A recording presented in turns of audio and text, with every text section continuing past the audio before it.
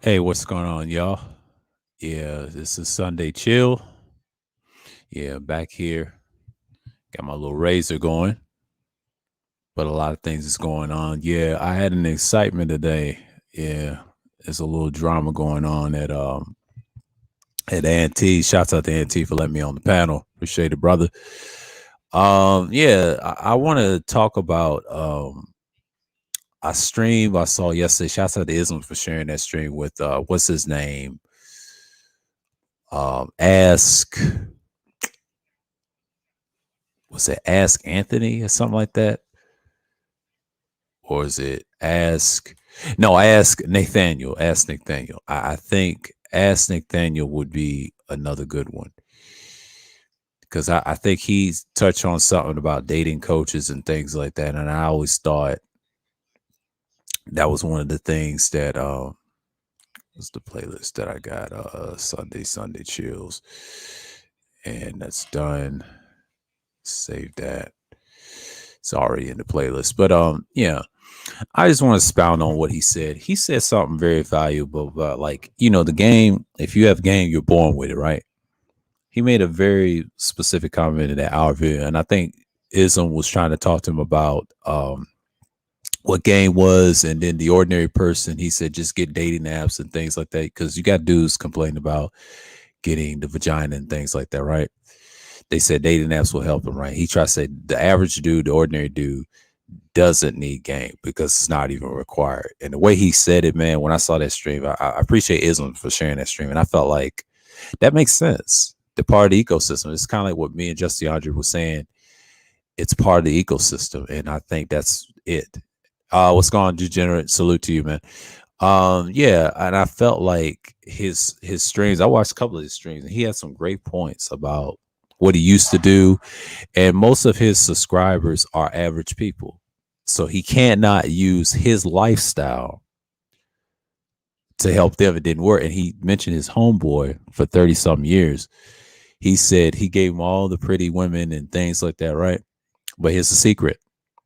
That didn't work out for him when he did his own thing. He's got started having uglier women, right? Once he started doing that, he realized, but actually wifed up one, right? I think it was a white Caucasian lady that was ugly that he was saying. He said ugly bitch, the way he phrased it. Peace, complex, peace. And I felt like he said something very valuable. And I think it's very telling that he's very, very reformed.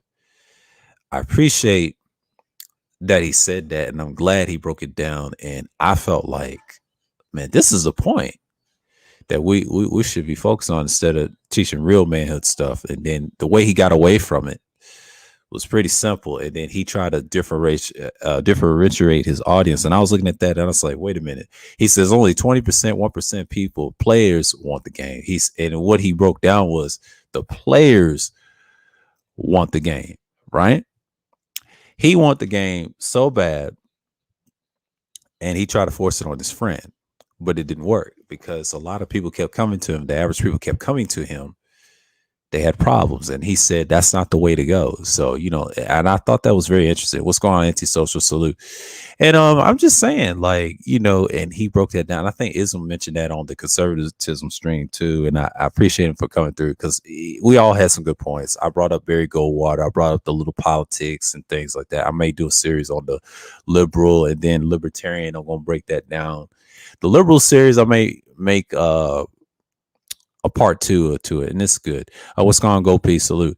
And I'm just saying, like, I'm not surprised by it. You know what I'm saying? I'm not really tripping off of it. And I'm just saying, like, the things that is so telling, I felt like he said it right. And then I think his friend, he was happy. He said he scored, but a lot of people get mad. And he was talking about dating coaches. He said, they're like your therapist. They're not helping you. And the way he explained it, man, I'm like, I like that. Me and Kuda, we may agree to disagree on things, but he has a different perspective. That's his lifestyle. But if I was him, I would just stick to music, man. I try to tell him stick to entertainment. I mean, he's a good dude and everything. He's done a lot. So I kind of step away off his panels because I felt like it's fun, until I had to do my own thing because I felt like we still cool though. We ain't got no issues. We talk about different things besides, the game stuff because I know what he's trying to do. Yeah, he's in a relationship, things like that. But it reminds me of him a little bit. When Nathaniel told on himself, I felt like he had to come to grips to reality that that shit doesn't exist anymore. He told that to Islam Trust, dude, this is not the 90s anymore. This is kind of like what we're seeing now. And it's a good transition. I'm glad this is happening. I'm glad I found somebody I like that had 50,000 subscribers. That's decent. I mean, he's been around for years since 1.0. Ask Nathaniel's pretty cool. And shouts out to Islam again for the share. And I watched a couple of his streams, and I think I'm gonna watch one later if I get done with this or whatever. I don't know if I'm gonna extend this longer if I have to. I'll say dark skinned black women want pirates. He's got some decent ones, but that last one he did talk about dating coaches being therapists. He said, just throw them away. He said, you might as well go to church. I don't get into the Christian thing because I have a different belief system, but I felt like he touched on something that matters. Ordinary people have a few options, and that's it. They can't deal with game because it backfires. You mess up the ecosystem. That's why people are going to legalize prostitution. I think me and Justy Audrey talked about it. It was a good thing, but I felt like it's needed. It's needed because I felt like we understand what's going on here. I'm not dissing nobody that have game, or if you do the T thing, that's cool. We're in the culture and you accept it. I mean, I've had to grow out certain things too. And I felt like it's redundant at this point because I get what people talk about when they say game and growing up with it. It's all fantastic and things like that. But I'm not tripping. I may drop the link around 30 minutes because it's Sunday chill. I'm gonna get it over with because let me speak for like up to like 30 minutes and I'll hit this thing because Auntie's is kind of crazy right now. Shouts out to Auntie and Kuda for stopping the madness because I felt like what was discussed. This individual named Kat, right? I mean, shouts out to her. I mean, she's okay. She's a decent panelist. She's got to understand you're gonna get roasted. I don't care where you're from. I will not tolerate that shit. If you're gonna insult me and things like that, if you want to play country to country, your country hasn't been existent since 18th century. I mean, it's still around, but it's controlled by us and the other top people. But I ain't gonna get into that. We're not gonna throw shots at each other. The British is no good than we are. What fucking Commonwealth? We're the Commonwealth now. I don't give a fuck who he is. I mean, I respect the general anything. The general's, I always liked him. He's a good dude. He always got good knowledge and things like that. I never had no problems with him. He did his thing. He roasted her. He put in a place, and that's the thing. That's what I do with JX. The reason they get mad at me is obvious. I'm the villain. I'm the bad guy. I accept that. I mean, I know Rashawn ain't here, but things like that. But you got to understand something. I will not tolerate disrespect by anybody. If you're going to try to insult me in a roast, I don't get mad. I get even. I just like, all right, you want to play that game? Let's play that game. You want to play the dozens? Don't play the dozens with me, man. This is one of those things. Do not play the dozens with me. I feel like when people play the dozens with you, they always want to argue and say, oh, I'm the victim and things like that. But, and it happens. It happens all the time because you don't know what's going to happen. I felt like if you're going to play the dozens, don't get emotional. I mean, just seriously stop. I think this is a good way to learn that, yeah, I used to troll. I kind of stopped trolling when I started doing my content fully. And I think around the summer, and I kind of stopped and I kept focused on talking about things like evergreen and stagnation content. I talk about a lot of things. I don't just talk about just politics a little bit. I don't just talk about esoteric stuff and the philosophies. I try to break things down because I hear conversation when people talk about certain things and little politics. I'm focused on next year, how this state is going to be moved, ran, and probably very simple mathematics of what's going on in the future. So we got to move forward, man, because I think we had a lot of builds talking about how society is going to go. And I just did a stream on Thailand, and I thought it was pretty good. I didn't see the restream, but I did see the restream of conservatism too. That's one of my favorites. A lot of great conversation. But then you also had the one I did with 3 hours with Underrated Darkness. That was a good one. I think Mike V was there. It's pretty cool because I think a lot of times you got to get used to it. And it was a good bill. Auntie was there. He came on the second time on my panel, so I had to return the favor and be on the panel on this one because I felt like he was talking about cat. It was after stream and it was cool, but I started doing it. I started being efficient. Yeah, he said, "Cat is entertaining and cool, but nuts." Yeah, exactly. She is. She really likes me. That's what it was, and she wants attention, bro. Like I seen this before. I've seen this last year. I've seen this year with certain women when I was on panels with a few of them. But I think this year I've been on more panels with them and see what they're talking about. You know, a lot of them want relationships. Do we do? I know the men do too. The ones weak over there and things like that. But we should not be focused on that. That's redundant at this point. But yeah, I had to watch Ask Nathan Nathaniel. I've been watching certain YouTube certain streams and videos, and I looked at gear and things like that, trying to make my presentation felt when I do topics like these and things like that. Yes, I'm in a different microphone right now. I'm not in no my usual microphone with the headsets and the red. I'm not with my traditional I'm going to say quadcast. I don't have that on me. So I do have the small microphone, but it cost me like $42, but you know, it was on sale at the time, but it's $50 right now. I'm looking for another one just for temporary use. So I got 3 mics on deck, but but at nighttime I will use my traditional quadcast for conversations and things like that. This one is on a polar pattern cardioid.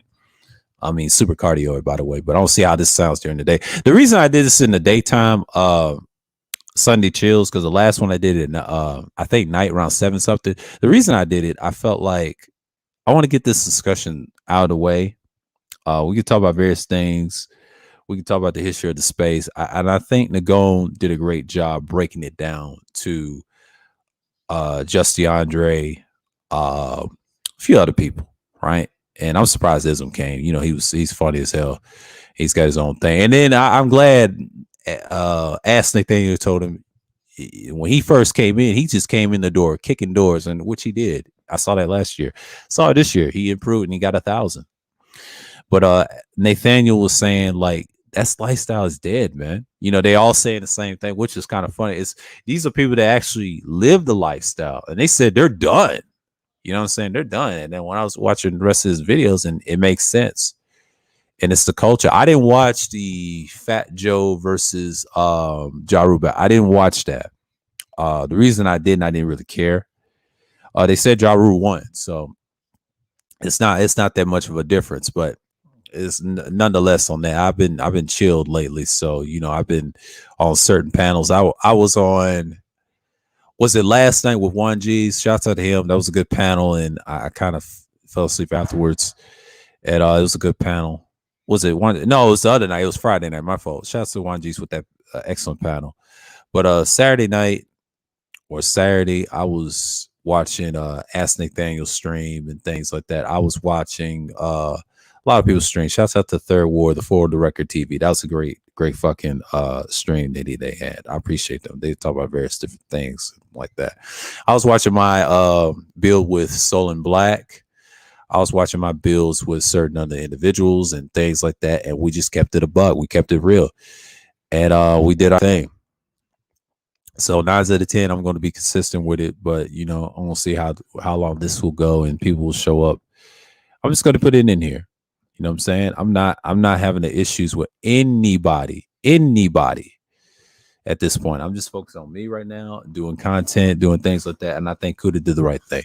For me, at least, I'm focused on keeping. Now, if I do want open discussions, it's going to be called Sunday Chills. I'm going to do it every Sunday so often. I will do Friday specials. I will do Thursday thrills. I'll do another Thursday thrills in a minute. So I'll do those. And then I will do the Cambodia stream. I will do that one on a Wednesday next month. I want to win. I'm going to have to schedule it. I will do the Vietnam after the next Wednesday. And then I'll do the finally Indonesia. I'm just going to break down a lot of terms and then we're going to go through it. Yeah, those streams are going to be country for every Wednesday. We talk about history streams. After I get done with those, I will do one about the microphone history and broadcasting on the Neumanns and little history streams I like to talk about. Just my little hobby. Um, Friday, Thursday, and Sunday, those are my days I do open discussions with the people in my chat and my subscribers and things like that. I will do self live streams, talk about various things. I will do them like probably like Monday and Tuesday, just to free the day up, or Friday, free the day up, and sometimes Saturday. But for me, I just keep it a buck and official. Just keep it real, man.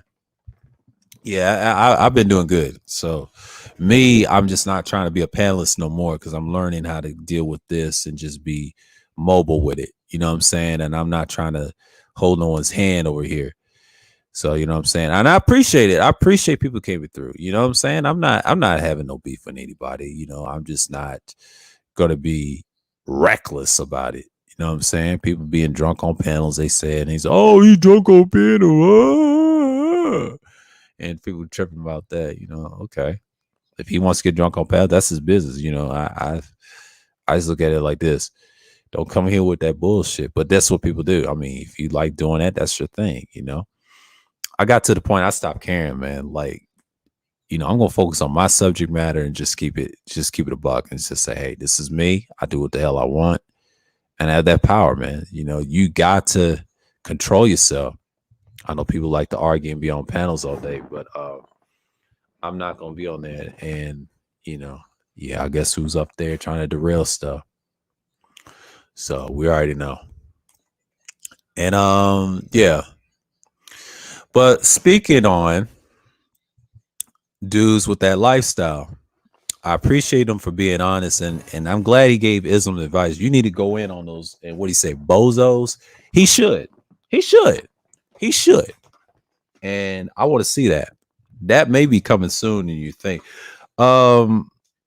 This winter, he said something very valuable about live streaming. I like what he said about live streaming. He said pre-records is still gold and you can still get views and it makes value. What's going on, JB, known as James Brown? Salute to you again. And okay, what do you read? It seems she's kind of playing victim on antiques. That's what she always does, man. She would never stop doing that shit. This is what she does. That's why I don't fall for the BS.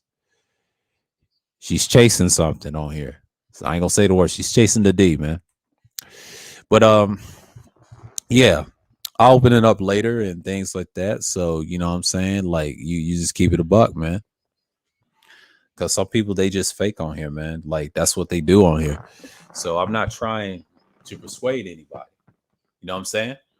And that's what I'm not trying to do in so many words. So I do me, and that's just how I'm going to get down. So for me, he's going to do his thing and just be whatever. So shouts out to Auntie, but he's handling it all right. But that's what she's gonna do. But back on what I was saying about oh boy was saying live streams is just one thing, but a lot of people are tired of it and they're tired of pre-records too. It's a double whammy. But the thing is, I'm gonna be all right.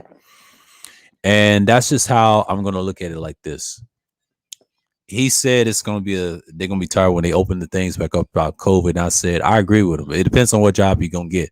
If you get one of these conference calls like streams or actually in public, you're gonna have to bring some type of gear, microphone, or a studio. He liked it.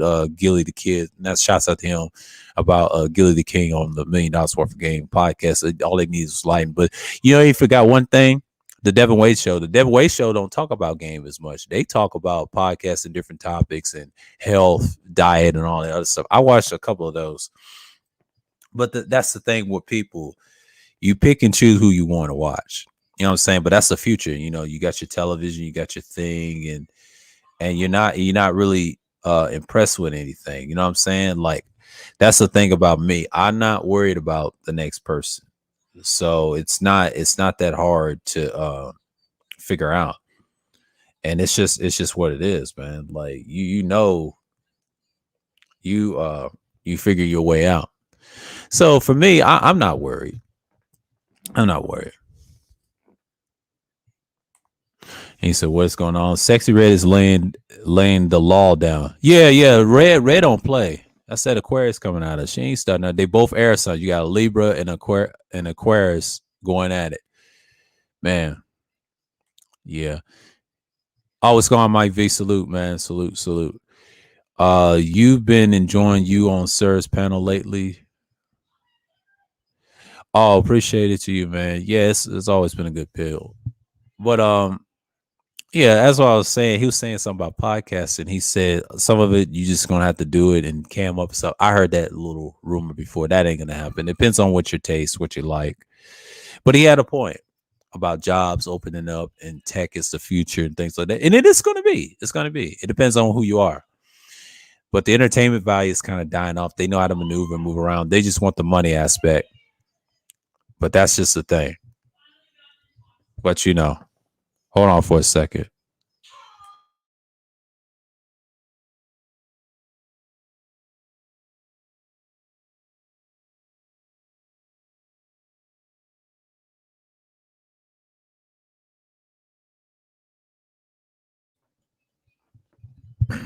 Yeah, I'm back. But that's just the thing about me. And that's how I'm gonna get down. But this is a good thing that he's talking about, and I think people are gonna do is coding, get into. Yeah, it's a good thing. Yeah, it's a good thing. Tampa, what's going on, man? Yeah, that's a good thing. A lot of people are gonna talk about different things in the future, and I think the way what you see grocery store with self checkout line, you're actually seeing it right now with certain tech and deliveries and things like that. A lot of people are not gonna pay money to pay people to sit at home all day. They'll figure it out because knowing Biden and his team that used to be on the Obama administration, they're going to build that off. So, as what I was saying, what I've been doing lately on live streams, I've been making playlists of my streams and things like that. And I'm like, all right, this is cool, right? What I do is I make them and build off what I'm saying and things like that. But you know, everybody's moving around. So yeah, they streaming this Sunday, but I shouldn't have did it in the afternoon, but everybody was doing it. I usually do it at nighttime. I usually do it at nighttime because normally I just don't broadcast myself like that. So I've been doing streams like this lately. So yeah, I'm streaming right now. I did the Thailand Dark History. I did Thursday Thrills with Mike V and everybody else, Underrated Darkest and Auntie. He has a stream right now. So I did the last Sunday Chills. It lasted for what, 5 hours? I don't know what I was talking about in this one. And I did the Friday Special Madness. Those are my open discussions, like open panels and things like that. So for me, I'm building off that. So I'm going to see what's going to go happen. So I'm not trying to worry about the next person. You know what I'm saying? Like, you know, I'm just going to do me for at this point. For this is what I've been doing. I've been doing streams like for months and weeks and come up with different topics and things like that. Now, the part one conservatives, if you watch, I was SKC and Mike V going at it. But part two kind of derailed at the in between the 3 hour mark. Yeah, because isn't wanting to talk about something else and things like that. I already made my point about Barry Goldwater and the slavery and things like that. That should be discussed when people hear on panels and things like that. That's all I talk about. And then I have the evergreen content and continuing convo after the stream. Um, not really much. I've been talking about the pseudo intellectualism equals chaos. Talk about the astrology. I have like the whole zodiac. I did the houses. I did the tarot cards. I'll talk about them then in open discussions. I'll bring them up and just talk about certain zodiac things like that. Now I did a Hannibal stream and I did the one with the story of Hannibal. It was short. It's pretty awesome. Pretty awesome, right? And I talked about a lot of things. And I talked about Canaan. I talked about the Black History stuff, and then I just reformat my platform, and then that's what I try to do. But yeah, that's what I've been doing. You know, I'm coming back to my own what I used to do in the day. So yeah, man, the playlist. If you check out one of my streams, I have heavy hitters that came through. I've had I did some utilitarian series right here. I talk about that. The sapiosexual, I did like 3 of those. Did research. I kind of stopped doing it because a lot of people get offended by how I come off with that one. The Dark History series, I did that. That's a pretty decent one. It's all my old stuff, my pre-records and you know what I'm saying? Like,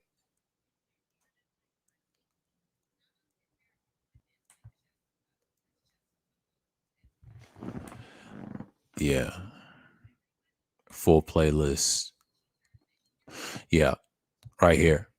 I did the ancient Europe. These are my old pre-records I had, and I just put them in there if y'all want to watch. If I talk about history, I broke these down on the old laptop mic and things like that. And world history, I talked about Egypt, talked about a little bit of everything. Eastern Europe, talking about China and Europe together.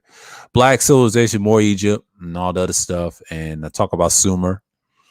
Elam, the Persians, I talked about that 2 hours. Canaan, about 53 minutes and 29 seconds, and then I did hour part 2. It was a 2-a-day stream.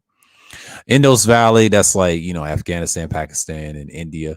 Did that dark culture. History of Black Europe, that's talking about the Moors. History of Hawaii, King Cam, yes, and the Thailand stream. We had a good build with enhanced utility and Just DeAndre. So yeah, man, I've been doing my content, man. I'm just trying to balance it out of the two. So as you can tell, that's just me. So, well, as you can say for yourself, I mean, she just doing her thing. So, and I had to get off the panel. So, I know people get emotional over Auntie's. Auntie's panels be lit. They be funny as shit. Because he's a non-manosphere channel, just like Third War. You know what I'm saying? I try to broadcast what I'm going to do for me. But you got to be who you are. You know what I'm saying? You can't get upset what's going on. So it's going to pick up what you're going to have. So it makes sure things to get open. So I'm not worried about what's going on for me, you know. But yeah, I saw that stream and I felt inspired to do it, and I talked about it. I said he has some hell of a good points. And this morning I didn't join no karaoke or anything. I was like, I don't feel like singing. I knew it wasn't karaoke. He said open different topics. I said, I didn't know what the hell he was talking about. I was moving around doing things like that, looking at streams. But shouts out to Pastor $40. He had a stream and it was some nigga shit. They was talking about the N-word, where it come from. The man. The man's funny. Y'all subscribe to the man. The man is cool.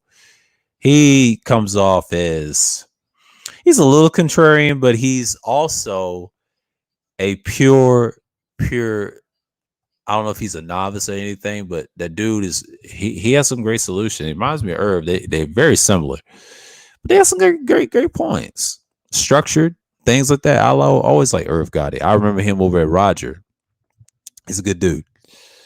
So the politics of the thing is I will focus on the ones I promised SKC. If he wants a discussion on liberalism, we'll talk about it. But here's a sidebar. I'm not going to go as hard on liberalism. I'm trying to understand it. Everybody's respect it. And then I'm going to do a part 2. Is it relevant in this country? Is it the way it is? Do y'all like it or not? Some people may like it, may disagree. I'm going to add some context with people. What's a moderate? What's a liberal? What's the difference between the two? I might mention that in part 1. Part 2, I'm going to go in depth on it and just say, here we may have a discussion on it, just like I did with conservative too. Okay. Libertarianism, I got to reintroduce that again with the philosophy aspect and the American aspect and people's criticism about libertarianism. We're going to go there and we're going to just like cut it. Right. And then we got to look at populism in America. We're going to talk about that too. That's going to be like a long stream with information. First half, I may open up an hour or two and then have a discussion what I lay out. I might have to save some links or two because I need to get my mind right with those streams, and I'll get there. You know what I'm saying? I will build off that. But for me today, this is Sunday Chill. I I do these a lot on Sundays, and this is like the fifth one. I'll probably do the sixth one next month, depending on how I feel. Because Sundays is usually the time I usually get the streams going. So, oh shit, let me drop this shit. Yeah, it's about 30 minutes. Yeah, let me drop this shit. Yeah, because I don't want to be in here too long because yeah, I'm gonna pin it and I'm gonna speak my mind about certain individuals. But yeah, to me, the spirit's still the same old nonsense. Uh People don't like dating coaches and things like that. That's how they build off of it. Get what I'm saying? So you just build your foundation and you just be a part of it. But that's me.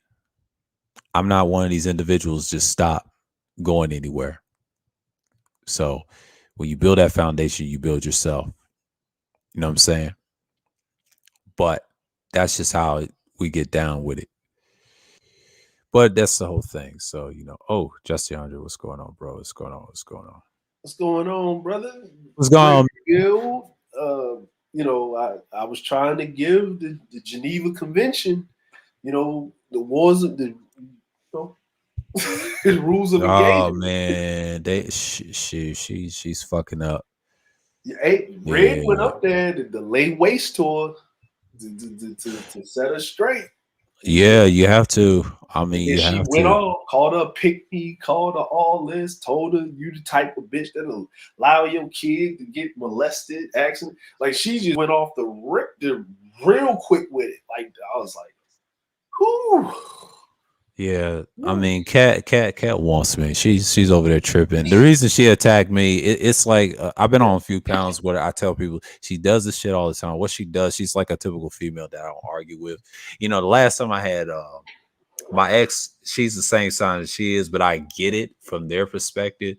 She likes to pry of you and things like that, but I don't get mad anymore because once I got to be 30, I'm numb to it because I'm familiar with their patterns. Like every time I hear Yeah, they pounds, and even though she's from the UK, because we have another person in the UK, I ain't gonna mention her name because I called the big homie. She don't go with Kudas no more, and Kudas said himself on the panel. She said she don't love me no more. And because I try to tell Kuda the reason why she don't come over there because of me. I pulled her whole card. She didn't like that. See, yeah. Kat got mad the same way. She didn't want to come over here because of me. That's why she kept mentioning my name. She's over there capping, y'all. Like I said, I got on her skin. She tried to act like I didn't, but I did. Like Yeah. I always do that. I always do that with women because I've always communicated with them, told her what it was, and if you communicate them with a certain way, they're gonna come at you sideways. That's just You how they know, are. and this is the thing, like this is the whole point of the conversation.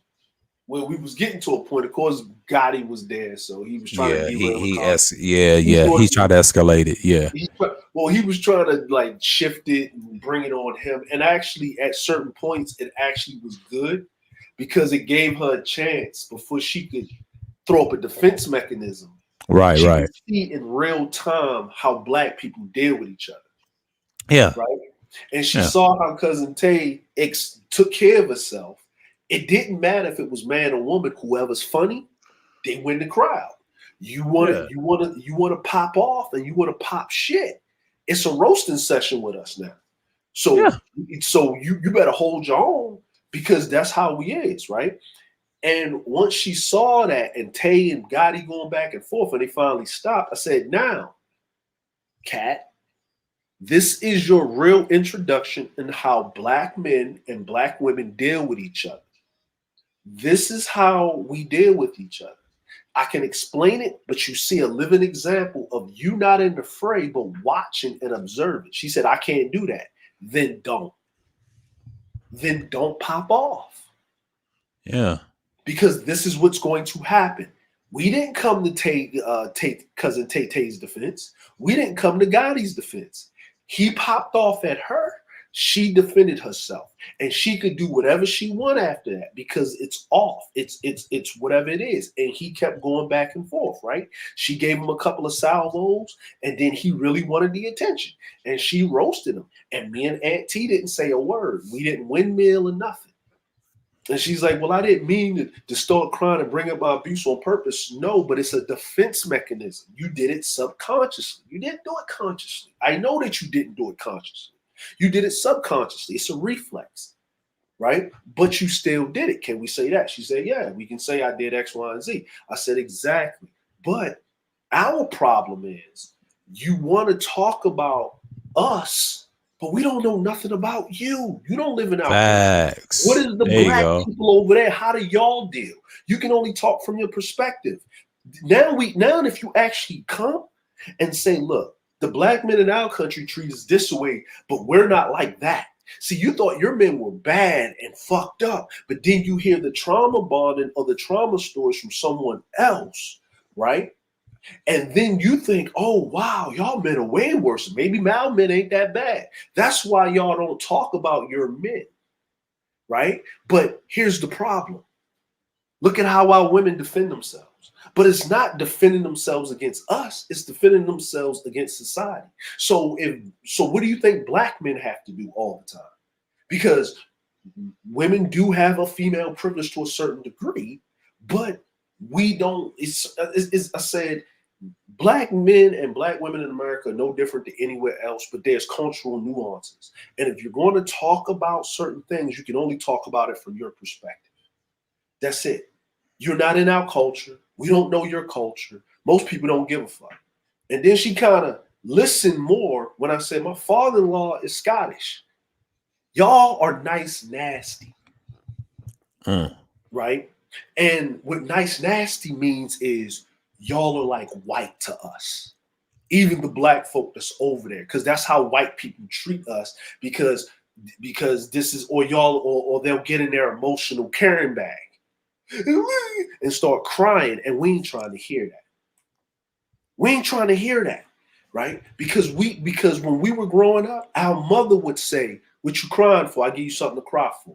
See, we was toughened up, emotionally stripped down from a young age to deal with the world, because our society don't give a fuck about us at all.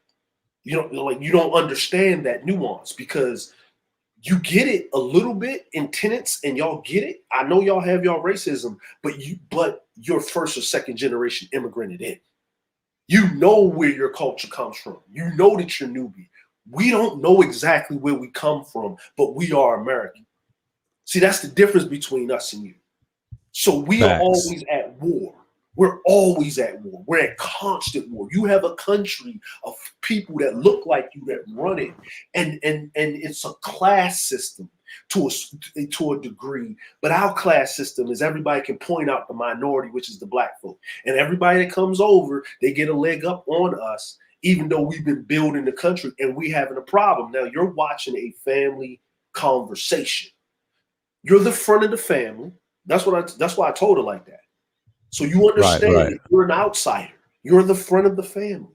But you know not to jump into your friend's family business when they're having this drama unfold. You know to sit there and be quiet, because the second you open up your mouth, you're going to get checked. Or if you had to check your friend because this is family business. Or your friend will say, hey, I'm excuse myself. Right? Now, in private, y'all can talk and chop it up. I get it.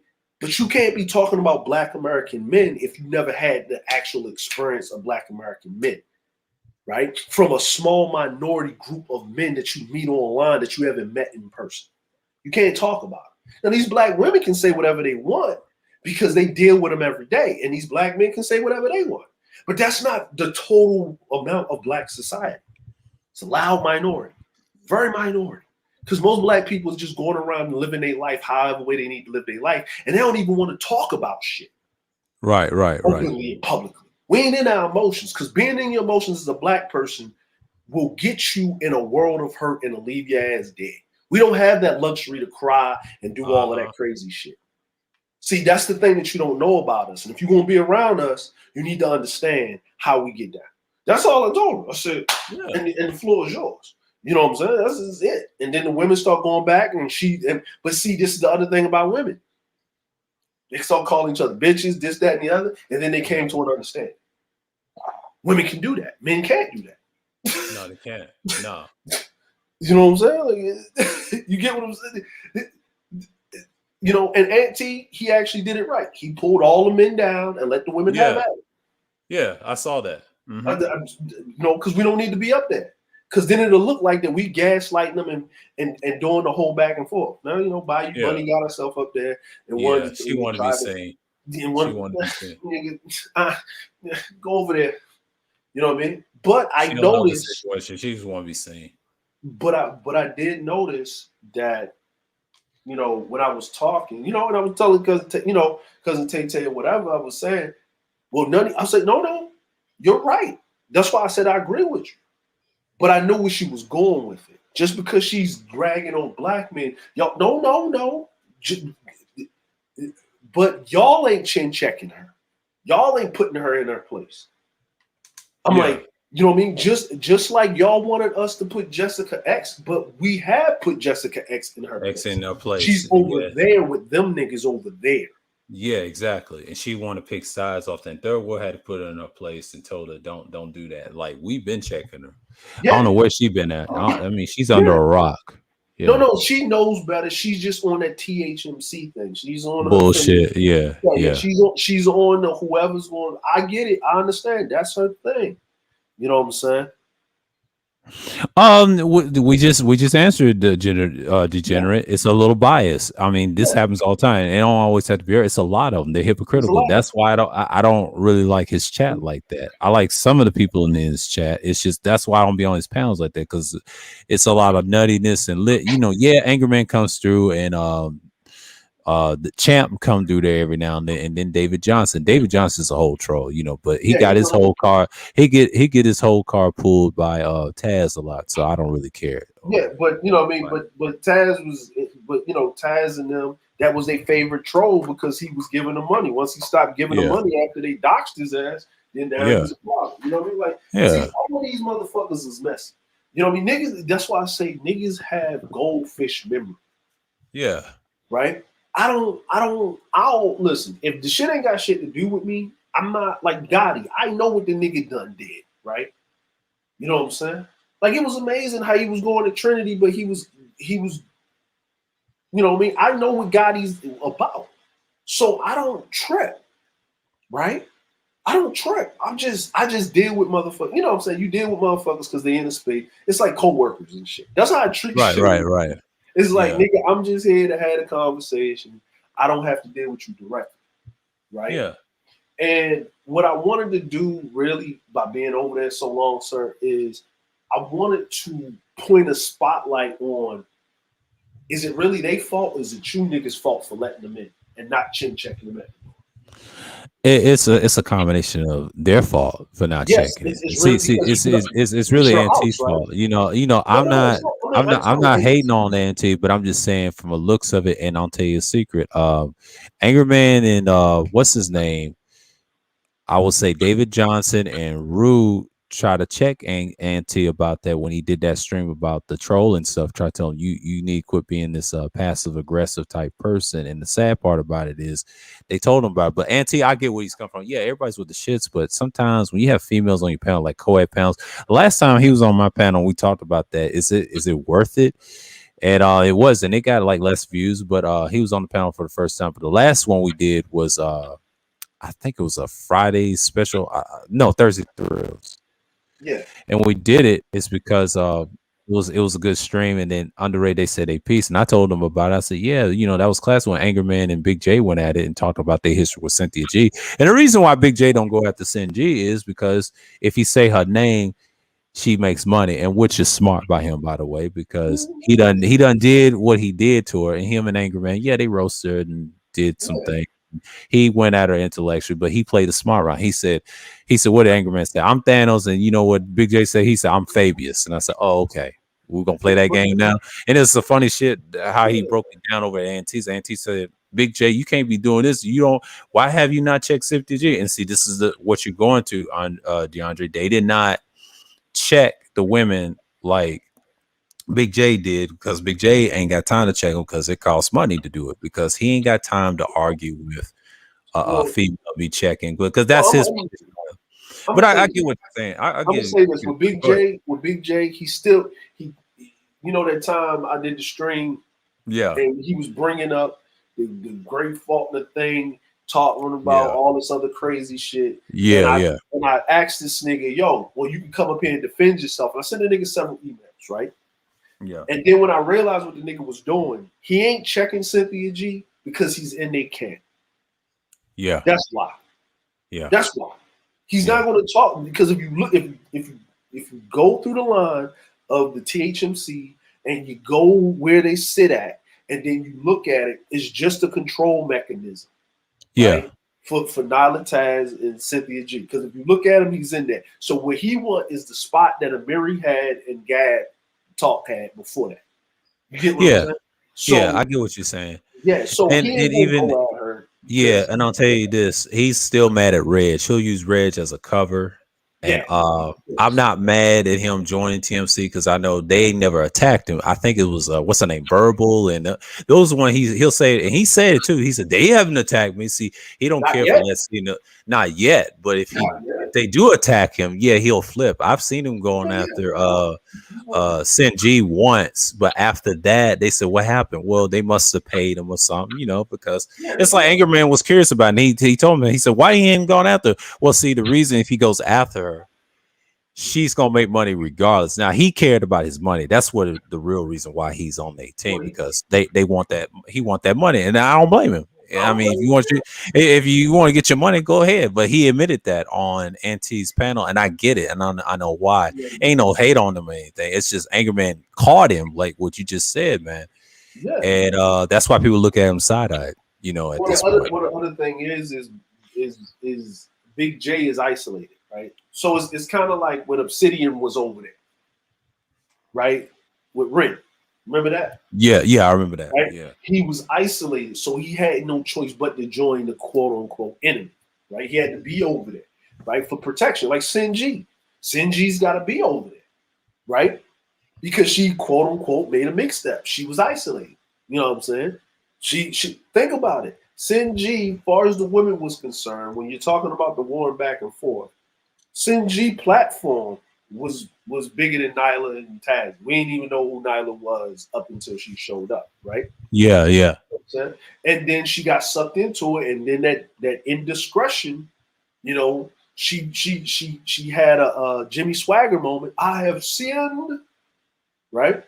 You know what I mean? You basically had a child with a known Dusty. Yeah, facts. Right? So you sinned against the church, so she had to be sat down, and then, but that's neither here nor there.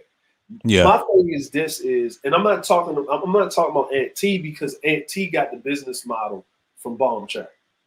That's just facts on the Viper Pit. So yeah, you know what I mean? So his thing was, and it works well, because for you to get an actual long co-ed stream, you had to go to Bomb Cherry. I have no problems with Bomb, right? There's certain people that showed up over there where I kind of stepped back, and then when she started beefing with her besties, I stayed the fuck out of it. Yeah. You know what I'm saying? Because that's family business. They know each other in real life. Somebody that showed up multiple times to somebody else's family funeral. You don't want no parts of the fallout of that. You want to stay clear away from the collateral damage. And I'm not picking a side, because I ain't got that much invested in nothing of that shit. I let y'all figure it out. You know what I mean? And I'm not even gonna speak on it. I ain't gonna talk about it. Yeah. And I speak to both of them. When I see one over here, I say what's up. I see one over here, I say what's up. You ain't gonna hear no words out of my mouth. I think the way the shit went down, it was a planned hit job, and two people got caught up in something that was bigger than what it was, but ultimately got somebody channel snatched. You know what I'm saying? I remember that.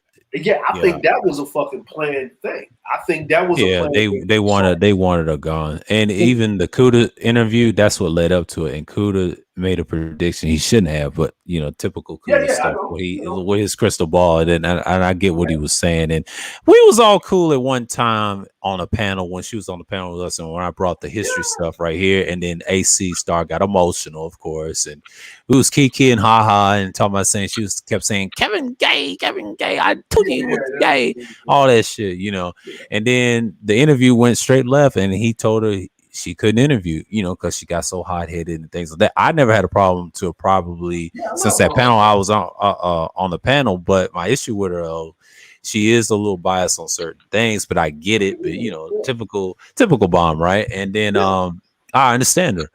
But the reason I She's don't go over there she's because herself. of that group, the She's group of herself. women that when the group of those women that she aligned with, it put her in danger. That's why she got a channel flag. And I think Rude Demp and D Durrell defended her. Yeah, And which well, is yeah, they fucked up. did. Which They is fucked did. up because they had to, because I felt sorry for Rude Demp and D Durrell defending her, but well, that's what she get. Now she could have had Kuda's help, but she said no. She said no, no, no, no, no, no, no. I want to be me. And you know what happened? And then those women that she aligned with stabbed her in the back. It happens. Yeah. I've been there. I've been there So on YouTube one because thing I Bomb know will how do. niggas is. Mhm. One thing Bomb will do, right? Bomb.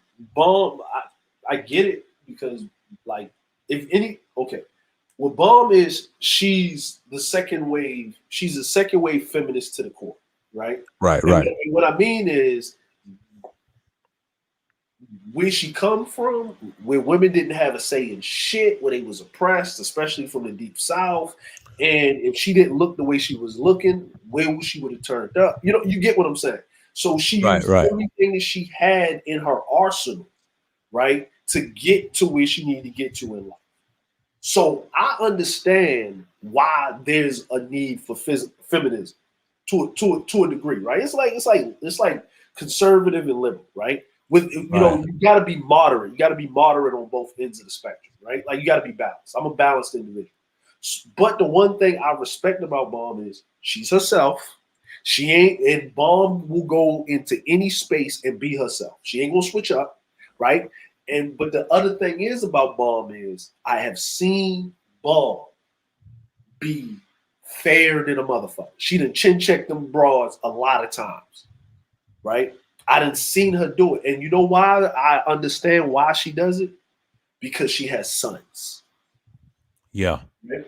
And she has a little grandson, right? Yeah, And she always mentioned her grandson. Yeah. Mhm. and the reason why she's fair because she sees it from a mother's perspective on how men are Exactly. There handcuffed you a go. lot of Uh-huh. times when trying to defend themselves, and they gotta have this thing while a woman just poking at them and they can't respond, right? And Right. she's fair, and she'll come in and like, no, I was watching. You started it with him, and they didn't like that. They Of didn't course they like didn't like that. it Yeah, because they they was had to getting a shut her lot up. Yeah. of power, and dudes were falling back from the channel. And you start seeing like L Nixon used to be over there. What's the other dude?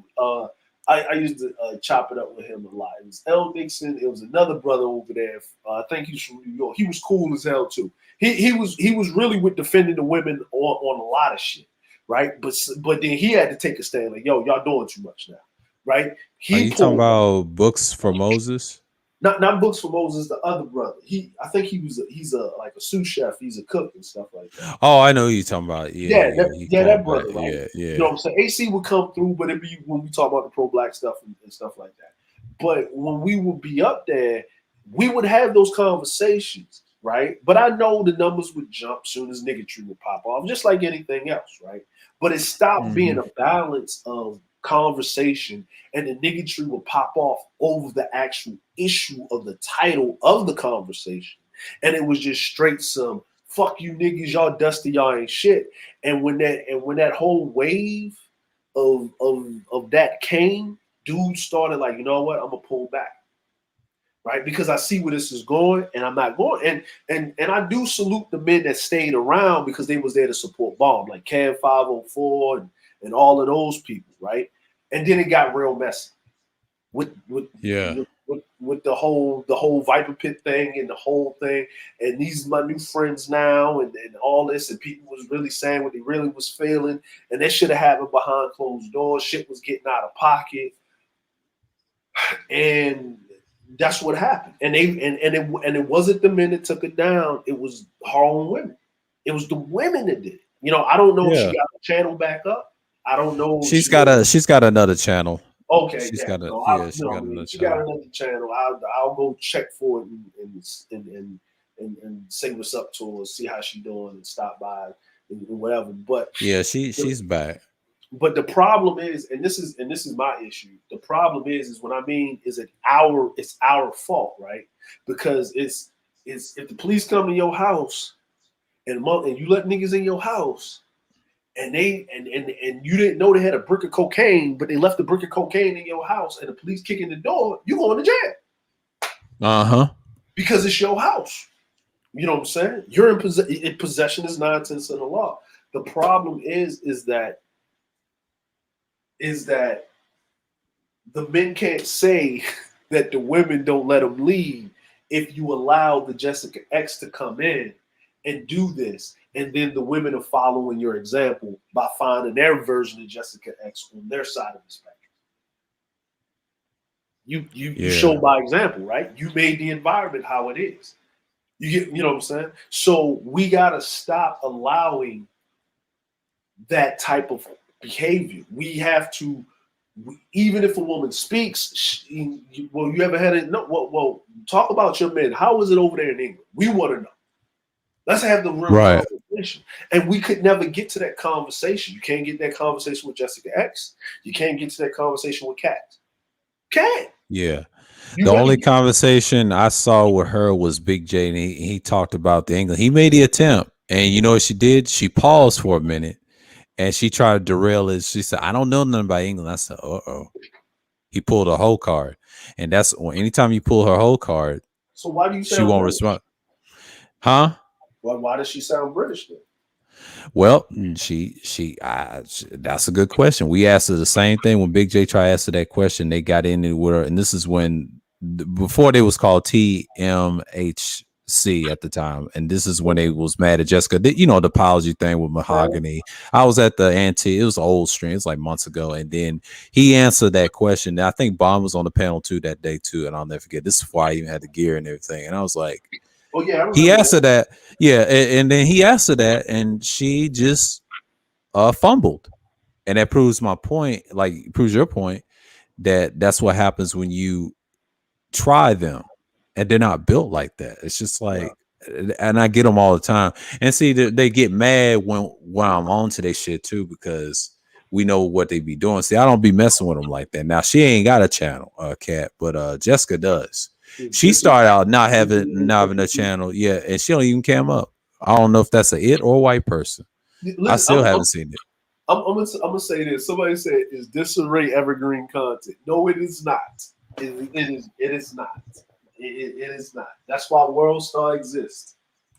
No, it's stagnating content. Yes, it is. There you go. It's stagnation content. That's what makes money. Evergreen is content like this. This is kind of like you get a meat of it, the knowledge, and you just keep growing with it. Yeah, that's why it's called evergreen. Yeah, yeah. I'm like you know, like all the Sir's videos that did really well 8-9 years ago are popping up in my algorithm all the time, and I'm sitting up here and I put them on play while I'm reading something, so I can, you know, as I play it as a podcast, people are listening to it. Like I got vlogs that are doing numbers now. And it's not from niggas in YouTube. It's from people that's outside of YouTube, because my channel is just being more active. Is, you know what I mean? Like YouTube has switched up its algorithm a lot. You know what I mean? Because they're losing people. They're losing content creators. They're losing them. They're not going anywhere. It's just people are done with it. You know what I mean? Because it's too much. It's too much and it's overloaded. But yeah. But the thing is like when I had a conversation with Mrs. X, right? So Miss X, right? I told her what part of London she's actually from, and she shut up. And that's what you do. And then she said, I said, "You from East London down there by the docks where the immigrants hang out?" I said, she's like, "Well, what, so how do you know that?" I said, my wife is Scottish. She's half Scottish, half Japanese. We have 2 houses in Scotland, and we have 2 flats in London that is paid off in Maidaville, right next to the subway of the Tube. Do you want to know the address, bitch? And she got quiet. I said, "Oh, you got quiet because you understand that that's the rich area. It's 6 blocks down the street from Buckingham Palace." I know where East London is. Yeah, on the map. Yeah. I was like, God damn. Yeah, she down there. She down there in the docks in the motherfucking immigrant section where all, you know what I mean? It's the ghetto of London. And it's not just for black people; it's for all the unmentionables, white people, black people. Yeah, Yeah, white people, black people. yeah, I remember the London riots. They showed that in East London, they was tearing shit down the street. It was back 2011. This is why I had my old channel. I started laughing at this shit. I said, "Look at them acting like a bunch of niggas. This ain't the '80s. Oh, this is the future." Now, you know what the funny part about it is? My wife was in England. She was in England, right? You know what she said? She said, I felt safer walking around in Baltimore than I do in England. Oh, shit. And I was like, why? And you know what she said? Because nobody in Baltimore, black people in Baltimore, wasn't even thinking about fucking with no white person. Mm-hmm. She said, but in England, you can get blown up, stabbed by a white person, a person you think is black. They might be Muslim, might be a terrorist, all kinds of shit. She said on the bus, they just stopped the bomb scare.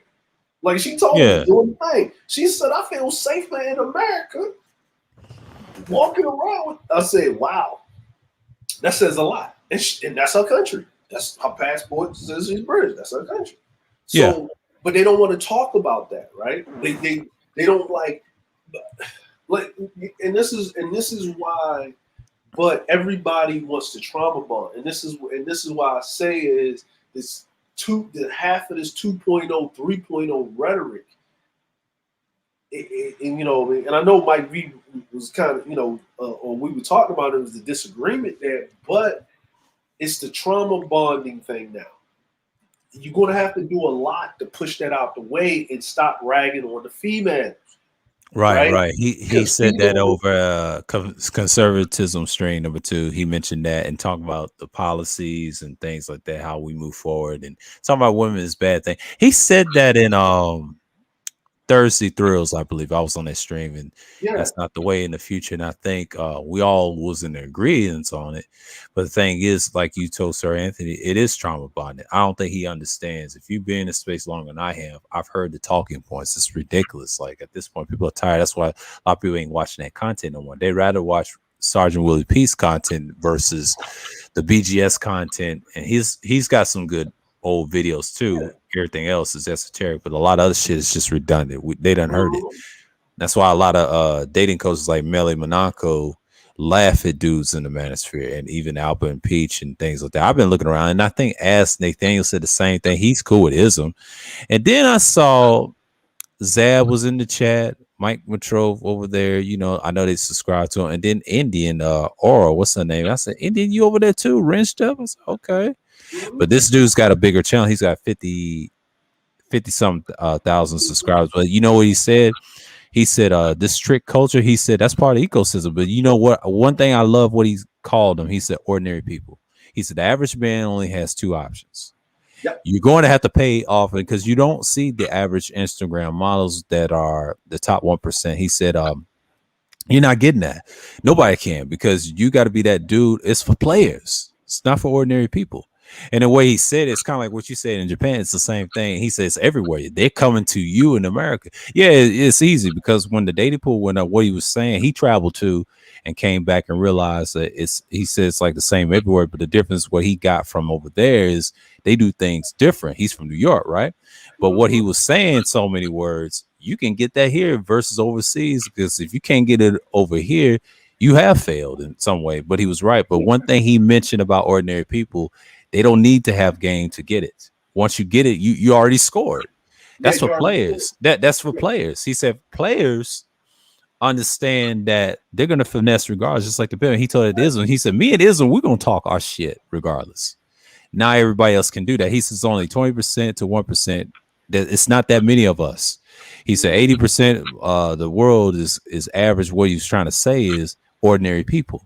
And that's something he can't change. You know what he realized? His homeboy for 30-some years did not learn anything from him about game, but he went on and got him some ugly bitches. And you know what he did? He realized it took him to realize he can't use his lifestyle. And he said, he ain't you. And when he said that in that recent live stream with Islam shared, and he said, I can't do that no more. It took him a while to learn, and he taught me something. You know, that's how he got it. That's how he got down. And that's what people got to understand. And I try to tell the Kuda, you can't make everybody you. You are you. These niggas ain't shit. They ordinary.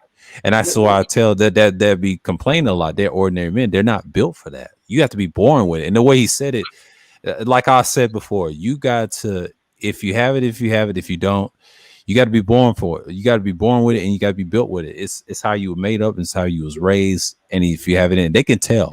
A P can tell who you are. You know, not a T word. No, not no ordinary person. No. Now you saw how I came in there, right? Yeah. What I did was she kept going at the general. He probably got a white woman. Blase. Yeah, she did that with me. Yeah, she did that with me. And you know what you're doing. You're doing the nice nasty. You're using the verbiage that you hear black women do to trigger black men to get them out of their fifis. But you're not schooled in black culture to know you're not a black woman, right? You're not a black American woman. They've been built and bred into society and in the culture to know how to arm themselves and fight back. No, just like how black women don't want Jessica X ragging on them, a black man is not going to take a woman from another culture ragging on them. Right. What's going on, Rashawn? What's going on? What's going on, DeAndre? My fellow villains. How are you? We're doing great, man.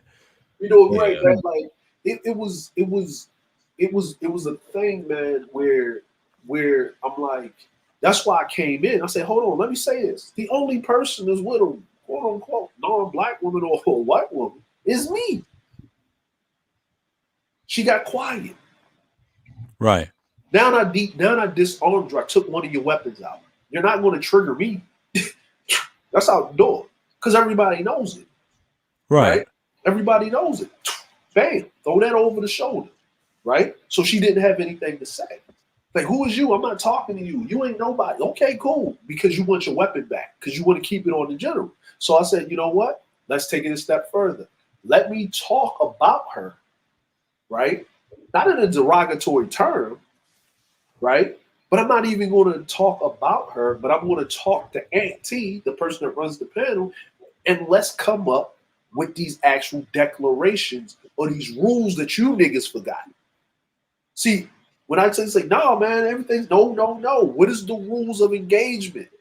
You keep it at each other, but you know when you go to the significant others, the family members, the people that can't defend themselves, it's not there for the roast, all bets are off, right? And he's like, yeah, that's true. You forgot those rules. Why did you forget those rules? This is why you have this problem. But men start doing it first here on these platforms, right? Women are going to do women. Women can call each other bitches, tell them they can't have no children, they unfit mothers, they hoes, they sluts, and they will, and then 20 minutes later, they'll come to an understanding. Girl, you know I was just playing. We don't do that as men. We say, yeah. Right? You know what I'm saying? I'm like, we just had a whole thing with Fret and Fish over there talking about Preacher's fucking wife, and he was ready to pull up on a nigga, and all the men stood by him. Mm-hmm. Right? And these dudes lost subscribers where they didn't even want to knuckle up, and they had to bow out of it. Right? So when do we stop? So if we don't set that precedence with each other, what are the women going to do? And then you got an outsider that's coming in that don't understand. So what are we talking about?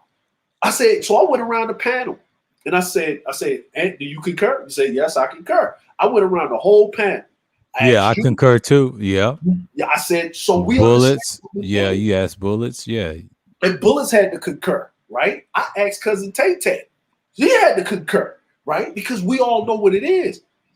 Then Cat tried to interject. I'm not talking to you. You need to sit back on your tuffet and observe and learn the rules of engagement. So next time when you have these conversations, you better keep it above board, or no one's going to care about your trauma. No one's going to care that you're crying, and they will roast you. We roast. That's what we do. We roast. If you can't roast, then stay out of the roasting section. Don't go there. Use your words. I said, Right, now right. one thing about Jessica X, she know how to flip around the conversation and play the white girl role and Yeah, use her fucking words. She don't take yeah, it to the mama jokes until you go there with the mama jokes. She done understood enough of observing black people that if you keep it right here, we keep it right here. And if I can't roast to that level because I'm not equipped with those weapons, I'll use my other weapons that you ain't equipped with. That I'm like that. That's what you just got to do in the conversation. Then after we was moving forward, then now I'm going to show you how to have a conversation with a person from another culture that's still living in their culture. Let me show you how to break this down. That's what I was doing. See, you let them, and then she had to say, I don't know how to do that. I got in my feelings. He triggered me, and I went in my feelings. Yeah, and I did that. See, she just admitted, y'all got your victory. It's over. yeah. Over. But no, we gonna get back on the nigga tree. You know what I'm saying? Like, I get Yeah. it. I get it. You know what I mean? Because Uh oh. They got Trinity time trials on it. Uh oh, it's gonna be hell. She gonna come at Cat. no, she gonna come at Cat, but Gotti up there. Gotti's still up there. Yeah, Yeah. because Yeah, yeah. Gotti was going at But it. she don't like Gotti either. So this is gonna be fun. She don't like neither one of them. So that's gonna be interesting. I mean, like, No, but oh man, she's real. Gotti summoned her up there. Because Yeah. Gotti, because I had to step in real quick. Because Gotti was talking about Bomb and somebody else. And I said, Yeah. Gotti, you always do this. When you get roasted and you can't defend yourself against cousin Tay Tay or some other woman that roasts you, when you're on a content creators panel, you always bring some other content creator in, and then that content creator got to have a conversation with the other content creator about how you was name dropping them and putting out information that had nothing to do with the conversation of what's going on. Bro, stop doing that. Like, just stay on topic. You know what I'm saying? Just stay. Don't do that. He does that all No, over straight. Platinum. I said, Ant, you better stop it where it's at. And then you know what he did? He brought verbal up about her getting kicked off a panel with some other crazy Right, shit. right. And I say, see, and Ant pulled him down. I say, see, I told you he was about to do it. I'm Yeah. like, you know what the nigga about to do. Yeah. So you gonna have to make a song. And then Taz checked him. I'll never forget this stream, and I think Platinum got that prior. I don't know if it's still up in parts, but when I was there at that stream, when Bullet Sky went after Taz on Platinum's panel, and Taz just destroyed him. I said, God damn, the stream is ruined. And then when I saw that, I said, oh man, I'm done with that. I was laughing at the whole chat. I was like, that dude destroyed him. He always do that. That's one of Gotti's pitfalls. I had an issue with him. Subscribe to him. Like, he likes the fuckery so much. He got embarrassed when he was young. Like, he hasn't learned. Dusty got at him, and he stopped picking on him afterwards and let him alone. And he hasn't learned yet. Yeah, like shit, Aries. Every time Aries ran up on him, Aries was giving him work. Like Aries. But this the other thing that I told Kat. She said, "Can y'all just make peace?" I said, "Kat, here's the problem. This is what you heard that term on site. Yes, black people coined the term. This is what we mean. Every time we see you, it's on site. I said, cousin Tay Tay wasn't saying shit to Gotti because she don't fuck with him like that. But he brought her into the conversation, and he already knows. So this is what you get. This is on site. He's testing the waters. She's saying this is a no-go zone. There ain't never gonna be no peace between them. This right. It's never happening. The peace is if she ain't speaking to him. That's peace. They ain't no make it up and we gonna kiss and hug. No, you can't do that. You can't come in swinging and throwing hooks and jabs and motherfuckers fuck with you like that. Like, black people ain't built like that. I don't think you understand that. Like, the United States is far and wide. It's not like England. It's not a small country. It's not like that. We ain't like, niggas live in different states. I'm like, there's whole states that are way bigger than England. Like, so niggas don't have to operate like that. I said it's probably the same amount of black people in America that is about the total amount of citizens that are in England. Mm-hmm. And we're the minority, 18%. So this is like, no. It's like I said, you gotta let it ride, short. Like, you just sit up here and observe, and this is what you're dealing with. So when you interject yourself in these conversations, you're going to have to deal with the blowback. This is the bullying. No. What you're doing is interjecting in a family affair. I said, I don't, sir, I even told her, I don't even speak about certain issues that go with black men and black women. I remember that. Yeah, I said, I don't even do it because I'm not in, I can't do it because I've not dated a black woman in 20 years. But I don't think they've changed much in 20 years, but I don't have a problem with black women. I don't. I think they're easy to get along with, especially according to the motherfucking bras I've dealt with that's from different races and cultures and know how to use their little privileges and shit. Because I said, but why are you like going at the minority vestiges of the fucking world? You know, black Americans are the minority of the world when it comes to black folk. Do you realize that? Yeah. Yeah. Henri Warren's comment. He said that's why nobody like them dumb TMHC hoes. He said that over Auntie's chat. I'm laughing. That's funny. That's funny. Yeah, from the Viper Pit. Yeah, the Viper Pit's kind of divided. That's why I don't be messing with him like that. I mean, Warren, that's crazy. Big J don't like none of them, and that's the funny thing. Yeah, he don't like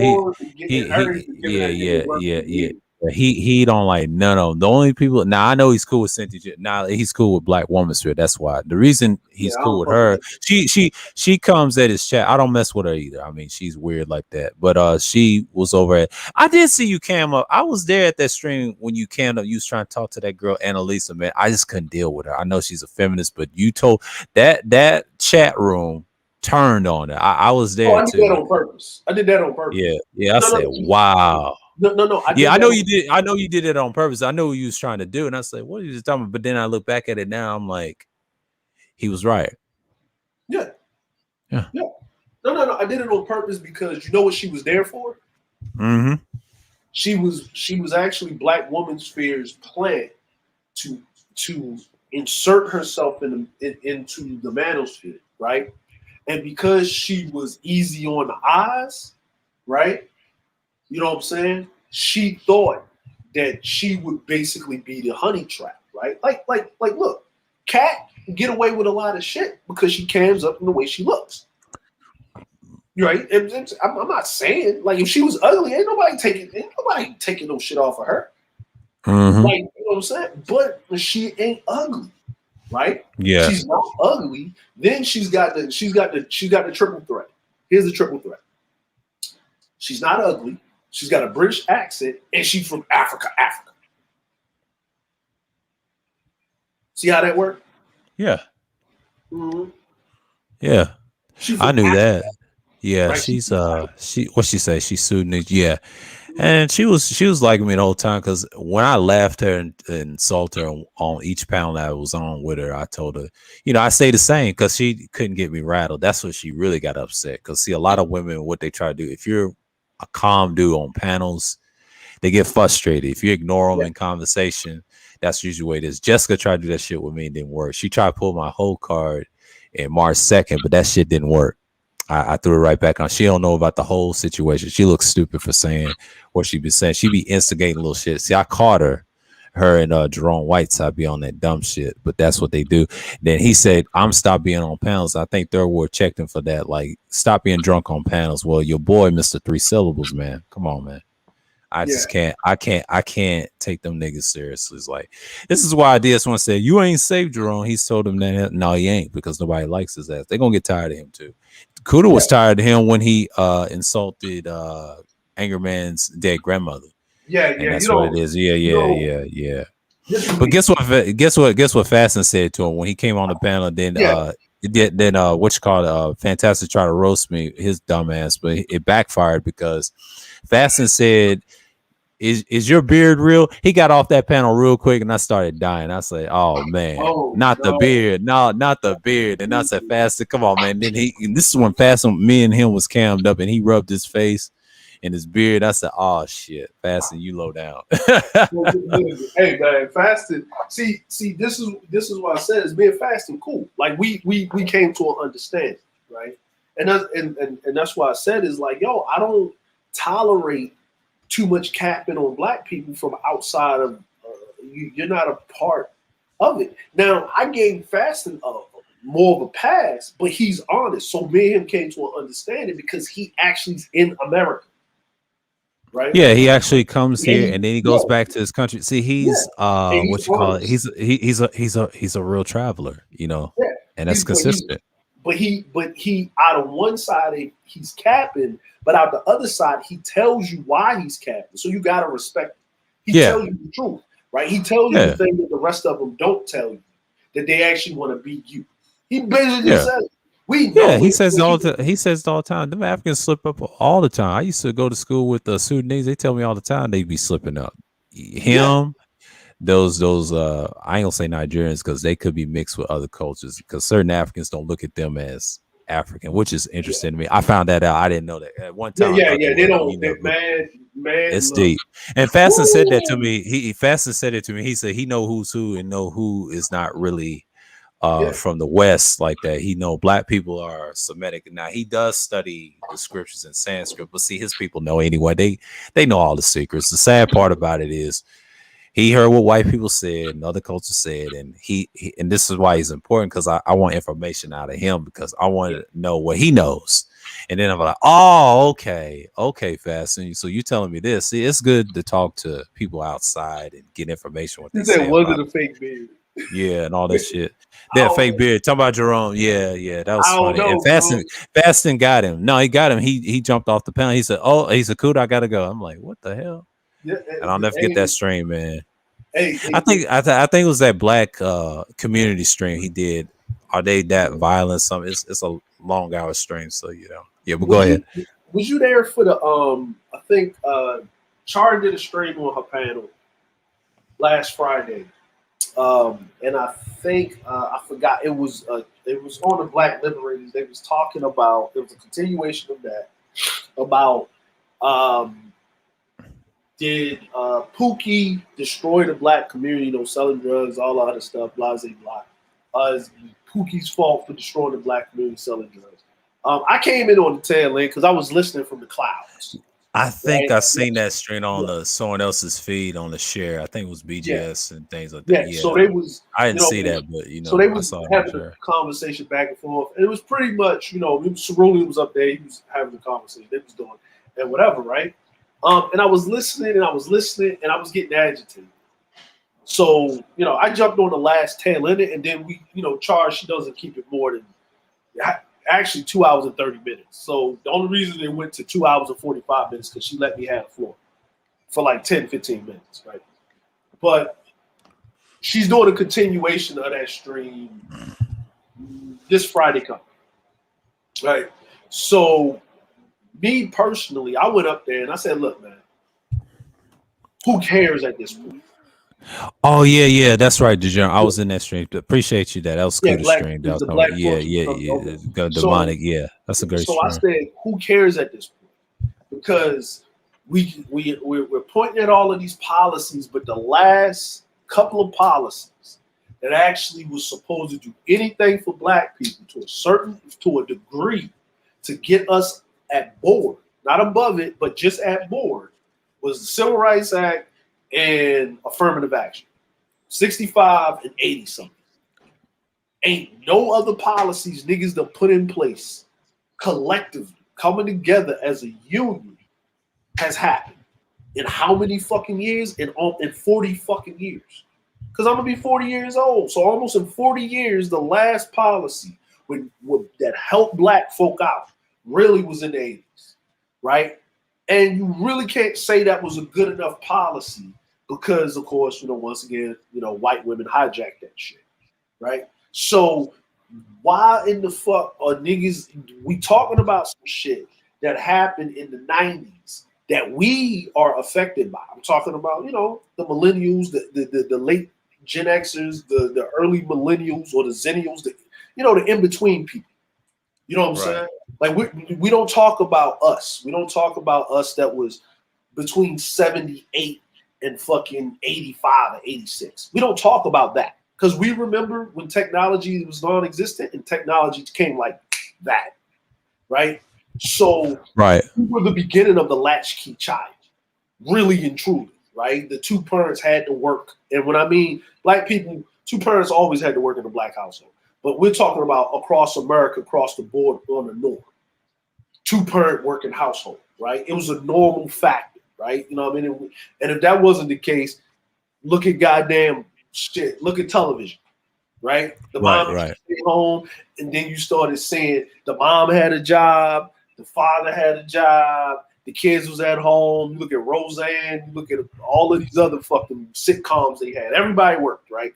Everybody fucking worked, right? So with that being said is that we as you know black people, it's our job to lead. What policies are we coming into play? Yes, y'all know all of this history. We talking, but what are you actually doing city council and state-wise in your state to help the state of black people speak on it, policy-wise? Because all this all this pontificating and all this talking out your mouth online ain't getting shit done. It's just like listening to fucking Black Talk Radio, listening to Black Caucus when I was growing up. That shit sound good, but where's your money going? You black boys ain't getting what? So what are you doing as a black man to help these black boys? Right. Literally, are you mentioning at least one of them? What do you do? Like I know Brother X is goes up there with Q Butter and does his thing with what he does as a heavy machine operator mechanic, and he's got his own business. And I know he employs a lot of young black men. You know what I'm saying? So He does. what are you doing? He does voiceovers. That's what he does. Yeah, he does voiceovers too, right? So he does a lot of stuff, but he's training he's giving these tools and stuff like that. Because I kept hearing, you know, if you just get a high school diploma, I said, nigga, when?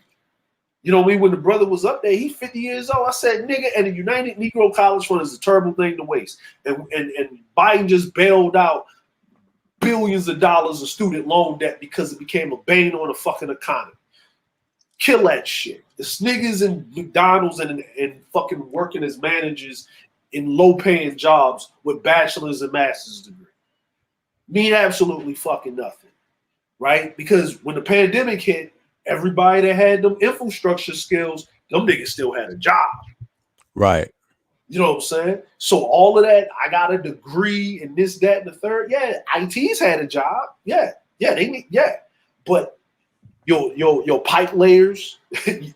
Right now, a welder right now, I saw it online, a welder starting off, low-grade welder, apprentice starts off getting $32 an hour. I'll say it again. They have a massive shortage of welders. Nobody want to talk about that shit. No, they don't. You need welders. You need pipe fitters. You need these jobs, but because they're not, and shout out to Kevin Samuels for saying this because he said it. Electricians, welders. I had a conversation with a dude I went to school with, talking about, yeah, man, would you rather be in a suit or with the helmet? This guy makes $100,000 a year. This guy's on Wall Street or he's in corporate America. Which job would you have? He said, man, I would rather have a suit. I said, yeah, and then you got all that student loan debt and shit and all this other shit. But that guy coming out of his trade school in the next 5 years, not only is he going to own a house, he going to have the connections to get the house built for a quarter of the cost. Up the code. Like, what are we talking about? Not everybody can go to college. College isn't for everybody. No, it ain't. You know what I'm saying? And not everybody's quit. Nobody else can quit. What's going on, family? What's going on, Mike V? What's going on, Mike V?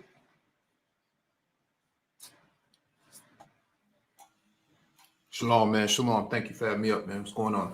What's going on, brother? It's good. It's all good. Chilling, man. Chilling. Just listening in. I definitely like what DeAndre is saying, man. I think he's spitting some facts there. I think that in this space we don't really have those sort of deep dialogues about who's contributing where and how and at what time are they doing it. If you go to the Black Brain Trust, for 2.5 years, we did tech talks every Saturday morning. Mentoring people in the manosphere, getting them certifications, getting them job opportunities. There's been articles written about people who have subscribed to us, took our information, took our the mentorship, and went from washing dishes to being, IT help desk analysts and IT technicians making 50, 60 grand a year. Yep. So we make sure we do these things publicly so that people can understand what we're doing track record wise and knowledge wise. And so you can always go back to the archives and kind of listen, but some of that information becomes stale. So, we're working on some content right now to try to revitalize, a lot of that information that's going to be necessary going forward, especially in 2022. Right now, my emails are popping off the hook looking for Black men to be in these sort of IT roles, because in order for some of these companies to actually create that diversity and inclusion that they're looking for, that they may be generally looking for, they have to tap into Black networks. Yep. So that means that we got to have guys ready, to actually, speak on their behalf and be like, oh yeah, I know, Sir Obadiah, yeah, he's in Atlanta. He can do that Windows installation. He can do that, that launching of 1,000 laptops, because you got remote workers that need laptops. And yeah, we'll pay him $50 an hour. Mm-hmm. That's the sort of game that we're talking about here. Yeah. But a lot of these other guys, man, I just can't really. I can't follow what they're talking about, man. Yeah. They on some other stuff with the I hate to say the relationship thing. I just watched a guy named Ask Nathaniel. He had a friend for 30 years, and he said he tried to give him the best women in the world, right? He can't give his lifestyle to a man like that, and he chose the women wasn't pretty, of course, but he ended up marrying. He said he scored, right? And he told him, he didn't told him, but the guy told him, his friend told him, he realized he learned something from him. He said, well, damn, I didn't realize. He tried to put his lifestyle in, he said to himself, nobody can be you, because the problem is, and I said this to Kuda, not everybody can be you, because everybody can't do what you do. That's what's wrong with Black men. You can't force everybody's success or lifestyle. It's like, I hate to say, if LeBron tried to force that on everybody, it wouldn't work, because everybody's not built like that, and you have to be born with that talent. You got to be blessed with it. And what he was trying to say, so it was, those guys are built for that. Now everybody else, like the ordinary man, the average man, he doesn't do all those things, because he is structured a different way. Because if you try to give him all the fancy stuff, he'll crash and burn. So where's the replacement? So he had to switch his whole content to say, look, you could talk about my old stuff, the game stuff, we're gonna be over here, but most of my followers are average, asking for advice. You know what he did? Get all those dating apps, the ones that are better than the other ones, and start there, and there you are. Just keep trying, then delete them if you ever get married or whatever. But he has traveled and saw both sides of the world, and he said, look, that's your choice, but it's no excuse because they come in here. But that's his perspective. But the way he said it, and I was just like, man, I kind of agree with him what he was saying. He's like, that's ridiculous when people talk about the game stuff and all the time. It's ridiculous. It's a hustle. He said, get rid of your therapist, because they ain't helping you. He said the church is like your best medicine if you want to go to a therapist. I mean, in a way, I'm not big on the church and everything. That's the only part I disagree with him on. But I did agree with him on the other part. He said, let the ordinary be the ordinary man, because the ordinary man is going to make the world go round. I understand that. Glad he said that, because he told that to Islam. He said, look, we're dinosaurs, man. We're probably that 20% and the 80% is just average man. We're outnumbered. We don't have that pull, man. See, we know what it is. And then he kind of buckled down a little bit, and he tried to kick people out of the chat. He said, look, I'm not talking about this player stuff, man. So he's trying to reformat. So everybody knows the podcasting is new, and he's doing pre-records again. I mean, a lot of people going back to their old habits. And like I said, tech, like Mike said, that matters. I mean, you got to do it all. And he tried to tell Islam, don't do all those strings all the time. Just balance it out with pre-records. He tried to tell him, if you want competition and you want to get in that field, go start some, not just beef, but entertainment, because, niggas love entertainment. They love to see you be competitive with each other. And that's what YouTube wants. They want you to see like a gladiator sport. You go out there, just like in debates and politics, go out there and talk about your beliefs and attack these dudes like that. But, that's what sells. That's how your channel will grow, and stop creating spheres. You know what I mean? Because the more you create spheres, manosphere content, it gets a lot of harder reach. And I'll tell you why. It's a risk. And you don't want to be with us on the bottom, stuck with 1,000 or 2,000 or more, subscribers. If he's looking for money, he can go easily be like those guys over there in mainstream manosphere, getting the numbers over there. And the problem with that is you got to compete. And he told him, because see, this dude I've been listening to is cutting it all out, completely, because you can't have that. It's not sustainable when they open things back up. In a technology sense, you're gonna have to do some different type of studio and podcast, because people gonna get tired of this stuff. This is used for like weekends and things like that, but when outside of it, you got to show yourself. It's kind of like, we're gonna put you in this job.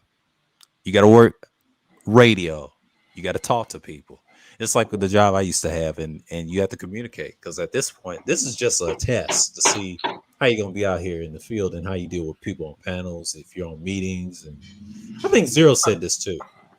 Things are going to improve, but you can't trip off what these guys are saying, because I told this, I'm like, man, that stuff is gone, man. I understand where he stands on it, but he tried to tell him, look, do your content about entertainment. If you want to be entertained, do it right. You want to be competitive with it. Don't try to be, I'm for entertainment, I'm gonna be for manhood, but 95% of the time people ain't gonna listen to that. And that goes for men and women. I try to tell you, YouTube viewers and subscribers are fickle.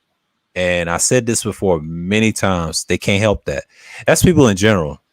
So if you're not giving, go ahead. Oh no, I was just gonna say the average Black person consumes social media content in small bites. I think there's a time window or duration of 75 seconds to 5 minutes. Right. If you look at the analytics for Black content, it's I mean, it's sad that it is the way that it is, but I think there's a video of a Black motivational speaker, and he went to some kind of high school or middle school or something like that, and the Black kids were kind of like, heckling him, but the white kids were listening. Yeah. That's what this guy's, I'm telling you about. He's a motivational speaker with this channel, but the funny thing is he has a hard time reaching average Black people listening to the old stuff he used to do. He had to switch his whole content to cater different races. I just showed you right there. Him and Kuda have been talking about this a while. Well, it's hard. See, what happens when you're in Black spaces, it gets redundant. I've seen gender war talks. I see pro-Black stuff. I see conscious community.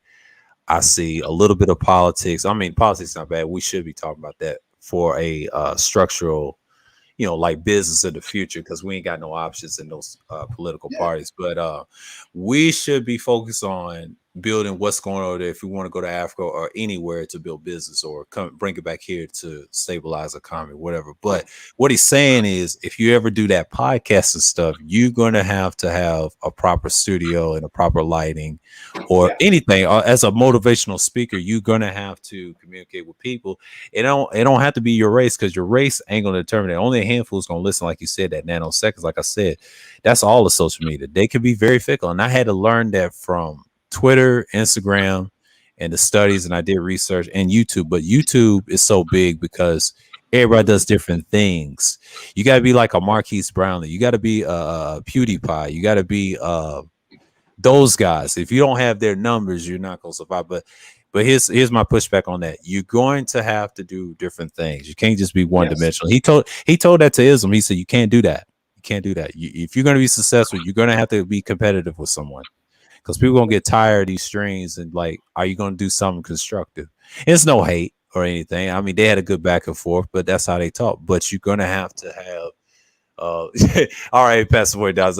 He had a crazy stream earlier today. It was talking about the N-word and stuff like that, but that's a whole nother subject matter. But that's just what I've been seeing. But I'm not mad. But I know they love it. It drives money. But in a tech form, it's not even. I'm gonna say it like this, and exactly what you were saying, sir. Yeah. Mike V was saying, right? Yeah. If I'm gonna say it like this, right? I can tell that the Black Brain Trust, from as long as they've been around, you know, I've watched the content. Me and Jay Sean, we be talking all the time. And if me and Jay Sean have a 10-minute conversation, and it usually goes longer than that, by the time he's finished the conversation, even if it's in 10 minutes, Mike V name's gonna come up, and the Black Brain Trust gonna come up, and he always speaks glowingly of you guys, right? I know that you guys are doing this because you're helping, and it's like it's your way of giving back and actually helping the community, right?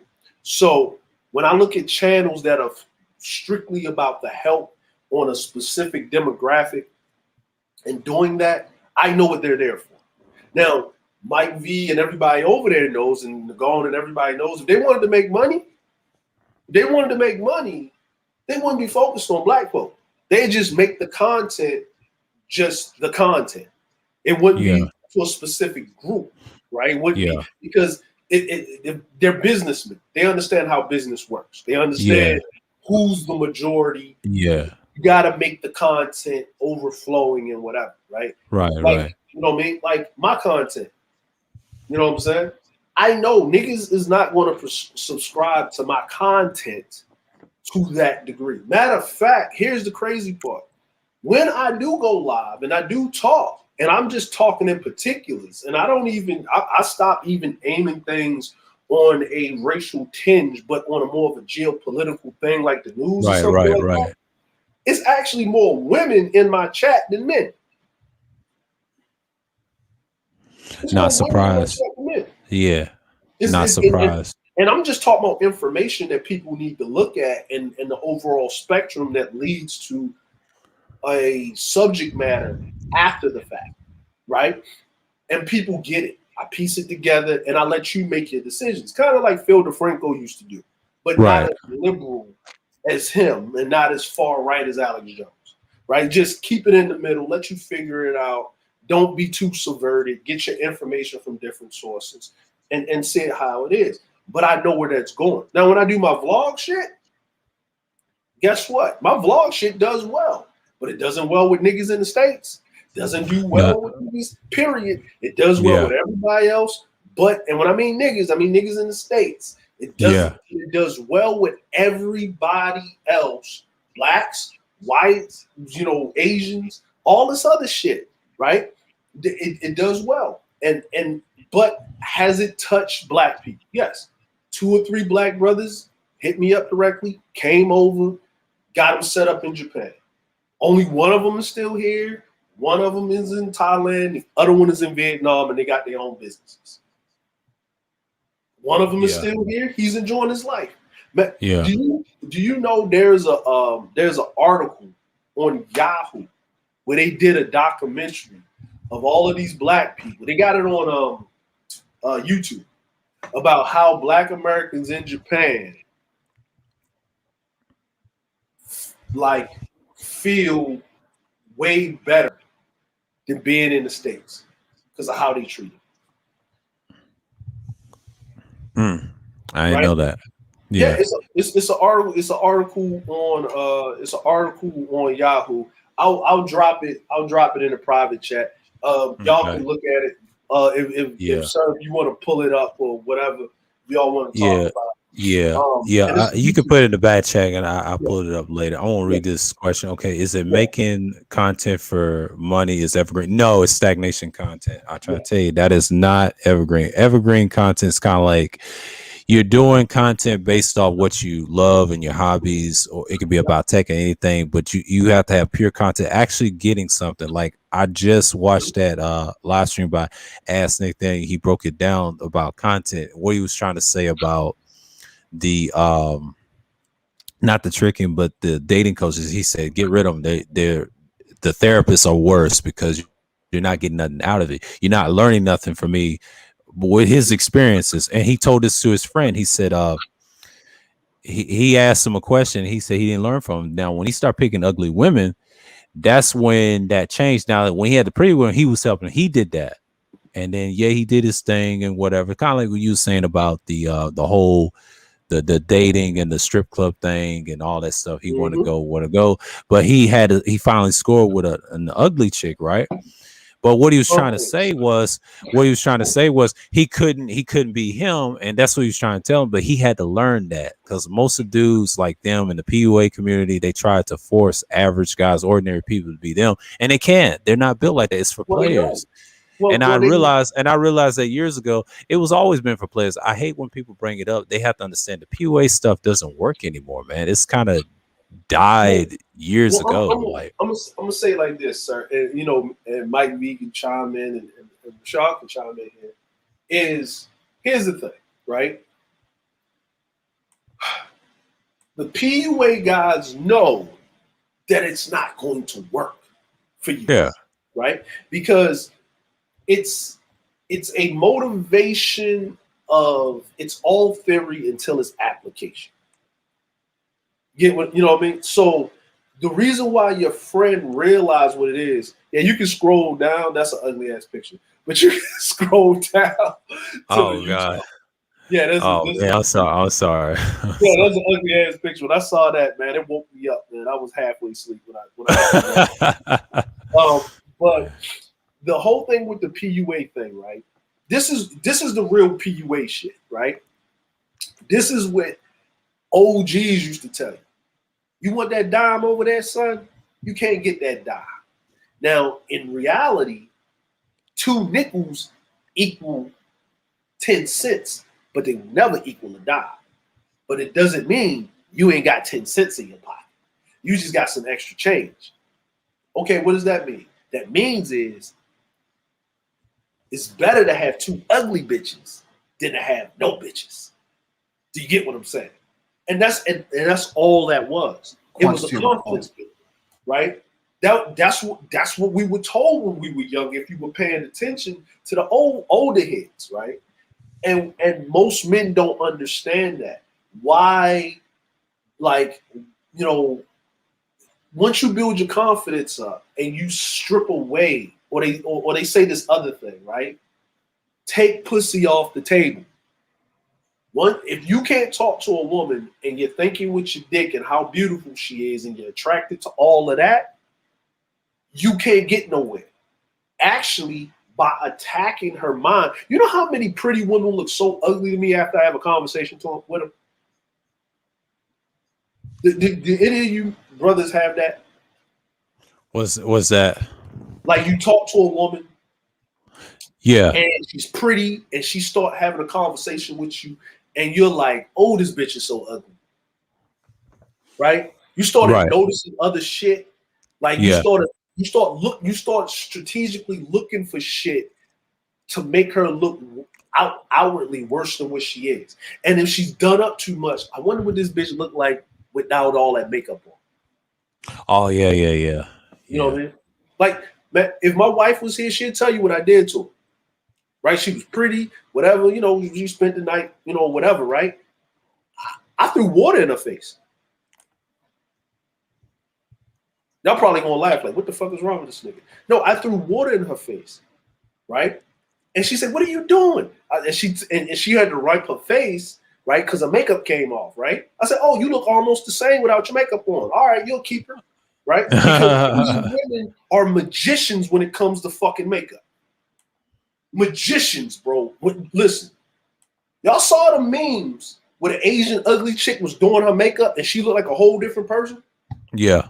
No, that's a fact. No, they spend 3 to 4 hours doing makeup, bro. They look like a whole different person. You know how many Japanese bitches I done woke up next to and they look like a whole different person? They ain't got no eyebrows. They look like Patty Band-Aids from Doug, bro. That's what they really look like.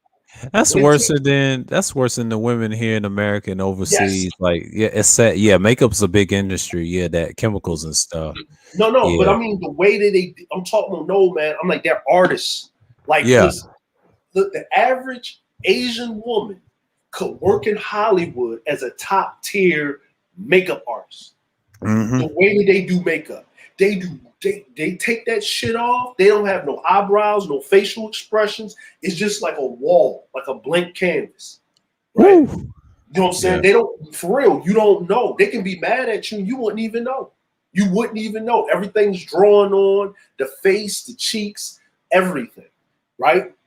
All of that shit. 2 to 3 hours before they can go out because they do their face up because it's in their culture. That geisha shit is a real thing. When I first got to Japan, they had the chicks that looked like they was black. Yeah. They did the black makeup. Like you thought they was in blackface. Like that deep tan, that I don't even know how they did this shit. I used to call them the dirty face bitches. Uh-huh. It was a thing in Harajuku.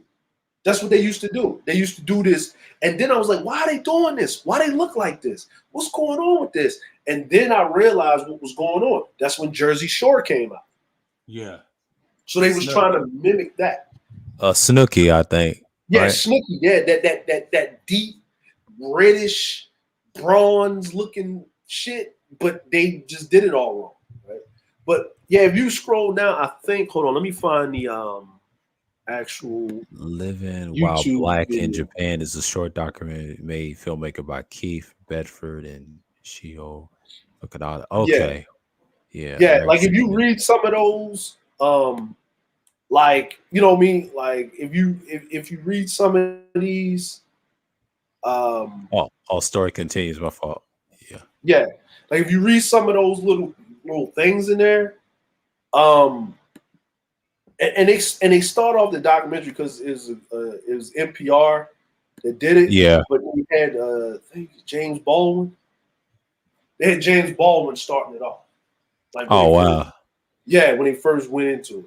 Yeah. Wow, this is good stuff. Yeah, man. Now here's the crazy part: the community, the Black expat community, right? The Black expat community, across like in Asia. I don't know the ones in Europe. I don't know about the ones in Europe, but in Asia, it's really strong. We really strong, like really strong, right?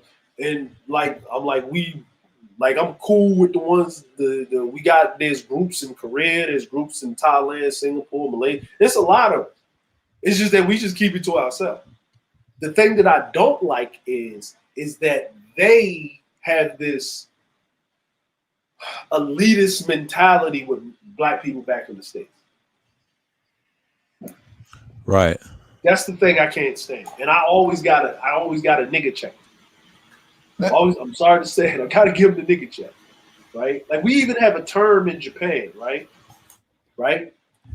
Where a Black person start taking on too many customs of like the host country, we'll say this term to them to chin check them, and we'll say, yo, you been like, or in Japan, like, yo, you Blackanese now? Nigga, you still a nigga. Stop acting like that. Like I understand you got a code switch when you're in front of them, but you're in front of us. Stop acting like that. Like, what you doing? Like, you ain't them. Yeah. Nigga. Like, you ain't them. Like, what you doing? Like, you still American, you still a nigga, you still gotta go to America sometime, somewhere, somehow. I'm like, you know what I mean? You'll get your nigga wake up call sooner or later. And a lot of dudes that did that and got too comfortable and didn't realize they was immigrants, guess where they at? Back in America. Crying that they want to come back to Japan. Yeah, they got too comfortable. You know what I mean? Because they forgot they weren't they're immigrants. Yeah, that's the YouTube video. Oh, what's up, Mike? My bad, bro. Go ahead, man. If you got the flow, man. No. I was just gonna go back a few minutes from about picking up women and stuff like that. I'm completely against brothers paying for game or anything like that. I think that if you put yourself in a position where you don't have to compromise on these type of things, then you don't have to worry about the quality of the woman, because those quality women are going to show up anyways when you on your purpose. And I think a lot of guys are trying to put the cart before the horse by you know, putting women first and then getting on their purpose. And I'm like, no, get on your purpose first and then worry about all that later. Yeah. It's just so much time being wasted when you can actually be productive doing things that matter, as opposed to worrying about an avatar, you know, in another country, you know, what she thinks about you. And it's like, nah, if you on your purpose, man, it ain't gonna matter. Yeah. It ain't gonna matter. When I was in Africa, right, and I was in South Africa last year, there was a brother who came from DRC, from Congo, and he had, you know, mad different flights. I guess they have some kind of cheap flights app out there to, you know, make it affordable to travel throughout the continent. This dude hadn't bathed in like a day and a half, man. You could smell it. Mm-hmm. And the thing is, he was so determined on getting to that conference that it didn't matter about anything else. It didn't matter. He didn't have any. Hold on a second. I love what Mike B saying here, man. Yeah. Your purpose, man. Like it matters. I mean, a lot of people get obsessed with the game talk, and I'm glad I subscribed to Ask Nathaniel. He's trying to be different with his channel, and everybody's trying to do the podcast. I'm learning about people on YouTube that's doing different things. They just trying to get away from that talk. I've noticed that lately. A lot of people are tired of hearing it, and I guess when COVID's adding these new jobs, I don't know what Biden's going to do, because next year it's going to determine, are you prepared to adapt technology on the job? Like we already see it in the grocery store. Everything's going to be wireless and built, and you got to learn to adapt. This is a test. I mean, you had time in COVID. You had time this year to get your stuff up until next year, because next year when it rolls around, you better be prepared for these. I don't know what these new jobs are going to be, tech, or is it going to be simple, because they're not going to give the old jobs back, because I don't know what Japanese is going to do, because I know, you know, in Japan they probably move faster with the tech. Are they going to produce anything? Because like you said, they moving faster. Well, I seen it in Japan, but with the way Japan works, it is like this, right? Is when they implement technology, right, they understand that people still have to work. Because if you don't have people working, they have too much time on their goddamn hands. Right. They lose money. Time on their hands, they're gonna start fucking with you. So you gotta keep busy, keep them tired, keep busy. You know how it works. We know how it works, right? Yeah. Pragmatic way of doing things, right? Right. So absolutely. I saw what they started doing in Japan, right? They started implementing. I walked in there and I saw the old ladies, you know, working at the register at the grocery store. The grocery store shut down for a week because they had to do some refurbishing. They refurbished it, but now we got self-checkout. But you know what I saw? It was maybe one or two people using the self-checkout. Everybody else was still going to the person to get their shit checked, because that's the way they are, right? They're not used to dealing with a robot. Now, the Americans, right? Because I was living close to a military base. Oh, they was in self-checkout like a motherfucker. Through that bitch. Gone, right? They were actually praising how better the self-checkout was off the military installation than on it. So you know what Japan started doing? They said, we got to get people on this, but we don't want to scare them that you won't have people. You know what I'm saying? Like, you don't have people. You know what I mean? So what they started doing is this. The self-checkout is available, but it's the 10 items or less, or 15 items or less, right? Yeah, I remember. Yeah. But because the grocery store stays open 24 hours a day, the self-checkout is shut down after the rush hour. It's only really there so it's not a bog down in customer service. And there's always 3 or 4 people standing there to help you at a moment's notice to come over there and help you with your stuff and whatever. Right. And then they got a senior citizens area. So the old people that just go straight to the counter, right? So they know how to do it. They know how to implement stuff. Like when I go to the convenience store, right? They don't take your money anymore. right? They punch it up in the register. Yeah. Right? They take your item, they punch up in the register, then they say how you want to pay, cash or credit. You either put your cash in the machine or you put your card in. They don't touch it. They don't touch it. Yeah, that's what they do in Target with the self-checkout line. They do cash, card, check, and just those machines before you pay. Like you punch those buttons. Some of them are different now. Publix is different. They in the South, in the US, you swipe your card and things like that. Now Kroger has, I don't know if they have one, but Walmart's got one. They all have those machines. So now, you're right. Now, what I see is happening is this, right? What I see is happening is this. You're going to see less and less people dealing with you at the actual place of business, but you're going to have more people dealing in the actual warehouse or the logistics part of it. Right. Right. So it's easier to have people work a 24-hour shift work job in a warehouse than it is to have to worry about customer service and serving them and stuff like that. And it's not for the older generation. It's actually for the newer generation. What they're going to do is start pushing the older generation to be customer service. And the newer generation, because a lot of them don't have those social skills to that degree, because they're, if you look at the newer generation, they don't know how to communicate with each other a lot of times in person. No, because they've been isolated. Yeah, and a lot of them ain't built to communicate, and a lot of that comes from the schooling, the raising of the kids, and say upbringing. Say I was raised right. I mean, they put me in programs to help my speech a little bit when I was younger, but I still had to communicate, because even when I was in the 90s, 2000s, I had to interact with people. Our peers, we interacted with our peers. It's just the younger generation. My sister generation, she did the same thing too. She was fortunate, but the younger millennials, it's just a fucking mess, man. Oh yeah. Well, and that's, and what I would say to Mike V is this, right?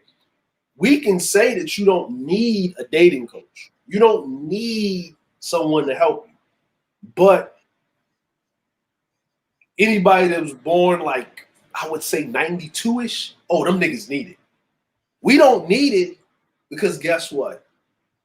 We interacted with our elders. Right. Right? We talk to each other as men. Like we're talking up here right now. If you look at a lot of panels where even men and women communicate. We was talking about the cohabitating of content creators and such and so forth, like the co-ed panels, right? Yeah. You don't find too many younger folk, right, that can actually be in the conversation and understand where they sit when there's a conversation. You notice like BGS always has a problem with communicating to the millennials. Yeah. Because they don't understand hierarchy. Yeah. I mean, I tell you, I'll tell you a funny story. With them, we have similar mindset, but here's the thing: even though some of us were spoiled, the fucked up thing is, if you study the World War II generation and them, they was coddled than they were.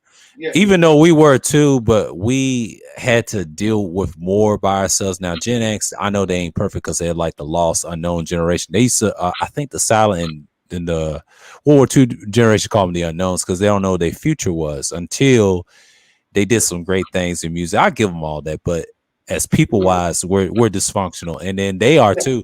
And I think the man said that on his channel, talking about the boomers. Well, the boomers, yeah, you can blame them for everything. I mean, the older boomers, not the younger. See, BGS don't understand that we have their mindset. Now, Generation Alpha is going to be like us in the future. That's the scary part. The mindset's what they learn from us. They're not going to learn what Gen X is going to learn and teach them because they had some good knowledge too.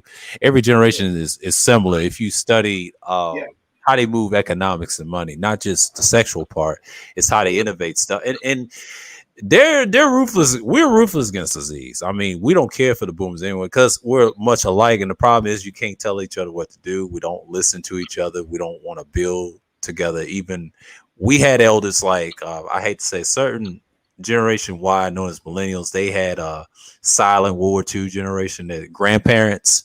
That's part of the reason, like me, because I'm one exception of that rule, and everybody else probably had, grandparents in between, like boomers, whatever. But for me, it's kind of frustrating to talk to someone similar to my peers because we lived it. We see it. It's just how they were raised. They had the radio era. We didn't have that. We had television. The internet was minute. And then see, Z's had the internet. They had the smartphone. We didn't have the shit. Well, like that. I wish I had the smartphone. And we could see who's who. They're hating on who, but it didn't work that way. See, the internet was brand new to us. Well, let me ask you a question, right? Let me ask you a question. When do you think? Like, I'm gonna just say this, right? Where do you think? And I'm gonna do this. I'm gonna do this in America as a whole, and then I'm gonna break it down to the Black community, right? In your estimation, I go down the line. When do you think, in America as a whole, is the first question, that at what year was the internet like in the average home?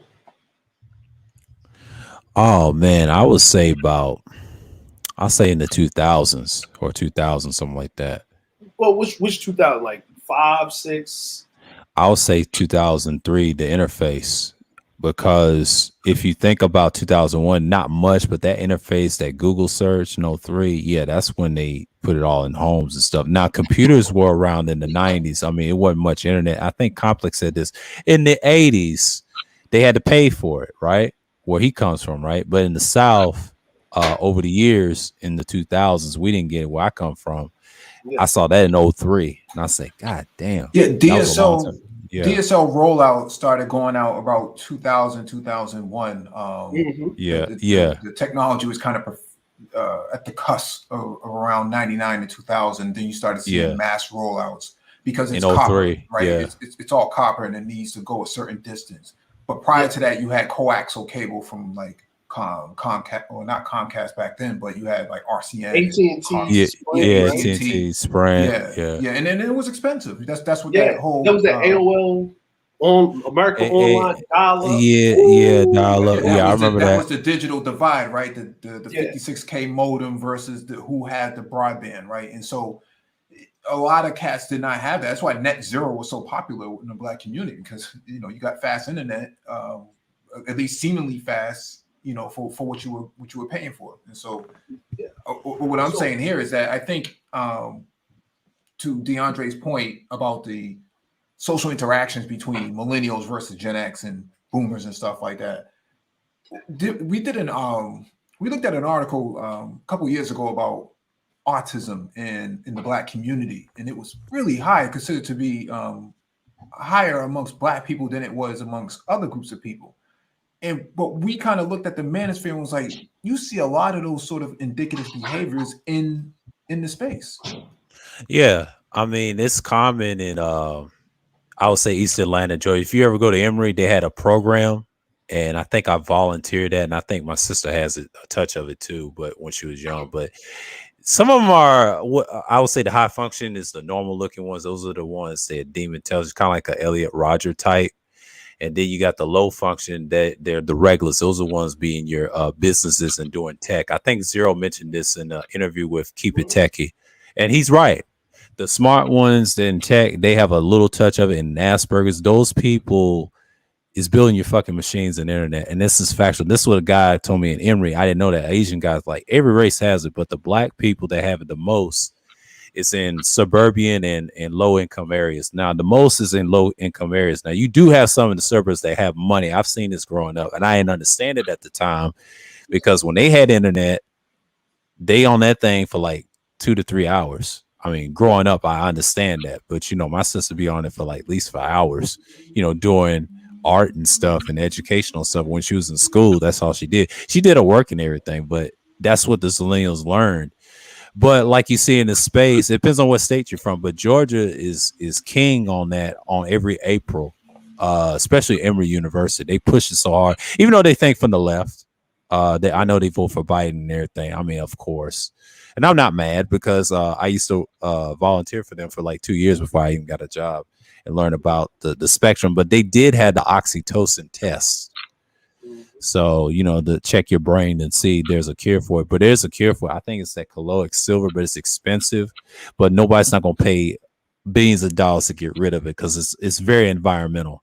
They try to get rid of it. I heard a Russian. There was a woman. I was on RT. She was trying to say she got her son got rid of autism and thing, but deep down she didn't get rid of it. She lied on there. Like he still has some of the traits. It's a genetic thing. Because if you study the guy that had it, the scientists that have it, it's very complex.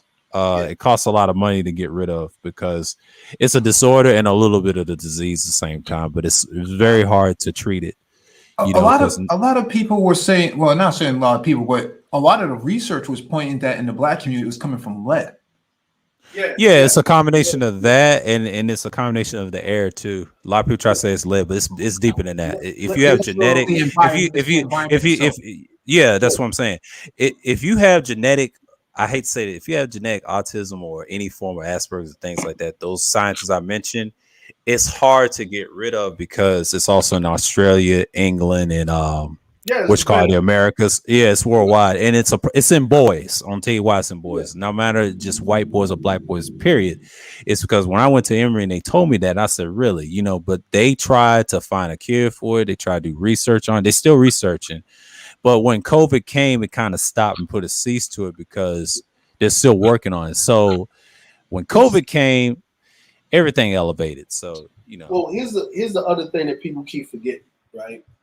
Is that when you have, like you said, when you have genetic autism or some type of defect, mental or birth defect, yeah, it mainly happens. Usually it happens, and I see it in Japan a lot, right? Yeah, it happens a lot due to the fact of people mixing within their own family.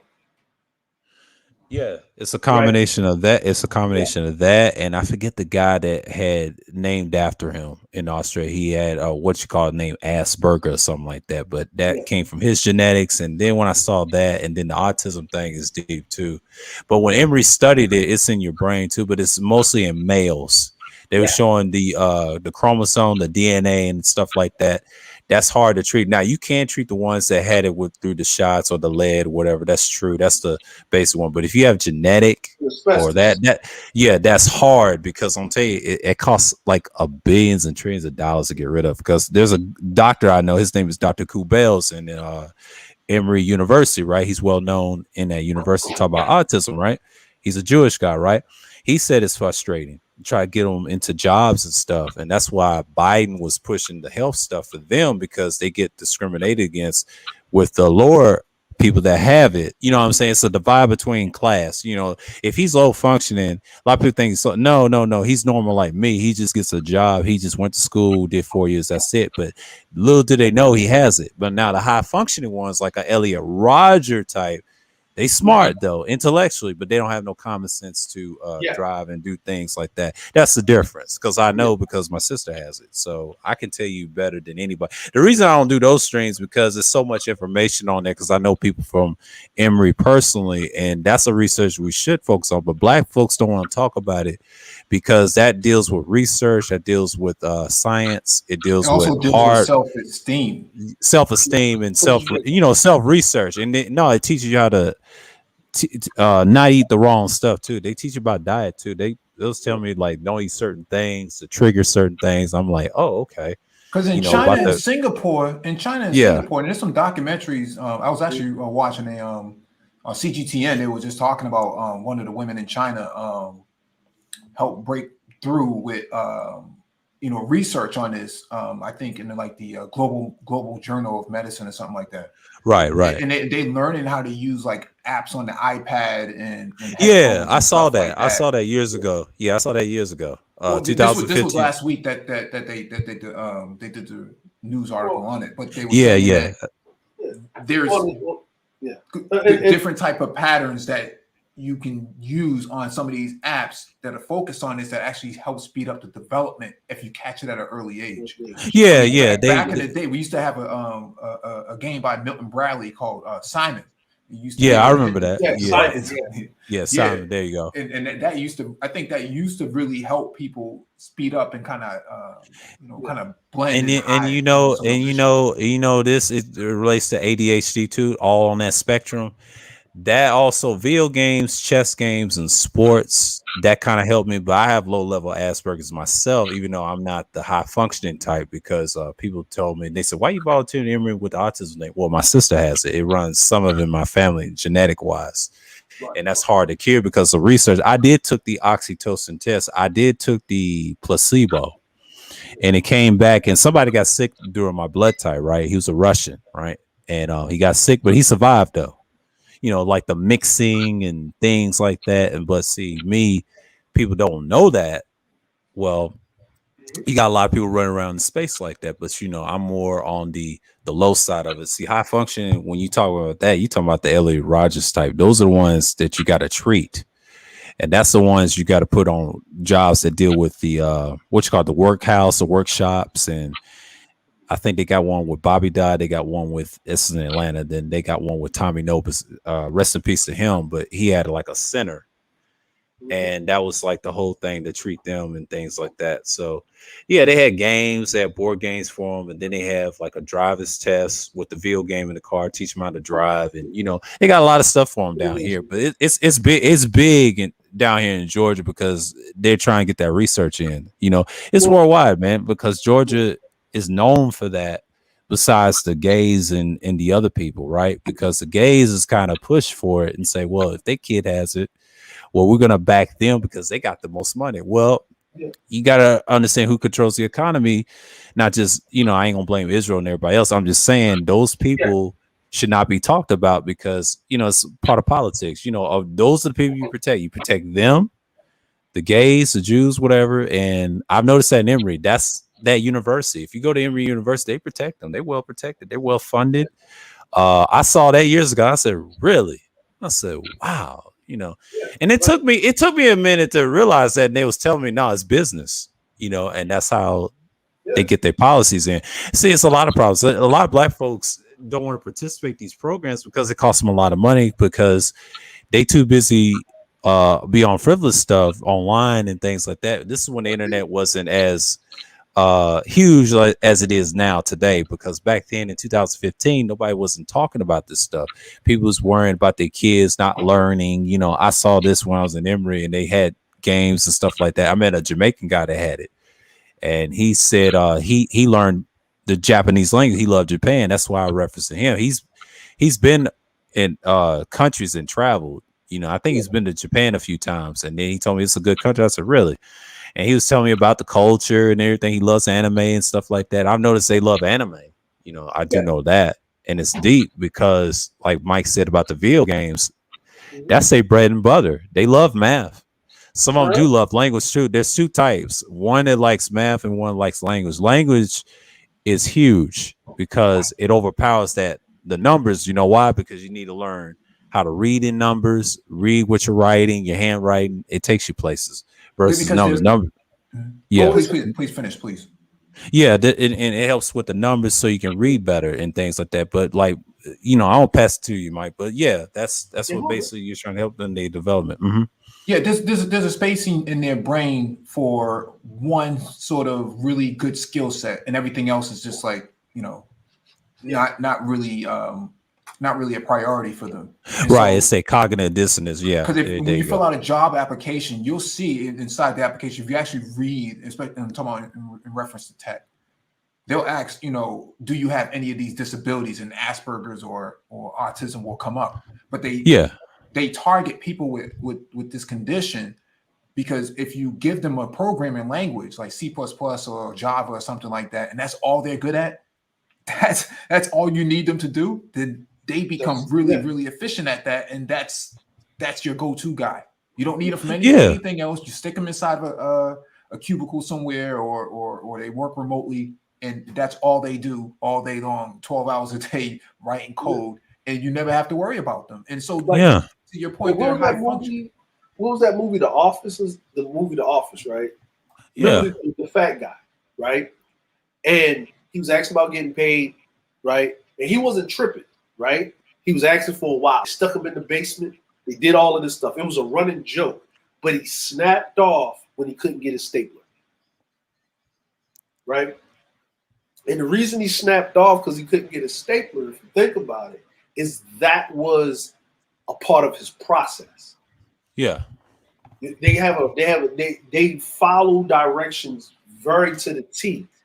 I've noticed, but I understand why Black people have a problem with joining these studies, and I don't think it has anything to do with fucking money, right? What I think the problem is, and I've seen this, and most of these Black parents, like late 70s, 80s, right?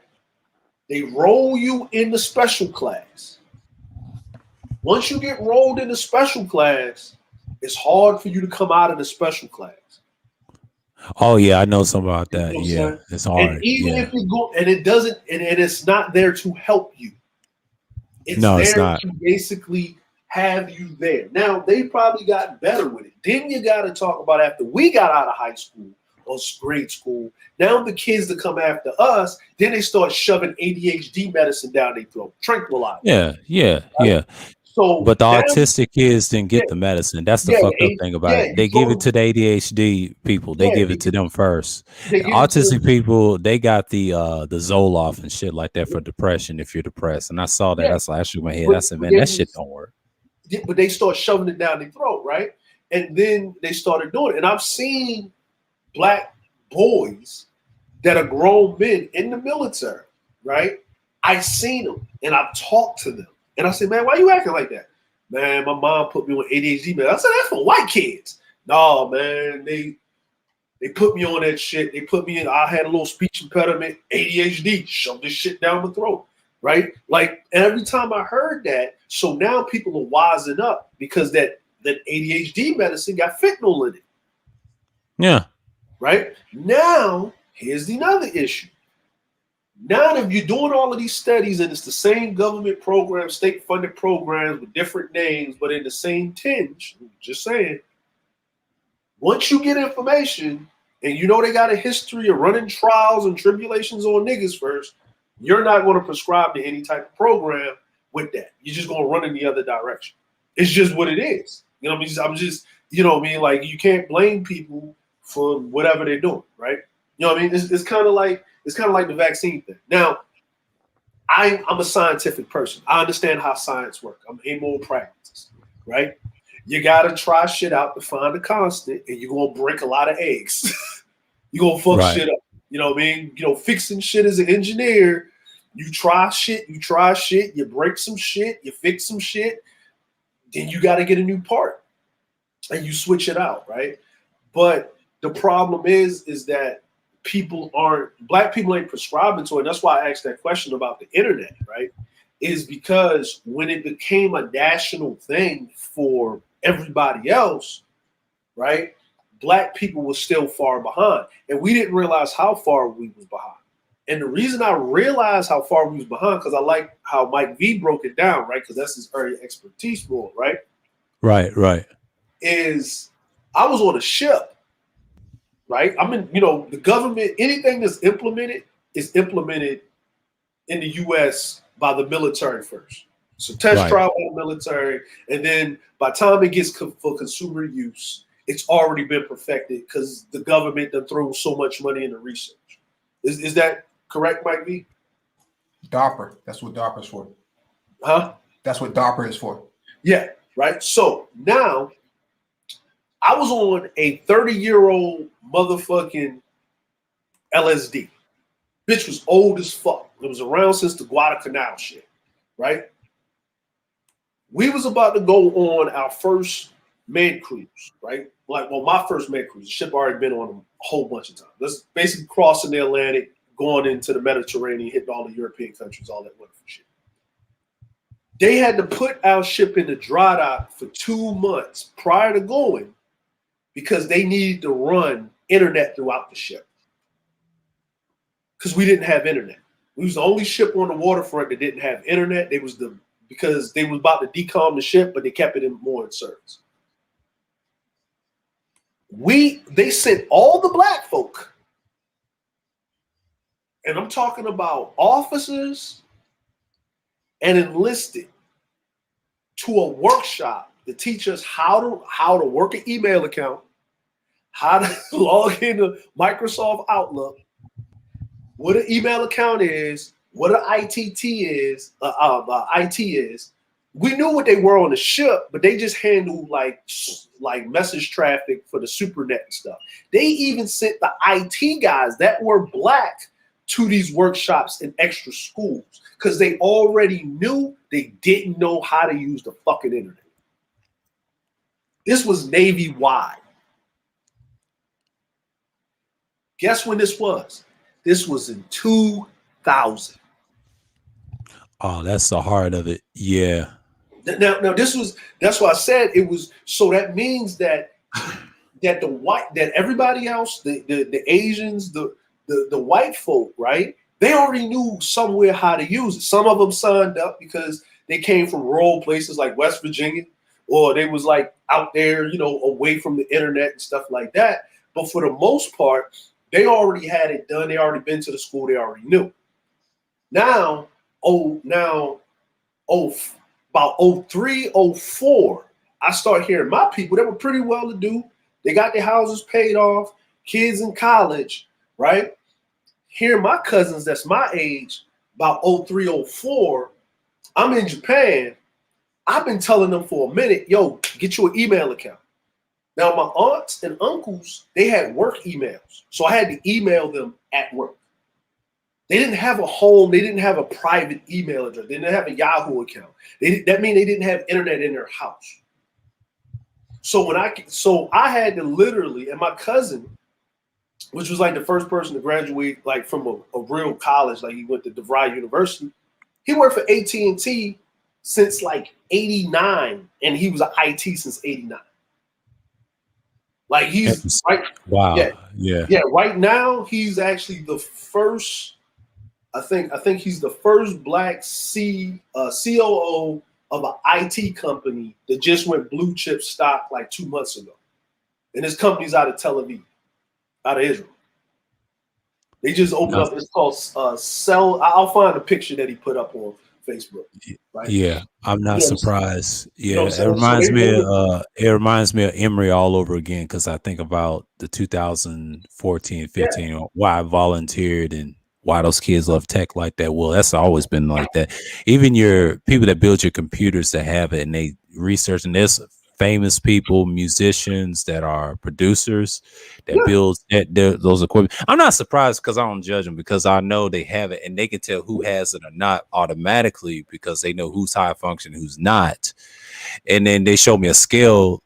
This is like in my 20s at the time, but see the 30 now, some of it, like I said, can you grow out? It's like, yeah, you can grow out some parts of it. You're not as what you are when you get older. It's like when you're 80, you're functional when you're 80. It's like that. I saw an 80-year-old man that had when he was 80, right? He had it, right? But he was driving a golf cart. It's a white guy that had it. And then a lot of people said, how did he had it and he lived so long? Well, he took care of himself. Their diet is unique. It's not like a nigga diet, you know what I mean? Because see, that's why my dad is almost 70. He had pieces of it. So that right there, you look at the family's history, that's what they don't talk about. And a lot of times, the reason I reference the money part, if you not part of that social status, you're not gonna get the benefits. That's what I mean by that. I ain't saying the issue, but I'm just saying that's the main issue in the South. Now, everywhere else, no, y'all had programs. In the South, where we come from, we didn't have that shit. Oh yeah, we had to go to. I had to go to Georgia to see what those programs were, and then it helped me a little bit. But when I went to Emory, man, that college, it's like 2 years learning about people, things like that. Yes, there was a few hoes. I dodged them and things like that. Despite I used to had a girlfriend prior to that. But hey, it's just you just gotta live. And you gotta live what you live with. But I see all types of people, man. I've seen people that had schizoid, bipolar, and things like that. It's always something, man. When I had that job as a barista, I saw a little bit of everything. People had their problems, having kids that have autism. I said, and I told this one black father, I said, your boy's gonna be all right. Just put him something constructive to build stuff, not just tech, but building blocks and things like that, or construction. I see them in construction too. It's just it stings for them to keep their mind stimulated. You got to keep them stimulated. It's like you got to keep them outside at all times. That's how I grew up. My dad kept me outside for hours. Even in sports, he just kept me out there because in the South, I had to deal with that. Most kids that have that that's isolated in the suburbs, they usually get fragmented half of the time. So you got to keep them in that. Okay, he'll be right back. Well, the thing is, they know now with the technology whether or not your child is going to have autism before they even born. And so they can determine that, and that's kind of where, the whole abortion thing comes in. But they can determine that ahead of time. And so they can predetermine what kind of services you need by the time the child is born so they can catch it really early. Right. Before you didn't have that, 10 years ago, 15 years ago, you didn't have that. Now you have it. And so I think leveraging the technology, tablets, VR headsets and stuff like that, with application development, I think you can actually subside a lot of these issues, ahead of time. And this is an area that a lot of Black people should be able to get into.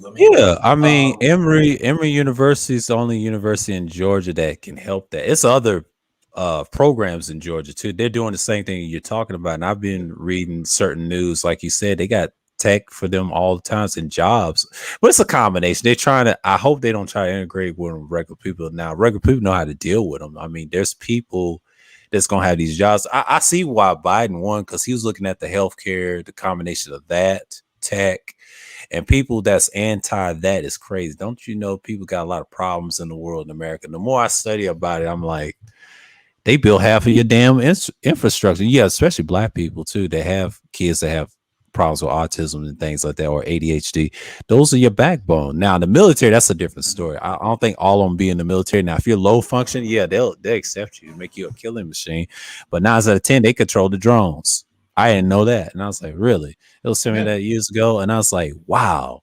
But that just shows you what y'all was talking about. Y'all on it. See, it depends on where you are, but in Georgia, they praise that shit. Like, they'll get you a job immediately. You ain't gonna be on the street. That's why I said in the state of Georgia, you're never gonna have homeless people in other counties except for Fulton, because Atlanta is saturated with the entertainment and the politics and the job thing. And I think what's her name's gonna fix that if she becomes governor. And Kemp is messing up everything in Atlanta, so a lot of people are tired of him. See, the Republicans done lost a stronghold down here, so you know how that goes. Yeah, I think even Edward Snowden has a few issues himself, Yeah. Not all that visible, but the movie kind of breaks it down as to where his troubles were. But look where he is now, right? So it's just a matter of perspective on what you want to get into and what you're willing to discuss, in regards to the spectrum itself. Yeah. So neuroscience, speech pathology. I think that's a actual degree in college. These sort of areas pay big money, for people who want to actually, go all the way with it, get your PhD into it. So that matters. I mean, especially here. I mean, you can go to any college with that degree. It depends on what your interests are. A lot of it, when people have it with the low fund, it's usually interest. You got to give us the right stuff.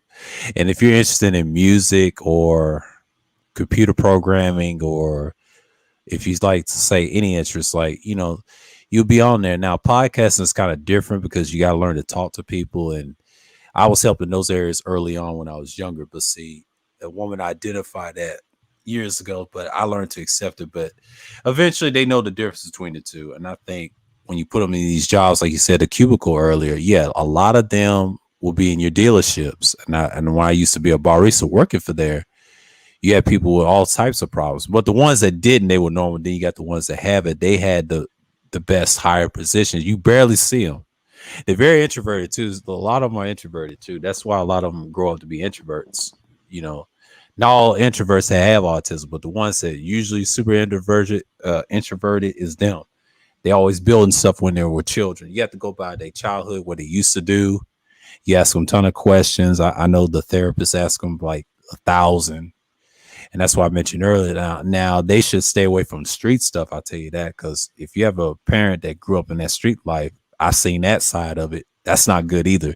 It's best to put them in the suburbs. I mean, to have the best upbringing. And I hate to say that because they're easily influenced by violence and stuff. thing. That's why they always go to prison. A lot of them in prison versus the average. Like myself, my dad took me out of the hood at 6 since he had the computer jobs. He's an auditor and things like that. So he put me things in motion, especially in sports, and that's what helped me to communicate with people over the years. Came a long way, especially on this YouTube thing. I was the first dude that had that mindset, especially red pill mindset later on with this second channel. I mean, I said a lot of wild stuff, but I've seen the growth of the Spirit 1.0 did its thing, but 2.0 is just they're basically stuck. They haven't peaked really. They just said, fuck it, I'm just gonna give up. But 3.0, what y'all did was, despite the two sides of 3.0, y'all focus on not just the podcast and stream, but y'all focus on tech too. So it don't matter if you're talking about gear or not. That's important, because especially talking to people, and motivational speaking is big down here, because if you want to help kids and reach kids, that's the place to do it in Emory. I mean, that's what they talk about with the research, and it's just parents to participate. I mean, especially Black parents, because they don't want to do it because they have to put in effort with their children. You know what I mean? They distracted by entertainment and all that stuff. That's the issue in Georgia, but they'll fix that probably the next couple 4 to 5 years, to make it a tech city, because what they're going to do, they're going to have more jobs to put these people in. That's what Biden's trying to do. But yeah. I think when you mentioned 3.0 versus 2.0 versus 1.0, we kind of saw things that were happening in 2.0 and decided that, that's not healthy, right? It's not socially healthy, and there has to be some kind of respectability politic to the engagement. And so we decided that there needs to be some kind of doctrine put in place for how you have to engage on your panels, because a lot of these panels, man, there were people talking about, catching flights and all this sort of crazy stuff. And I was like, that's not stuff that we're going to engage in. So we're going to kind of set a standard, or set some protocols in place so that we have a standard on how we engage each other. And so that's how 3.0 really came about, and Complex kind of went a little bit further with it by, kind of crafting it out in a way that is more legible, rather than it being verbally spoken out.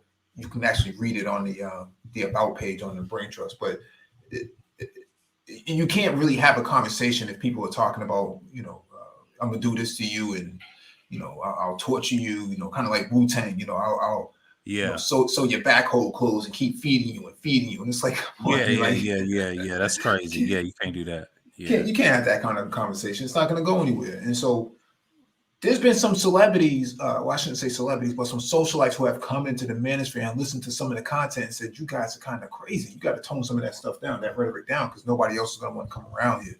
And so, right, absolutely. Mm-hmm. Yeah, there's been some moguls who have come through the space, and they look at stuff. I mean, look at Joe Budden and Kevin Samuels. Nobody would have ever thought that Joe Budden listens to the manosphere, and that Kevin Samuels coming out of the manosphere will never interact with him. And so you got to make sure that the content that you're producing and the things that you're saying is going to be of substance. Yeah, that's what it is. That's what evergreen content. What I'm talking about is substance. You got to be about it, and especially if you ever get on television, on TV, it's your presentation. Presentation is not good. I hate to say, especially here, if you live in Georgia, people gonna know about you. They're gonna hear that voice. They got those voice changers. I don't know if Google has some things like that, what you say on the panel, and if you get a job, whatever, they can play back some of these old streams. You said this, and if you ever try to run for office, and what I notice now in politics, they have to check your shit. They have to check your social media stuff, because they're gonna look at you like, you said this, but you claim you're on the right. You know what I mean? They'll look at what your beliefs are. They got research. They got research tools, Sir Obadiah, that basically monitors your phone number, so they can tell whether or not you logged into this site or that site. Or where they actively monitor your Twitter feeds and stuff like that, and they can determine they can flag things based on keywords or descriptions and things like that to all that. To see if, I mean, and they've had that for years, probably going back to like 2013, 2014. So they had that since probably 2012 when they started cracking down. When the Hebrew Israelites got it was a sting op, and I think a group of black guys pretending to be Asians. Well, Wacky will tell you that. That's a long story, and I was on top of the list when I lost my channel. But they was doing that to see they don't want no terrorism. That's for one. And number two, they didn't want nobody to be anti-American, you know, basically for the right or whoever. But you got to be careful what you say now, especially these live streams. Where I've noticed, I try not to be on too many panels because you got some crazy panelists, and I try to tell the host, man, you got to chill out with the red, especially politics. Like when you talk about you're for this, and see, Trump wouldn't have helped it if he would have stayed. He would destroy the whole the tech, you know, the tech market like that, and then saying some wild stuff and then going to war. Like that's not viable. That's why Biden makes sense, because no, this is the future. You want to tone that rhetoric down, because see, YouTube has a problem with right-wing fascism for years online. And the reason they have a problem with it is because over the years on YouTube, it was the Wild Wild West. I saw it, you know, besides black sectors. They have a huge problem that when I saw videos like that pop in my feed, my old channel, I was like, why do they have this up here? But they had to clean it up in 2012. They planned this in 08, but see, they didn't step in until 08 when they took over, and they said, you know what? We're going to make some rules. We're going to get rid of that broadcast yourself sign, because I remember that era like it was yesterday. And then they made some changes. But in 2000, like you said, 13 to now, it's gotten good with it now. Now it's getting to the point they're going to ask you some questions. Where do you stand politically? You know, that's the next step. If you ever thought about going to politics, they're not if you're allowed younger, to ask that. I know they ain't allowed to ask that, but I'm just saying, if you ever try to run, they'll try to, you know, I don't know if it's HIPAA or one of those laws they say, but you know, they ain't supposed to. They're trying, but I'm like, oh man, no, because it's the Fourth Amendment. It's the right to privacy. So they can't ask those sort of questions. But what they can do is they can ask you some other off the wall questions that would pull that information out. Like there's when you fill out a job application now, there's probably a dozen questions or half dozen questions in there that kind of allude to where you stand socially and politically. And if you, because Amazon does this with their application, that thing takes like 4 hours just to fill out the application. And so there's probably like 50 questions you have to answer. And if you, and they're written in a way that it seems like it's off, but it's actually structuring a response that says, this is how you think and this is how you'll interact in our environment, whether or not you get the role or the job or not. And so even though I was highly qualified for the role, I didn't get the role. And then they don't really give you an explanation as to why you're not chosen. But in reality, the algorithm inside the application says, you know, this person is not a good fit for the role, even though on paper you are a good fit. The questions that they're asking will basically deduce that you're not that you're just not for their environment, and maybe that might be true. Because I have heard about Black people working at Amazon being mistreated and whatnot, and maybe I would never fit inside that environment. So I heard a lot of I don't want to say racial stories of it. It's, you know, Amazon has been cleaning up their image for like, I think the past year, and even the pandemic. I mean, they looking for workers too. I mean, it's all right business. I mean, Best Buy is doing okay. When Fry's went down, I think Paul Jones said last year it left in Alpharetta. Well, it was too much. They was competing with other tech places like BrandsMart. I think BrandsMart's still around. I don't know if it's still around. I have to research if that tech place is still around, but Best Buy is still around. I mean, you still got things and TVs, computers. Well, they're hurting too. They're hurting too, but they remember how much they're paying per square foot for real estate for rent. Because they don't own the store itself. They just rent it out. Or they lease it. They lease it for that matter. And so if you're spending $35,000 a month on rent, but you're only pulling in about $40,000 in sales or something like that, right? Or, you know, whatever it is, that's a hard pill to swallow. And so they're eating losses because Amazon is eating them alive with Prime.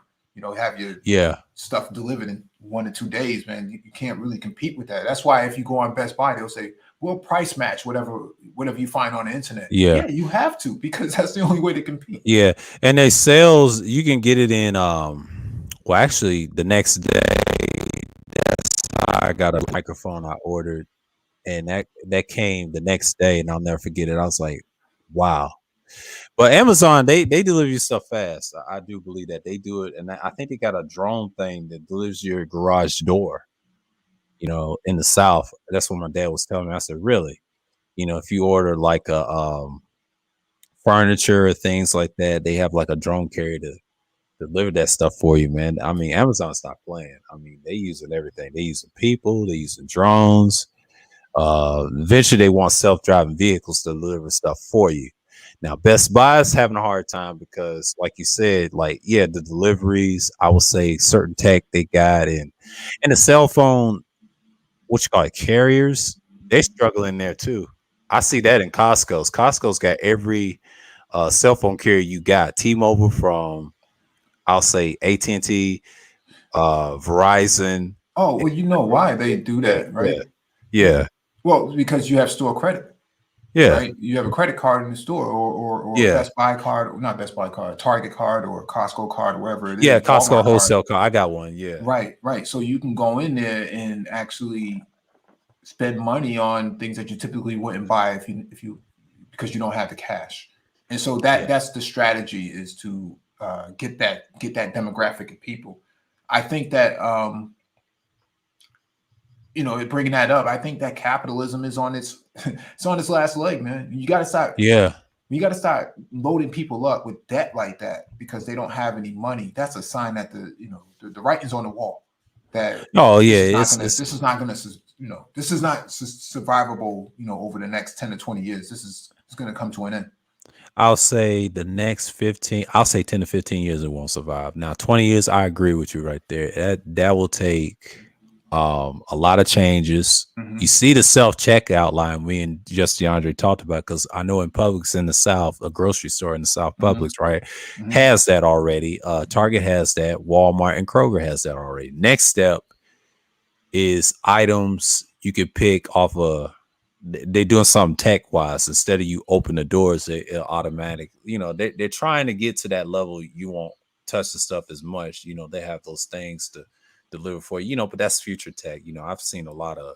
Oh, they already have that with Amazon. Amazon has not dark stores, the virtual stores. You basically walk into the store and you can put stuff inside your bag and then walk back out, and it pays for it automatically because it already pre-scanned it and it knows who you are by your phone and whatnot, because it logs you in when you log into the store. I did that with Publix.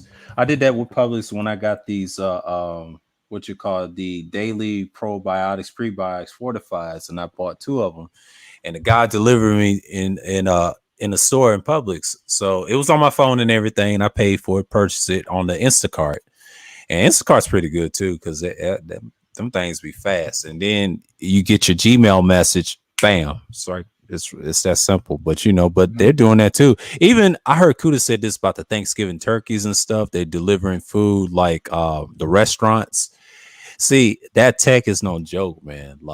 If you're stuck in the house in the winter, that's for Thanksgiving and Christmas, because a lot of people are scared because of COVID. But next year's gonna be different. It's gonna be weird because I don't know how tech is going to be the future, but it's still gonna be the future regardless. No, this pandemic is going to be like this for the next 5 years. So everybody's shaping their business around the pandemic itself.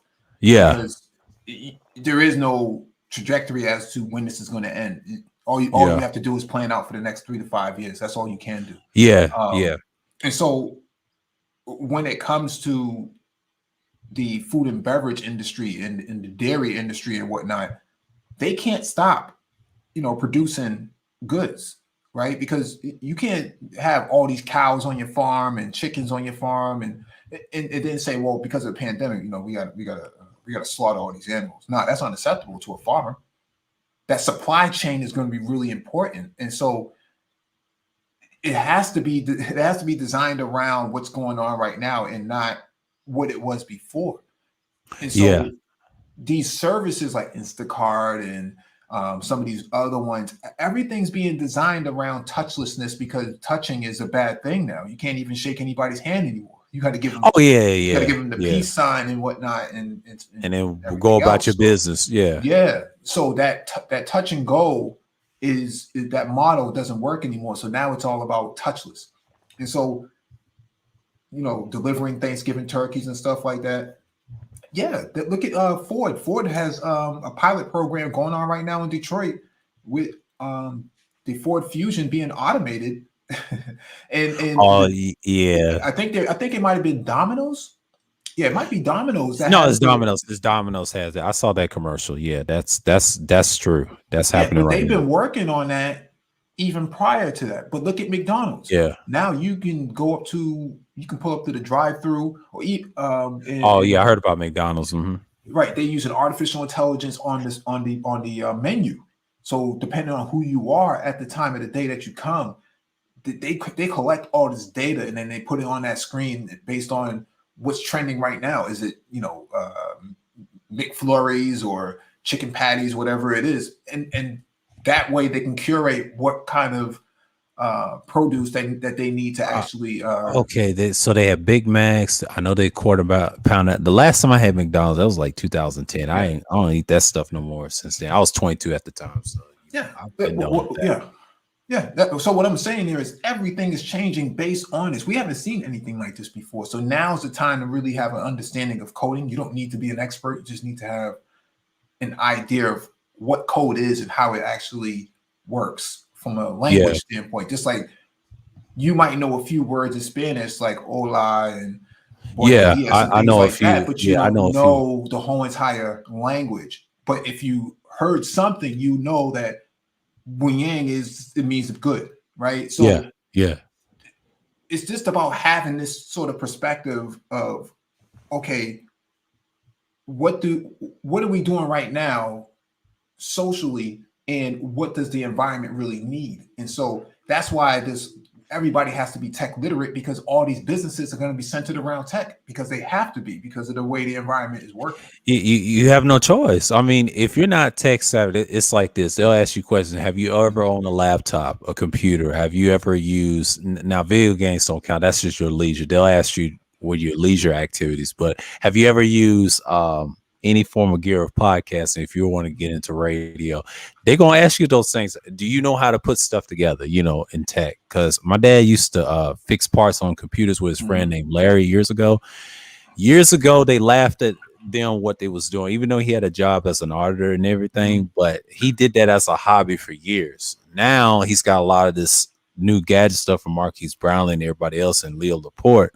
They be talking about the same thing y'all been talking about. And I told this to War Master. I said, look, that's the future. I mean, if you build a computer now, you good. But if you get one of these jobs that you got, like in the Department of Health in Atlanta, they have to do conference calls like this. I think they use StreamYards as a standard, and to talk to people. He had it on his phone and stuff. And you had to do that. He had to wear a suit and tie, but he was at his home. But the pants, he just had some joggers, right? Mm-hmm. And he said, pretend he got a suit. But but that's the way it is. When those businesses like that, you got to know tech. If you don't know tech, something wrong with you, man. Like, you got to study this stuff. Yeah, it's about literacy. Yeah. Before, you could have just had like a college degree or a GED, and they were like, okay, fine. But now you got to know certain things. Beyond just a book. You got to know how to interact with, because now if you don't know how to type up an email properly, or you don't know how to use Microsoft Office, they consider you to be illiterate now. So they consider you to be a functional illiterate, that you can't type up an email. There's a lot of guys and just Black people who just disconnected from. I mean, they have an iPhone. They can go on IG and stuff on social media. I mean, that's nice. They can't actually formulate a proper structured email that says, "Dear so-and-so," or, "Hello," and have an actual signature that says, "Sincerely yours from Sir Obadiah," or something like that. They don't even know how to do that. Yeah. A proper structured sentence. And so we're running into this sort of, area now where it's not even going to be about racism anymore. It's going to be about literacy. Who knows what and how can they actually leverage it? Exactly. Race is out of the question at this point. It's about, do you have 2 email addresses? I got 2 basically. I got Yahoo and Google. I'm looking for another one so I can get rid of Yahoo, but it's hard because I can use that for something else. You know, you can use emails for different things. If you order stuff or business. Now, Google is basically, you can use that for your job or business if you're good with Google. I don't have a lot of bad stuff on Google because I mainly be on YouTube doing my content, things like that. I'll say that, but outside of that, I don't use much as my Gmail. You know, I get little advertisements on insurance and things like that, new insurance and, you know, things that you get from spam and all that stuff. But yeah, you got to know all those things, especially you got to know how to have a header. I used to do headers in school. I used to do PowerPoints on the computer. I mean, you got to know a lot of stuff, especially research. What I'm doing here on this content, you got to learn how to have certain bookmarks. You can delete them, whatever, give out information. You got to do a lot of stuff. Depends on what job you're doing in tech, because tech is very versatile. They're not going to make you one dimensional. You're going to have to learn how to deal with panels like this. If you have jobs, like I'm saying, like these office type streams like StreamYards, they ask you a question, how you conduct a panel? Well, you got to make sure you structure, make sure you let the participants speak. And sometimes you can't go crazy with the rhetoric because they're looking at everything. That's why I think Google and YouTube is looking at this type of content. I said, well, damn, this is business worthy. Yeah, it can be. If you're getting a job on this, you're going to have to use something. You know, you got to know something, and they're going to ask you questions about, you know, the literacy. Can you read from a computer? Anybody can read a book. You can teach them, pretty simple, but tech. Not anymore. Because if you got 100 resumes, right, you're a hiring manager or you're HR or something like that. You don't have enough time to go through 100 resumes. You got about 30 seconds to look at a resume and determine whether or not this is somebody I need to interview. And that's what it's going to come down to. Yeah, that's so true. That's what it's going to come down. So they're going to have to weed people out based on their knowledge. And I think a lot of guys are missing out on really just skilling up and upskilling in areas that are going to be critical going forward. That having a second language, whether you speak Spanish or you write in Python, that's going to be really important. Yeah. Because they consider people who can speak 2 languages to be very high functioning. Yeah. And if you also go speak more than just 2, like French language as well, if you want to travel, that's even better. Or even that, you know, you got to know something. I know a little Spanish, don't get me wrong, but if they help you with that, boom, there's a program I know from Emory, they can help you with that. That's so Spanish is easy to learn. Now French, I thought about it in school and I missed taking that. I said, damn, I wish I would have took French if I ever went to France with their tech and all that stuff. Yeah, there you go right there. And then if you go to African countries like Congo, like fast and say, yeah, French, there's some French speaking people down here too in certain programs, but you know, they teach you that offhand. But if you travel, you get the full the tech and the booklet, and there it is. But see, I remember one time people told us about books growing up and there was computers, but now them days is gone because you everything's with a tablet now. Everything's with a cell phone or a laptop if you can read a header. And like you said, the interviews, they pick and choose who they want in the interview. And until you get that interview, you don't have to dress up as much, but if you dress casual, just have a tie on. I've seen certain jobs like that. I say, wow, some people just dress up. Now, certain jobs don't want you to dress up, like construction warehouse. They say you overdress. That's what a guy told me years ago, Jeff. He said you overdress, and he made that mistake. And he learned a lesson. I think he was a boomer. Yeah, he was a boomer. And he said that, and he told me that, and I was like, wow, really? And he felt bad because he didn't dress the proper attire in a warehouse. So that was years ago when he used to work. And but times change. You got to be efficient, man. You got to be efficient. Yeah, I think for a lot of because black men get discriminated against, especially the more melanated you are, the more likely they are to kind of be socially aggressive with you or racism, right? That's social aggression, you know. And so you just got to be able to outperform all of your adversaries and your and your coworkers. I mean, it is what it is. I mean, everybody work together, but you just got to be one step ahead on everybody. You know, that's why having these sort of panels that we used to have on the Brain Trust, where we went over space and technology and geopolitics. You got to understand what's going on in the world. You got to understand what's going on development wise, you know, tech wise, and even from a even from like a fintech perspective or economic perspective. What's the market doing? You know, how many percentage points is it above? Did we see the Dow go down today? You know, and who was impacted by it? Because water cooler discussions matter, right? And so when you only have like 2 minutes in the elevator and people are talking, you know, you got to be able to engage in those conversations too, because as soon as they hear you say, "Oh yeah, the UAE, the United Arab Emirates, they sent a rover to Mars too." Right? Nobody really thinks about that, but it's like oh yeah, by the way, did you know this? Right? So these sort of aspects matter when you can engage in discussions that on a worldly basis really triggers other people's thoughts. I'm like, oh yeah, that guy Sir Obadiah, yeah, he's pretty sharp, man. I might have to consider him for a different role or a different opportunity or something like that. You know, give me a call. You know, here's my business card. Right.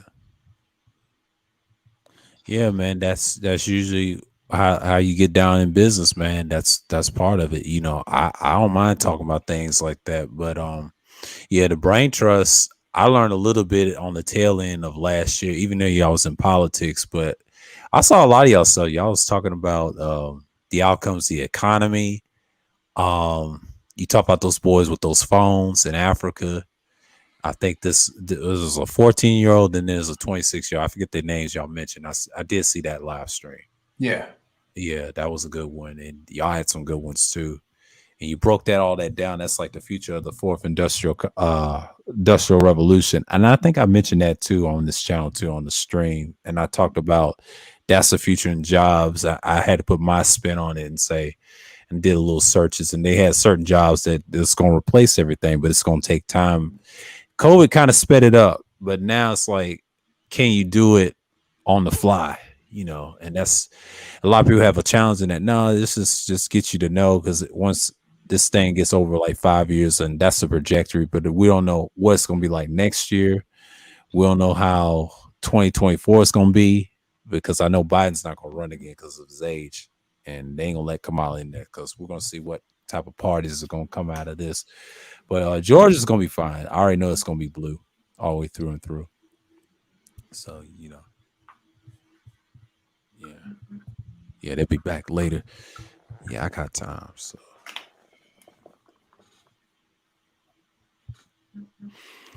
what's going on, Hans? You doing all right? What's up, man? Oh yeah, I'm doing all right. Man, Mike V be dropping gems, man. Thanks, man. What'd you hear that you like? Yeah, everything he's talking about, you gotta be plugged into geopolitics and everything else. That's pretty much what I do. It's funny he said that, because that's pretty much what I do all day. Like, I'm plugged in on pretty much everything that goes around the world and shit like that. Yeah, because I work in cybersecurity, but there was a okay.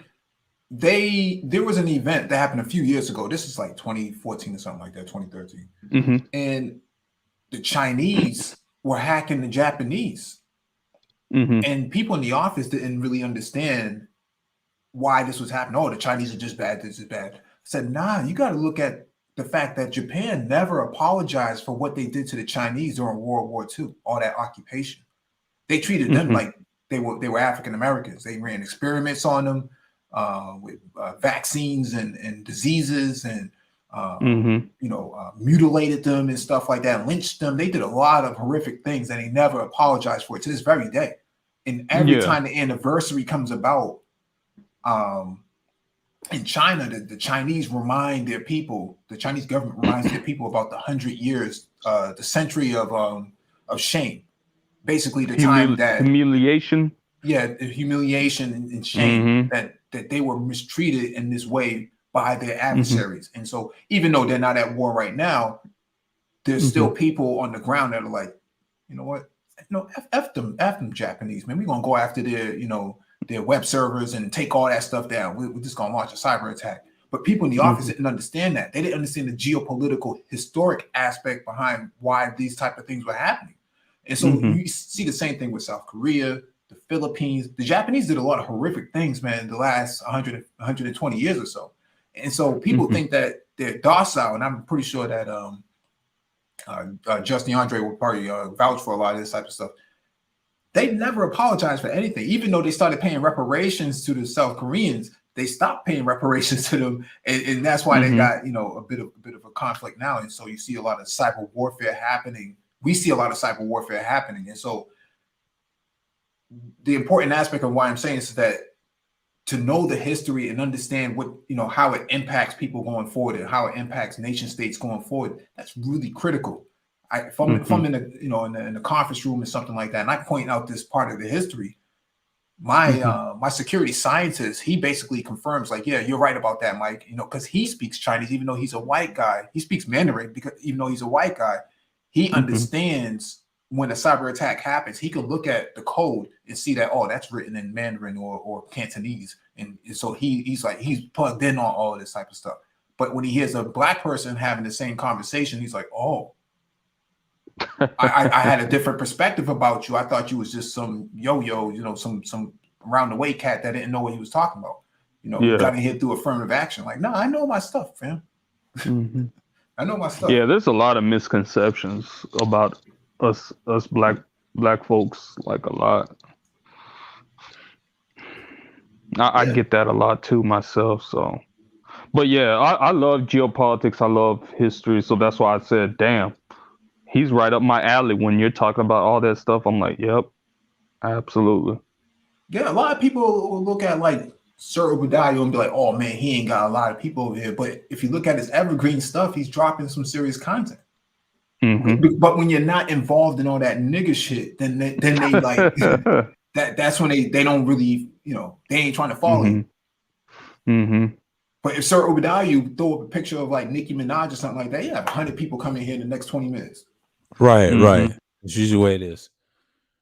They love that drama stuff. It's kind of weird because it was kind of funny how I ended up following him because it just happened by accident. I'm kind of glad I did, because it's like, damn, I thought Black Manosphere was nothing but this bullshit, but then I'm like, okay, there's some brothers out here that's about something. So damn, at least I found somebody, like-minded dudes. So I mean, if you have substance of evergreen content, and if you talk about different things, and you put it in a structured way, you get the young guys to listen and things like that. I mean, I do these open topics, like open discussions. Like we talk about different things, like the Sunday chills and the Friday special madness that we see.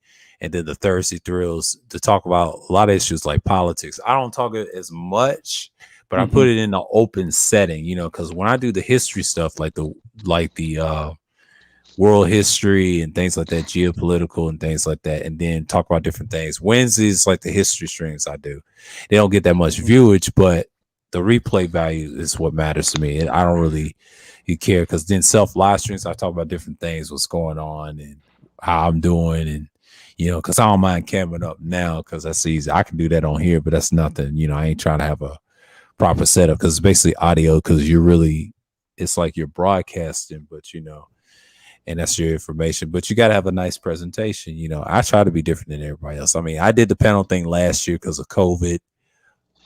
People didn't know what to do when they get gear and stuff. But the cool thing is, you got to know what you're talking about too, and your presentation really matters. That's why I reference the guy I subscribe to now, talks about different things, because his audience is average, so he had to change up. A lot of people had to change up their content. They have to get away from the social part, what they're used to. So like we mentioned tech, that changes everything, even the atmosphere, even in dating. But the thing is, dating is kind of like I'll say like what did Ohim said that's cool with Toxic. He said that's the last thing you worry as a black man. And I subscribe to Black Ram, and they were saying that on his channel. He said that's the last thing you worry. You should be worrying about I think the key 5 things they talk about is the business. That's why I subscribe to DS1. He brings that 10 life values, and then he brings about your internal struggles first, and that's most important. Your externals will come. You just got to put in the work. But on here, everybody congregates on YouTube, so it's hard to start somewhere else to build off something. You know what I mean? Because a lot of people don't have the infrastructure to be back into it. So that's why I try to keep this channel, I'll say, no gender war type stuff, gender politics. I don't do that. I keep away from it because it's redundant. I mean, it's super redundant. They got it from talking points from certain individuals that I used to subscribe to, but I stopped messing with them years ago. So you try to keep it structured as you can, because you want your channel to be the opposite of that, because in a space like these, they already been seen and tried. So you got to be different now. You got to come out the gate. So what he told the Ism, like, what's his name? Asked Nathaniel, told him, you can't be doing all this stuff talking about manhood, because they're not interested in that. They're interested in that drama and that action, because that's what sells. And to have those big numbers, sad but true. No, you got to compete, not just beefing, but you got to compete with them numbers on the same topic. And the trick is you got to sell them something. If you do not sell them stuff on presentation and the camera lighting, you up out of there. But money is like the last thing on my mind, because I ain't into that, because it depends on your choice of your topic, because everybody talks about the same stuff. Besides Black YouTube, is getting worse. And KS is gonna get his millions. Of course, he's gonna be one of those YouTubers that's top and outside of social media. Even though he's recognized in the suit got him there, but he has to be consistent of what he does outside. Kind of like he's probably studying Marquise and them guys, how they do it. You know, even though he's in the relationship lane, but in the tech world, you're competing against those top guys that got more millions of followers than you. How can I get like that? See, it's like in Hollywood. How can I get like that in the top circle? Well, the key is keep your audience. You know what my dad told me about Marquise Brown? He said 1/3 of his subscribers buy his products, and the rest just watch this stuff, get information. And when he told me that, you know, this guy that has rented 4 studios, he's good. He's good. He's good. So, you know, he's not only that, but he's friends with Elon Musk, Barack Obama. Elon Musk, all that. What's his face from Google? I forget his name now. He's not the CEO anymore, but I know. Are you talking about Eric Schmidt? Yeah, I think it's Eric Schmidt. He might be friends with him, but he's in close proximity to all of these moguls. And so that boosts his credibility, especially Barack Obama. He's, you know, once you hit that level, man, it's over. It's over. Yeah. He still got 14 million subscribers. I checked his channel. I said, damn, he's up there. Well, on YouTube, he has 14 million. Don't forget, he has Twitch. He has he's got a lot of Twitch, Instagram, Twitter. He's got Twitter. He's everywhere. And I'll tell you this, he gets 1 million views on a live stream automatically when he comes back on YouTube. But when he leaves, it goes up. That's just who he is. I mean, he's up there. He's up there with the PewDiePies and them guys that got those millions. He's in the tech world. He's that black standard. But if he gets more than that over time, like I said, in other social media, he's recognizable. He's not threatening. He's harmless. He's not intimidating. He's not intimidating. His credibility really went up after George Floyd, though. When he did that video about George Floyd, that was it.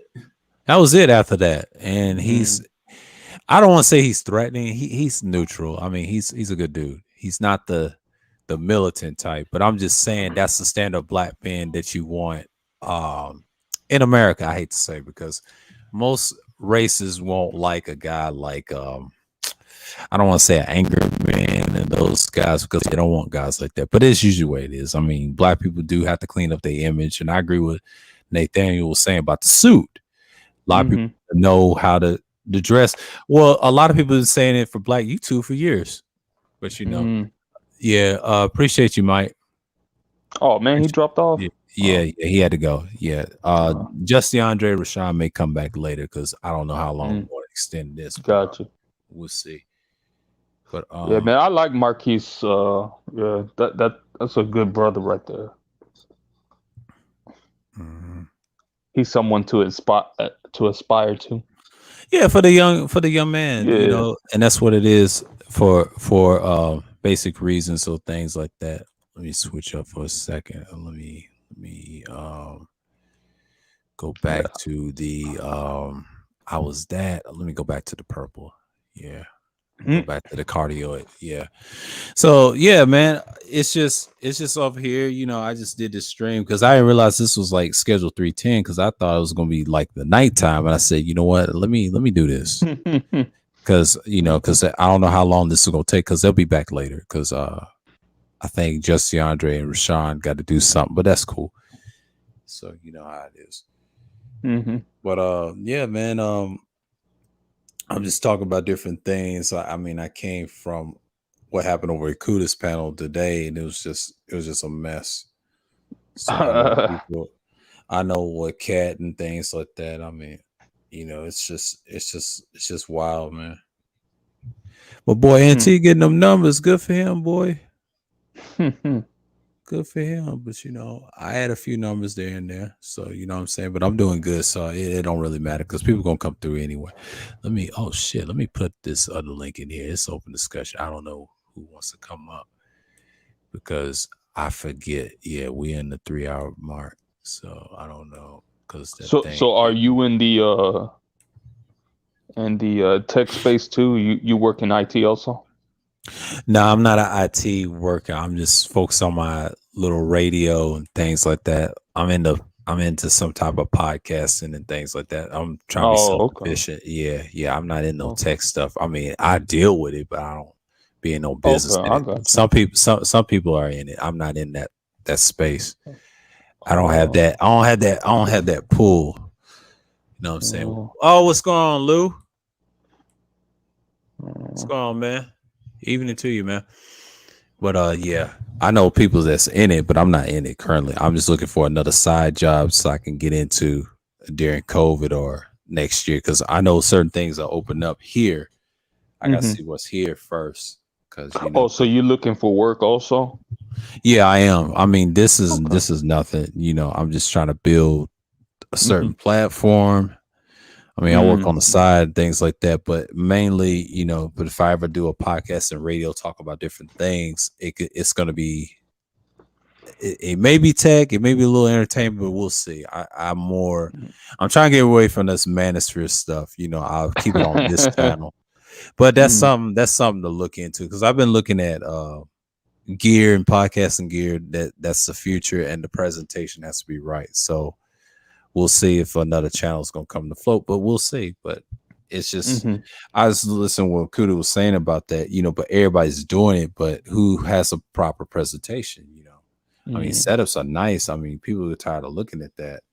Now you got to have things to go forward with. I mean, we talk about a lot of things in tech. I mean, it's been discussed from the Brain Trust for last year, and they discussed it for years. So, you know, the stuff they was talking about, I was talking about that stuff like almost decades ago. So it's been good. But I'm not even worried about. I'm glad I didn't go on Kuda's what he had, a karaoke panel / open topics. I mean, yeah, it went extremely left at the end. So you know how it is. I'm not even worried about it. I think Auntie made an after stream. I don't know how long he's gonna do an after stream like that. So he usually go over. So you know what I'm saying.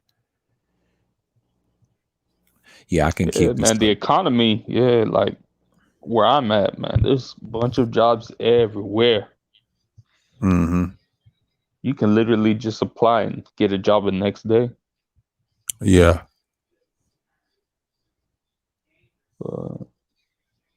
We'll see. We'll see.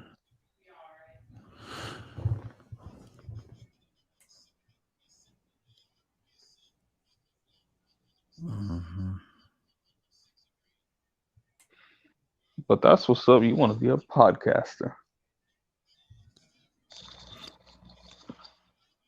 Yeah, try to talk about real stuff in the radio. I'll say like alternative media. Since we're talking about a media, that's something I'm into. That's an interest. That's an interest that I want. You know, like a studio, be like a shot job. That's something, you know. Like I know there's jobs out there, but you know, but voiceover, I'll take that consideration when Kuda was talking about, see if they hiring things like that, because that matters nowadays. I mean, you got to be efficient. You got to be know what you're doing with the tech, and you be okay.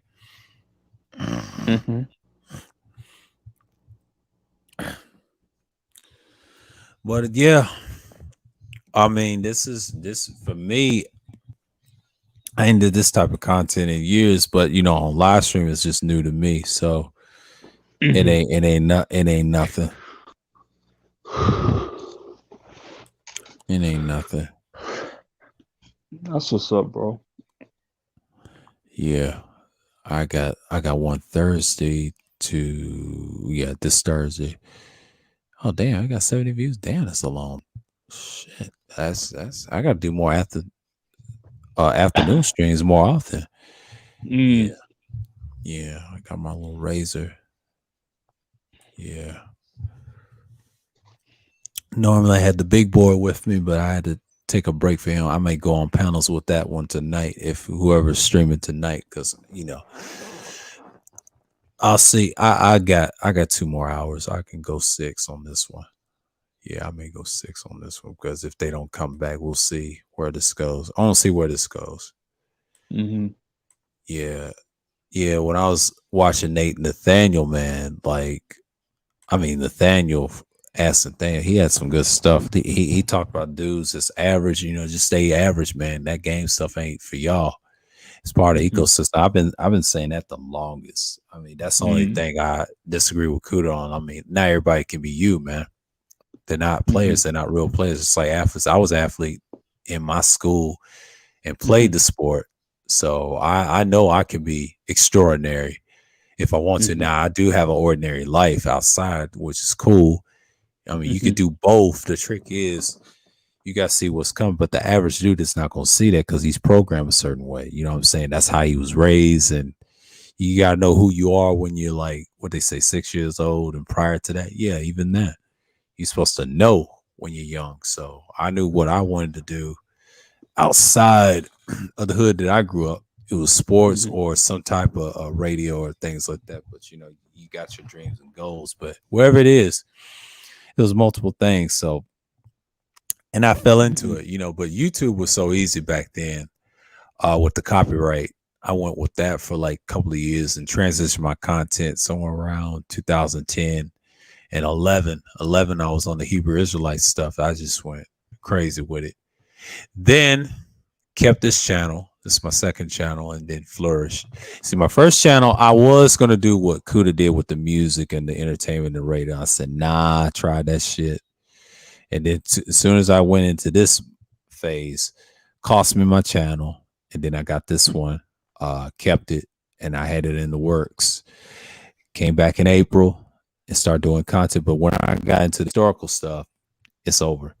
You know, those are my content now because I had to switch, do certain things. The Hebrew stuff was classic, but you had to do it at the time because, you know, politics was huge back then. This is before they even tried to search out your information in 2012. See, the beginning of it, they wasn't in depth like that. Now, tech's gotten stronger and sophisticated.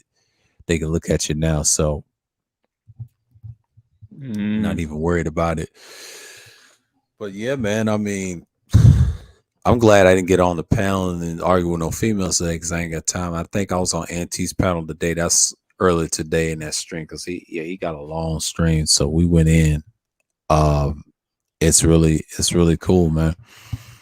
And I've gained a lot of subscribers this year.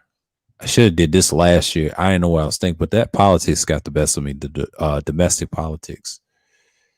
So, you know what I'm saying? But this one's going to be, this might be a good stream because I won't hear this on the playback while I sound like this microphone. I won't do these in the daytime. Yeah. With this microphone, I won't use it for panels on the daytime, the razor. I'm just going to switch it out. I have different mics and things like that.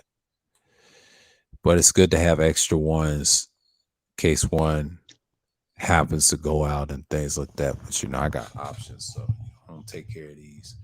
I'm gonna take care of these as much as I can and just get through. So yeah, man.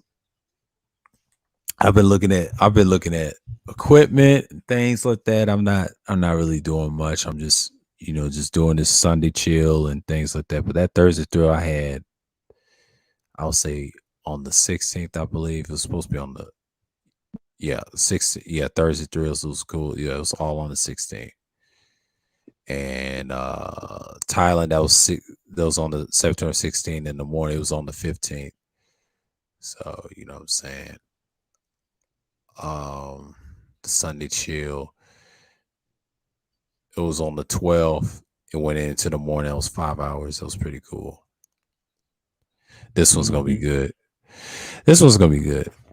I gotta see what I'm doing analytics wise. We're gonna talk about something right here.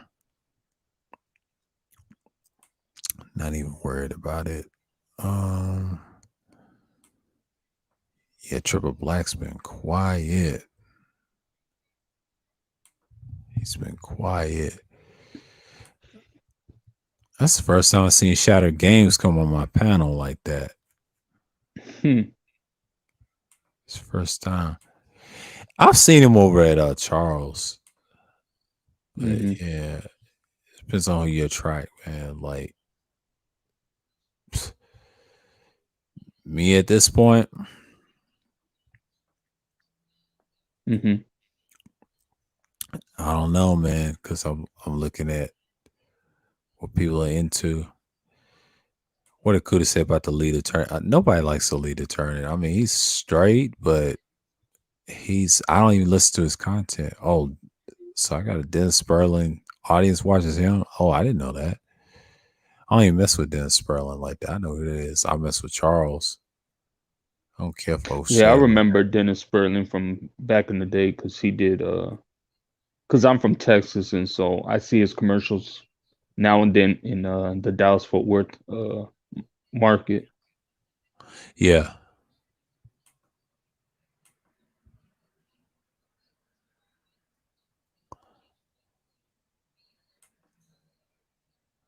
It's going RPA.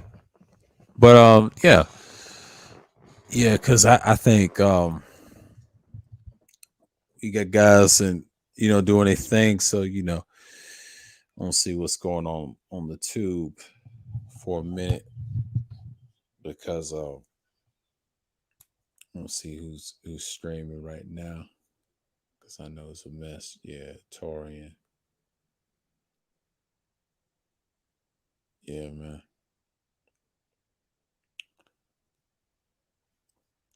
Let's see who's up here.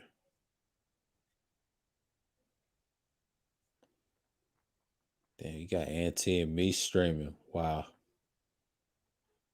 What a terrific thing.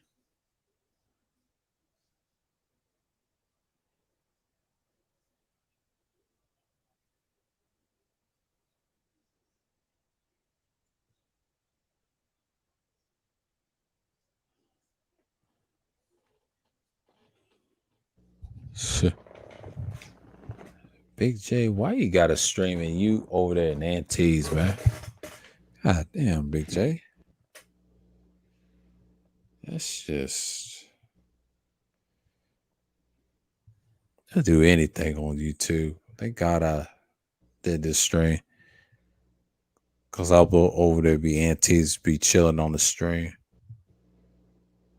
I don't want to do all that.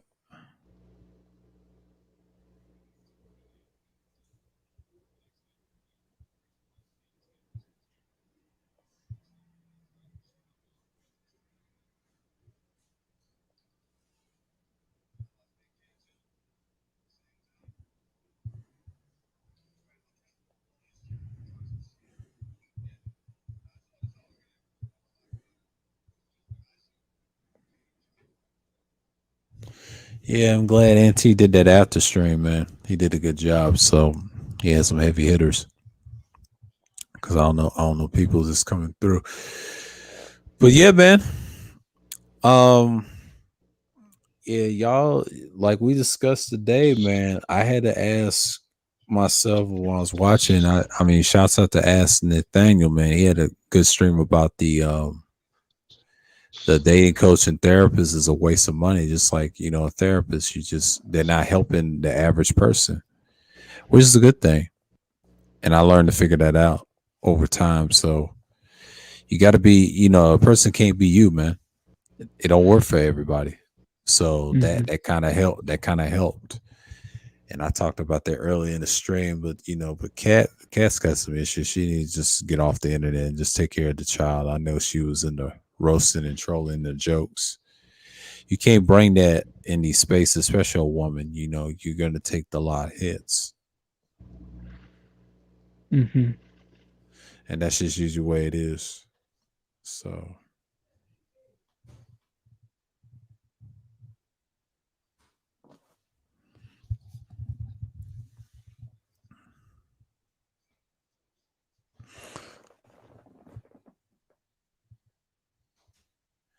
well, it's been calming down. They ain't talking about nothing. You know, the chat's dying down. They're looking for a stream, things like that. I don't want to put my stuff in his chat, you know, because people doing things like that. Yeah, but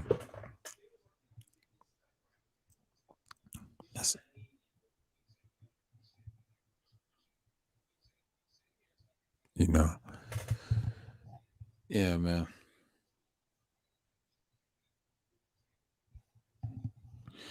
So yeah, in the beginning of the stream, yeah, we talked about a little bit of tech. We talked about a little bit of how we talked about a lot of things in programs and things like that in the cubicles. Easy to talk about, right? But you try that with our own people, yeah, they don't want to deal with that.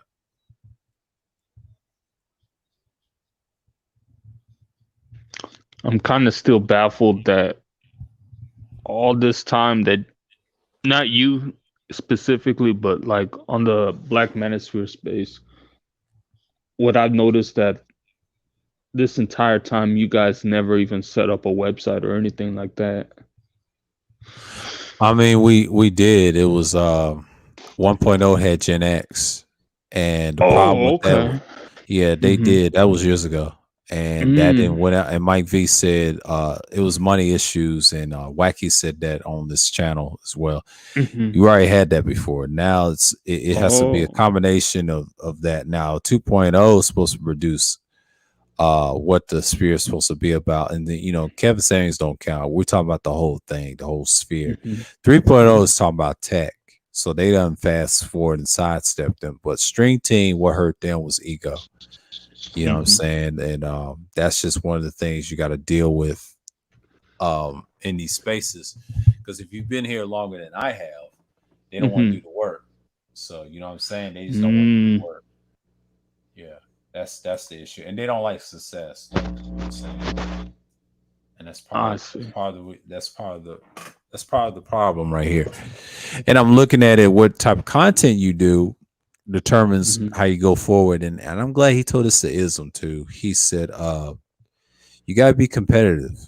And he said, "Go in on these dating coaches." He said, "I know what makes some great content. The ones that be lying to you." He said, "These dating coaches," and he was trying to say the white ones or the average ones. I said, "Yeah." And that's good content. People will pay you to troll them or see them on your channel because it's your channel.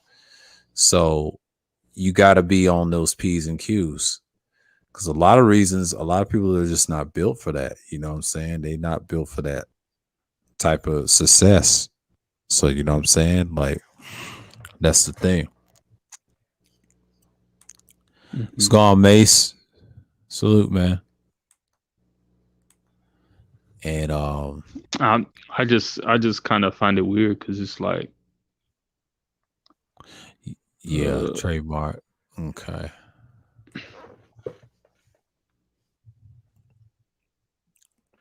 Yeah, I saw that. Yeah, that's why I was like, damn, man. for everything you guys have issues with everything that's going on, like not one person like has ever brought up like putting like bullet points on the board and like, you know, checked off the, you know, like a grocery list, like check off what needs to be done and then move on to the next one. That's kind of weird. Talking about it is one thing, doing it is the other.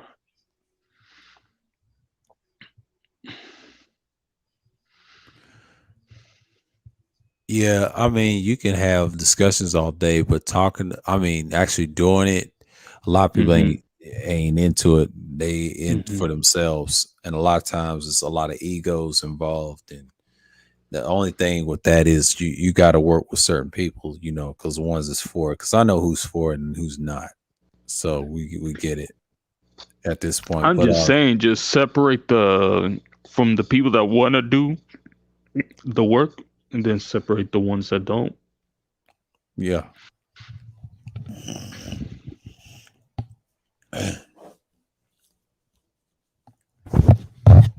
Oops. I mean to hit that. I mean, because, you know, when I look at the white manosphere, they at least have like a convention and stuff like that. They actually have a meeting point, like in that 21 convention over there in Orlando. Like, why can't you guys have something like that? You know, a meeting point, you know, a mastermind meeting point, or just a convention. That'd have been pretty cool. Yeah, but these dudes.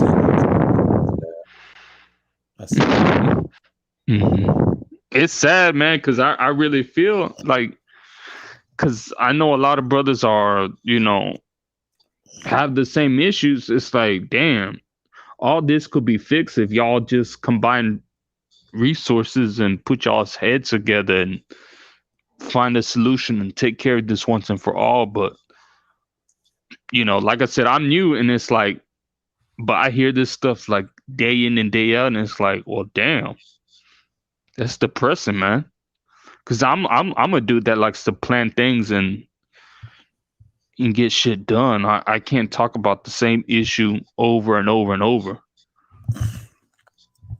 He said, it seems people forgot all about it. Exactly.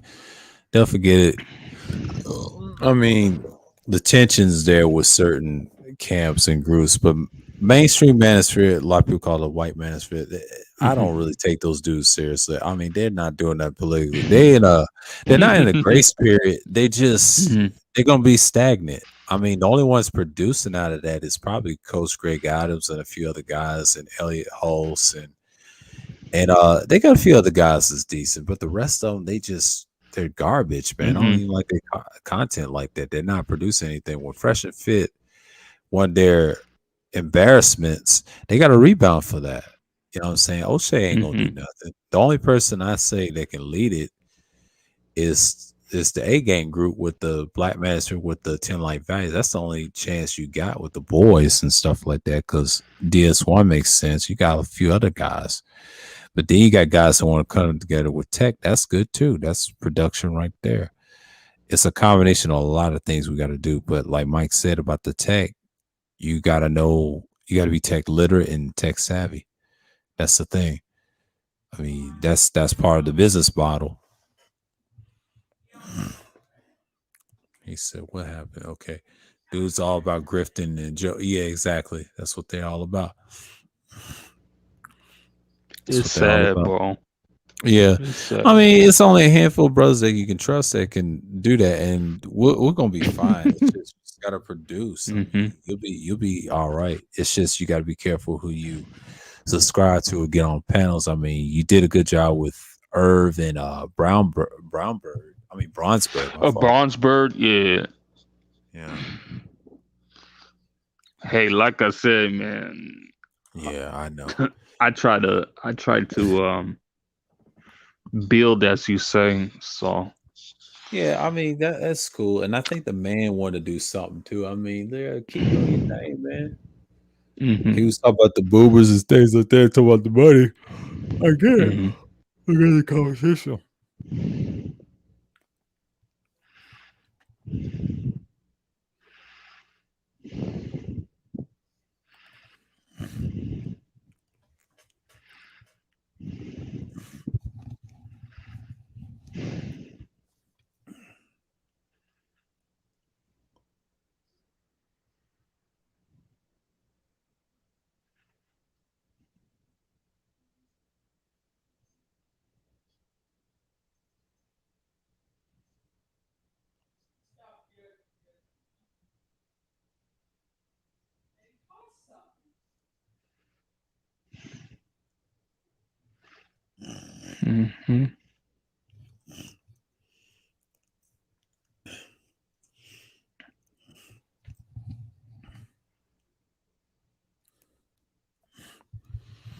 But yeah. Yeah, see who's been up here lately. Oh, damn. Had a lot of people up here. What's came through here? Complex Design came through here. Antisocialite. Yeah, man. That's how I look at it. You know, I mean, people coming through. So, you know. I ain't watched no games, man. No football. Things like that. I want to check something. I want to check something out on my phone. Good old football. Yeah, that's probably why people's watching television right now.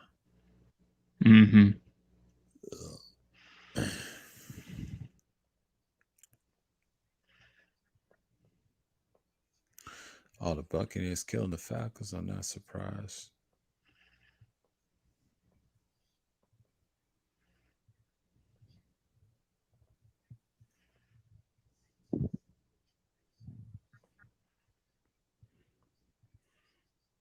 Oh, the Titans losing. Oh, God. Seahawks is destroying them. Yeah, you guys were talking about that automation. Yeah, I also heard that Taco Bell is looking to automate. Yeah, they are. They hurting down here in Georgia, so I know that in the Ackworth area in Cobb County. So yeah, they're looking for people to work because when the schools come back, the restaurants are hurting. That's because of COVID, man. That's gonna end next year, like the isolation and things like that. But yeah, the COVID thing probably is gonna be here for like a 5-year thing. Yeah, it may end later than that because they're gonna have to bring them back because it's money. Because a lot of people are not tech savvy, so it depends on the people how they're gonna transition. But it's gonna be a process. Yeah, he said. But I personally don't think automation is a big threat like people think it is. Nah, because there are some things that are going to be automated, but the number one job in any economy is you got to have people to spend money. If they don't have a job, how are they going to spend money? You know, if you take that out of the so-called money supply matrix or the cash flow matrix, then you have no economy. You don't have automation would be just basically, redundant, not redundant, but it'd be useless.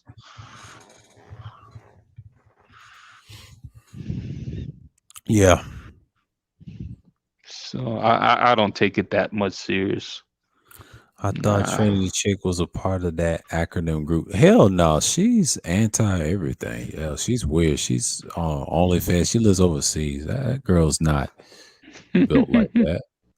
I mean, she's over at Auntie's, but don't get her twisted. And she ain't coming on no damn panel. She stay right where she at. But there's just too many dumb people though in the United States to fully automate to where people would not have a job. Like, well, there's not very many. The reason you have a lot of people that's not tech literate, they're just functional, But the problem is they're not good with tech, so they're gonna be obsolete. The Mhm. ones is good, it's only a handful, but in the future, you're gonna have to learn regardless. You have Oh no yeah, choice. absolutely. You have to learn you can't, there's no way around it. You're still gonna have to Mhm. have some form of laptop. Cell phone's nice, but no, you gotta know tech. You gotta know something. Mhm. That street Mhm. shit dies off and won't exist. So it's kind of like you're in the future already. It's Mhm. like what you see in Asia. They already ahead of us and things like that in tech. I mean, America's just catching up.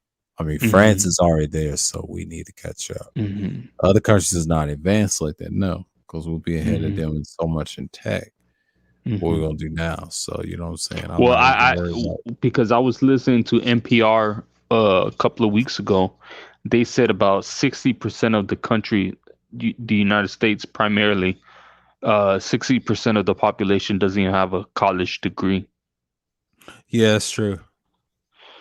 So I'm like, I don't know, but then on the flip side is from my research, the companies are already saying that for good high paying jobs that pay in the 50 to $70,000 range, they're gonna do away with not having a college degree at all. They said that especially I believe IBM, uh they want to train Hispanic and Black workers into their IBM workplace. So they're going to start doing job training and a Mhm. certification program. Yeah, So that'd yeah. be They kind of they cool. they they've been doing that for like in this Uh-huh. state that I'm in for like the last 5 to 10 years. I mean, they've been Mm-hmm. doing away with that. When I got the job in my 20s, like Mm-hmm. my late 20s, I realized it was doing away with that. So it's no need to go back to school. I mean, school Mm-hmm. costs a lot of money. No Mm-hmm. one cares. As long as you have the piece of paper and say you participate in something or actually did Mm-hmm. something, you're good. As long as you have the Yeah, work experience or certification. work history certification or work history. At least develop Mm-hmm. a work history before you get all that. You get in the Mm-hmm. door, you'll get those Mm-hmm. jobs, and then they'll Mm-hmm. train you. See, the training matters on the jobs. Mm-hmm. So when you have that training, you get the job eventually. Now some people won't hire because they're looking at social network backgrounds and social media backgrounds. Just make sure you're not a terrorist or not. They'll ask you Oh those no, questions. I Yeah, never posted nothing yeah, crazy, yeah. so But I'm just I saying, keep to myself. Mm-hmm. just be mindful when you're doing content because they'll see where your stances are. Because I know people are tight with it because in COVID, but yeah. Mm-hmm. And Mike V had great conditions. He was turned out. It happens. They ain't got time to read those interview papers. You just got to get your foot in the door. That's all Mm-hmm. it takes is one interview, and then you're good. So Yeah, because like Google now has its own Google certification course, and then from what they say, 80% of the people that do their Google certification course, they end up getting a job making 70,000 right at the door, right, which is that's pretty good because like 70,000 is not I mean that's a blessing. That puts you right out there in the in the almost in the top 10% of income earners. yeah, Because when I read that guy that did that whole new minimum wage for his company, Gravity Payments, where every worker and it doesn't matter if you're a janitor or whatever, right. everybody makes $70,000 a year. And man, he said turnover was down, profits were up, business was booming, and all of his employees that made that $70,000 jump from 35,000, they were able to buy houses and new cars and stuff, and people were like ecstatic. Like he even made a mini baby boom in his company. And it's kind of funny because in the United States we're talking about the birth rate being low, and it's like, well, look at this guy's example. He just made himself a baby boom. Every one of his female employees got pregnant because they know that at the end of the day, there's money coming in, or at least substantial money coming into the household. Right. And that's where it's gonna be. I mean, That's good though. You know, I'm happy for that guy. He's not a greedy, sociopathic CEO. You know. yeah. See, I don't mind rich guys making money, but damn, leave something for the workers, man. Like you can't be uh taking productivity surplus all to yourself, bro. That's how the French Revolution starts, man. You don't want to be too greedy. Shit. Yeah. That's why I always recommend for brothers to work if they're gonna work at a grocery store, I say or a warehouse, start with Costco, because Costco is where it's at. Especially for brothers that looking for entry level off the street type of work. That's where it's at, Costco. And then if you end up becoming a supervisor at Costco, man, you're gonna make 80 to 100,000 a year, easy money. Yeah. You combine that with a supply chain management certification or a degree, man, you'll make almost $250,000 in no time. Yeah, Costco's a good wholesale jobs. Oh man, I love that. Oh, if I should have done more research, because if I did, that would have been my first job instead of working at Walmart. Oh, Walmart just treats you like a slave, bro. Yeah, I thought about working for Costco's too. Mm-hmm. I would deal with the electronics area. There you go. Mm-hmm. TV. Mm-hmm. Costco's where it's at. Don't do Sam's Club either. They're part of the whole evil cabal of Walmart. So, yeah, Sam's been bad. I grew up on Sam's, but Costco's is expensive. The good thing about Costco's, at least you get your car. If you lose your car, you get another one. That's a good thing about Costco's. Costco's got good, decent stuff. I'm not gonna lie. I'm just saying to work there though, just to work there. Yeah, the work there is great. It's excellent. Yeah, it's a blessing, bro. So that's for any brothers that are listening to on the chat, you know, if they want to work, you know, coming up or just want something else better to do, this is the perfect time to do it. It's Costco.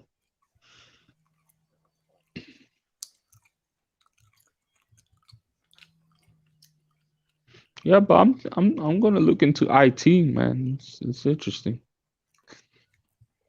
Yeah, they've been talking about IT for like the past three years. Black Brain Trust. Mm-hmm. Yeah, because that Mike V brother, he said that he just said something about how there was guys doing dishes at a restaurant to making 70 grand doing IT. I'm like, damn, that's a pretty good turnaround. Mm-hmm. It seems like IT is like the X factor for brothers to make a good living. Does Mike V have a channel or no? He's got Progressive Brothers Podcast. That's his podcast channel. They talk about political stuff and business. Oh, that's him? Yeah, that's him. That's his channel. Oh, okay. I'll subscribe to that channel. All right, cool. Yeah. Yeah, he's got a channel. He has a channel, but he just has no content on it. But he does have another channel called Progressive Brothers Podcast. That's a pretty good podcast. Okay. I'll check it out sometime because I have seen it before on one of my suggestions. So I'll definitely go ahead and subscribe to him then. Because I like Mike V, man. I like what that brother puts out some hidden gems. Here you go. Check out Keep It Techie and G Dizzle for IT. Mm-hmm. Yeah, I've seen yeah. Mm-hmm. Yeah, subscribe to him. He's pretty cool. Mm-hmm. I'm gonna go find him. I'll probably put it in I've seen G Dizzle. I never heard of Keep It Techie. I haven't heard of that. Keep It Techie, those guys help brothers in the space to get tech. Oh, he's live right now with IT Academy, Bill Green. Mm-hmm. Lifting the veil. Mm-hmm.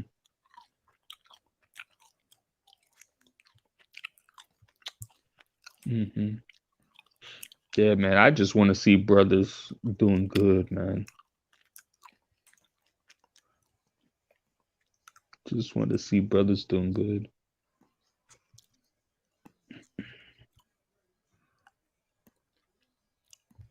Did you hear about that latest alliance deal with the Australian government? The US, UK, and Australia. Yeah, I heard about it. Yeah, the French got pissed off because they canceled that diesel electric submarine deal. I was like, wow. So now the US and the UK sharing nuclear technology to the Australians. So I thought that's pretty interesting.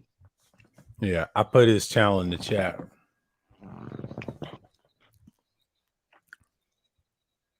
Okay, give me 1 second.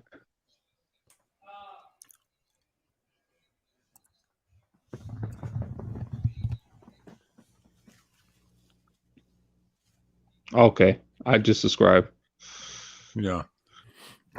He's a good one, and G Dizzle's good too. You'll see him there over there.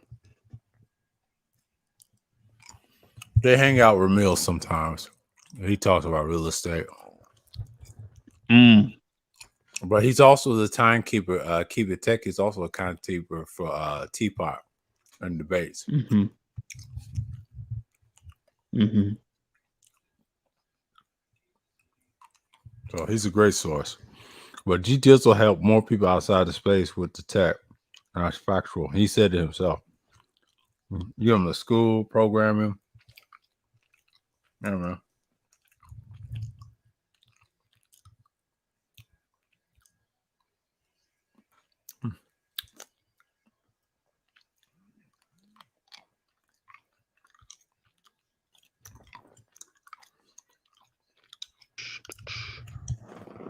Let's see what's going on. My stuff.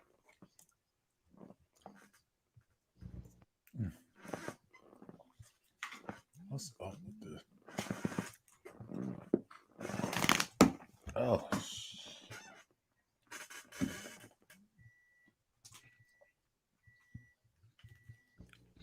Oh boy. What happened? Nah, they that white girl from that they've been looking for. She did that van life thing with her boyfriend slash fiance, whatever. They just the police just found her body. So it's a big story on the national news. I'm like, oh crap, that's sad, bro. Yeah. Cause them white dudes do not play, man. They're cookie sometimes. Yeah. Yeah, I was just looking at Yahoo Finance. There's about 30 million men not working at all, man. And I'm like, oh man, that's a lot. Yeah, pandemic.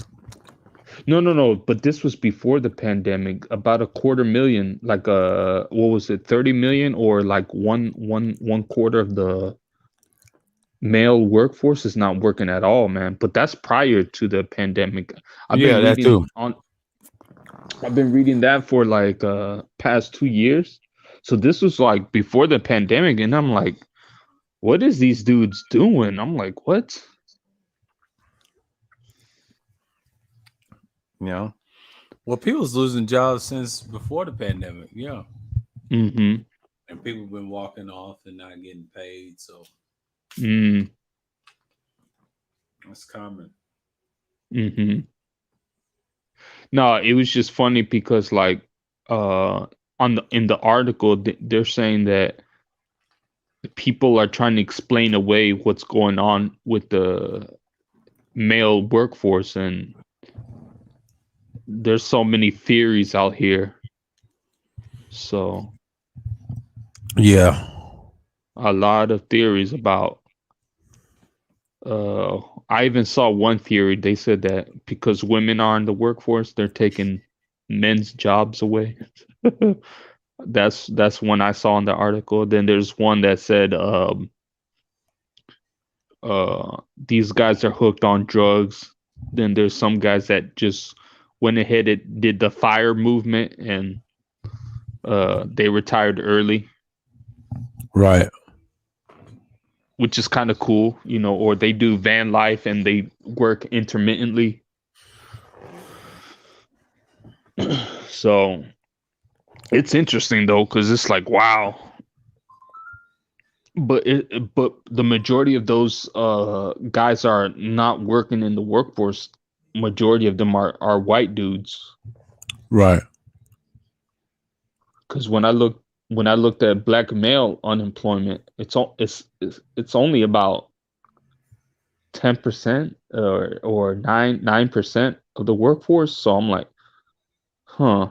So then I looked at the Hispanic is a lot lower. So then when I looked at every other racial demographic, then that's when I noticed, oh, that's a white man's problem there. They're not the ones in the workforce like that. So those are your so-called bottom shelf Brads, huh? Yeah. Man, this gender war thing is kind of hilarious. Yeah, I don't even pay attention to it. It's redundant at this point. Mm-hmm. Yeah, because I saw there was actually a video from like 2011, 2012 of this black woman that actually talked about the gender war that's coming. She was pretty like, she has a lot of she saw into the future about this stuff.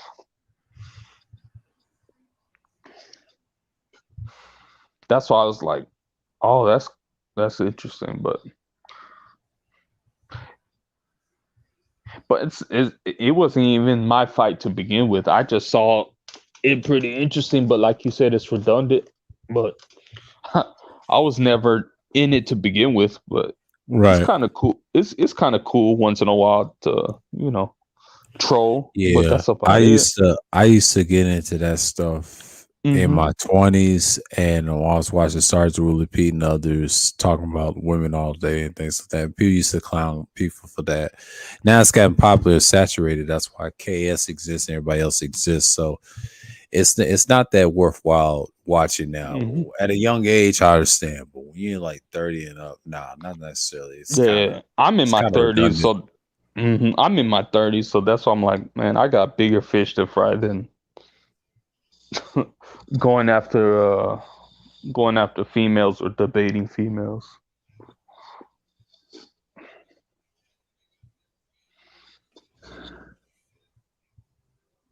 Yep.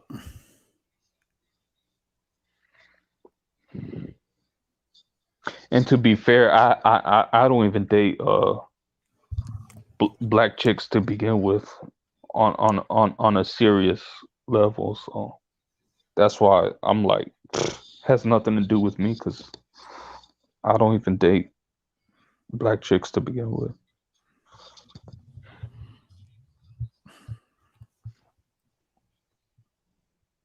I'm just not culturally adapt to them, I guess, because their outlook is a lot different than mine, especially especially where I'm at, man, I don't play with that. I don't play with the whole Cardi B type of lifestyle or whatever, this fast money thing. I'm not culturally compatible with that to begin with, so that's why I don't even date chicks like that. And the majority of the chicks there are in the dating pool in Texas, they followed the Cardi B's, the Nicki Minaj's, the Megan Thee Stallion types of talking points. So that's what I see. Very rarely do you see one that a black female that doesn't follow that. That's why I said, wow. I can see why brothers have that. I can see why brothers have a tough time. And I'm like, oh. But that's all you see in Texas, especially DFW. That's all you see. Yeah. So it's all this fun. Yep. That's why I was like, man, I'm just not culturally compatible with that stuff. That's why I was like, but then when I hear some guys in the black sector, culture, just like the drug game. Facts. I agree. Yeah, when I hear brothers in the space talk about this stuff, I'm like, is it that bad? And then I look in my own personal point of view, and I'm like, yeah, them dudes got a point. Yeah, they got a point. I'm like, I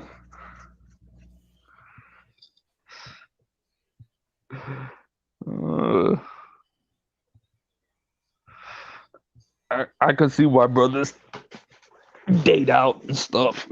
Yeah, I don't blame them. Shit.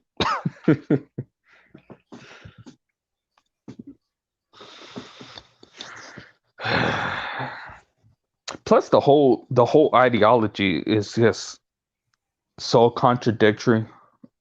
Like, there's so many holes in their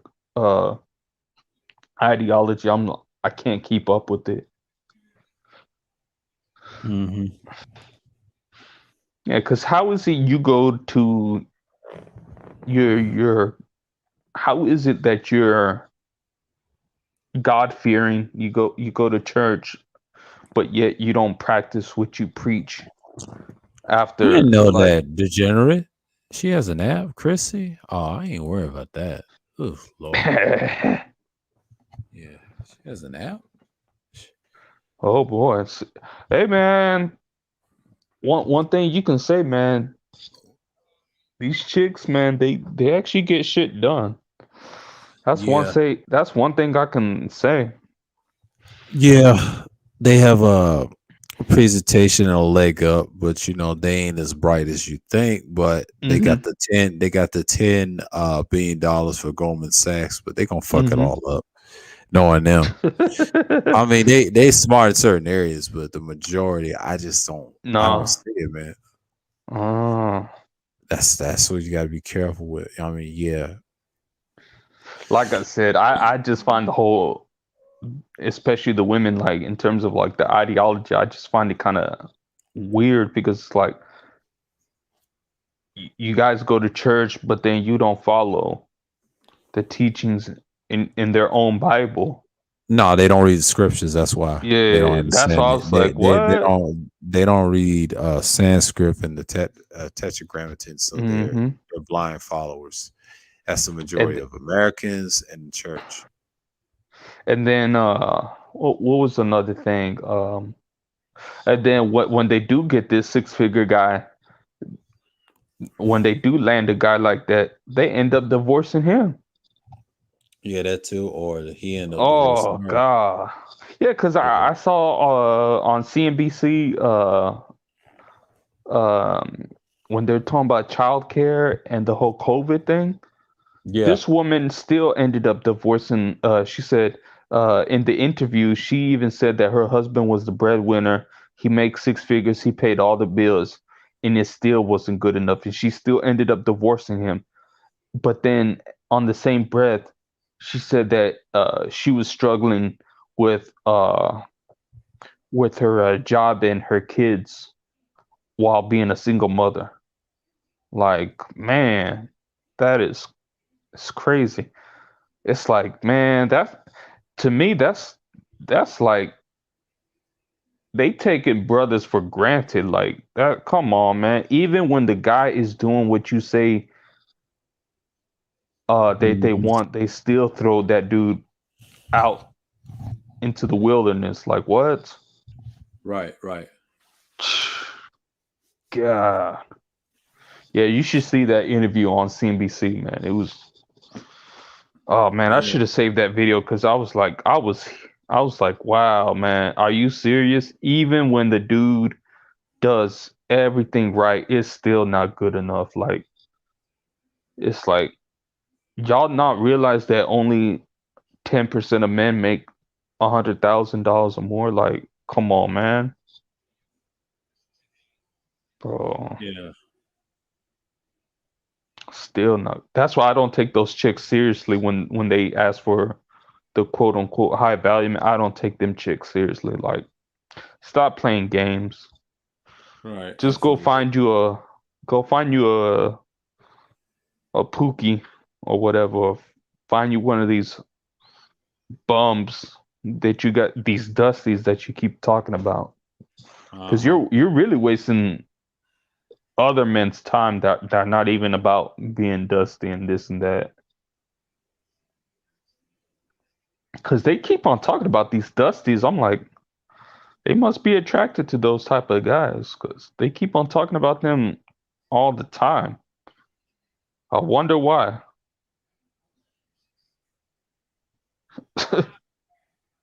Yeah. I found that kind of weird too. Yeah, that's true. Mm-hmm. It's like that's one thing I find kind of weird. Like y'all talking about dusty dudes. It's like that's cool and all, but let's talk about finding the guys that you say you want. How come you're not getting them? So, because I've always thought that if you're this what if you're hot as shit as they say they are, you should have no problem finding the dudes that you say you want.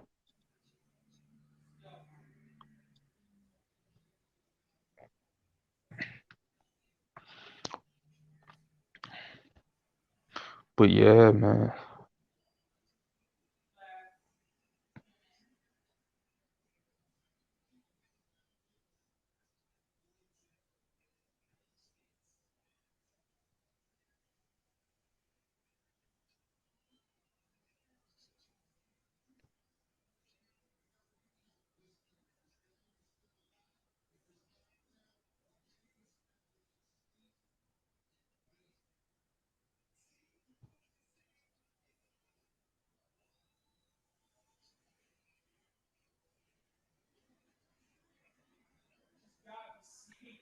Oh boy.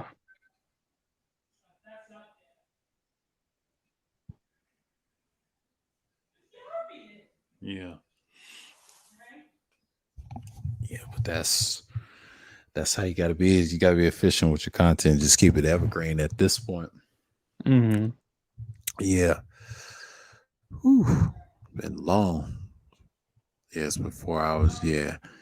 I think I got 1 more hour in me. Yeah, because I got 8 and about 9. Yeah, 9 p.m. I'll see who's gonna come through. But yeah, I mean, I covered everything prior to the stream and what I've been doing and things like that. And been to move around, see who's doing different content. But shouts out to Islam with the share with Ask Nathan. I kind of like his channel. He's not trying to promote that game, so which is good. And it helps for the lighting. And you gotta do what you gotta do. So yeah. Oh, it's 7:22 my time, Eastern time. Yeah. as I know. If you're in the central, it's probably 6:22. But if you're in the mountains, I will say 5:22 Pacific, 4:22. So it's 4 something in California right now. Mhm. Well, I'm in Central Time. I'm in Texas, so it's Oh yeah, 6:23 yeah. where I'm at. I'm familiar with the Central Time Zone. Hmm. I'm familiar with that. I grew up, born and raised Oh, outside. that's what's up. Yeah, outside was dark outside. I'll never forget it. Oh, didn't you say you used to live in Tennessee Yeah, years ago. That was years ago years before I ago? moved to Yeah. Georgia. Yeah, it's a big leap to come down here. So I Oh, was so now fortunate. you stay in Georgia now? Yeah, I've been staying in Georgia for the last since '07 for decades, man. That's been Oh, a okay. long time. Yeah, I used to live in the city of Atlanta, so I already know. I'm familiar with the area.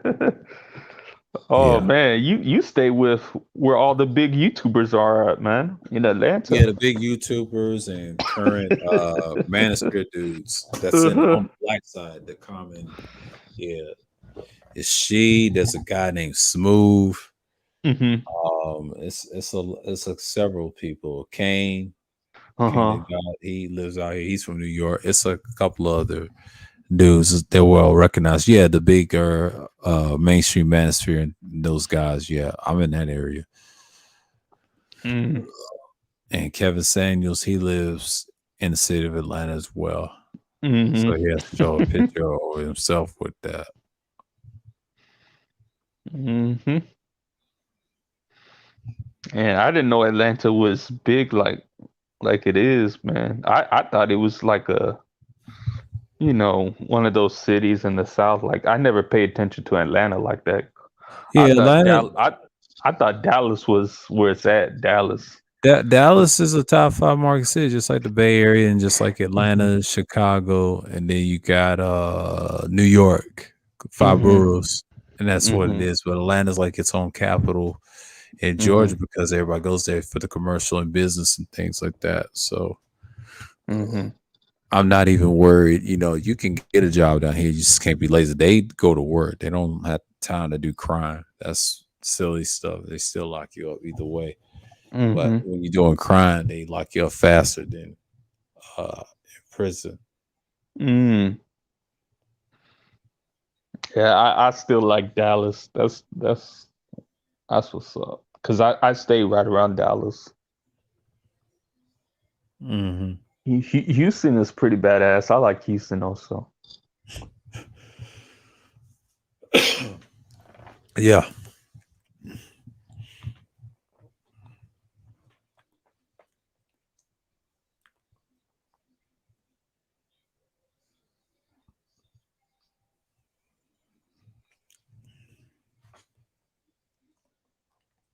That's a good analogy you did about talking about the women on my avatar and the people come in with the drama. Yeah, that's true.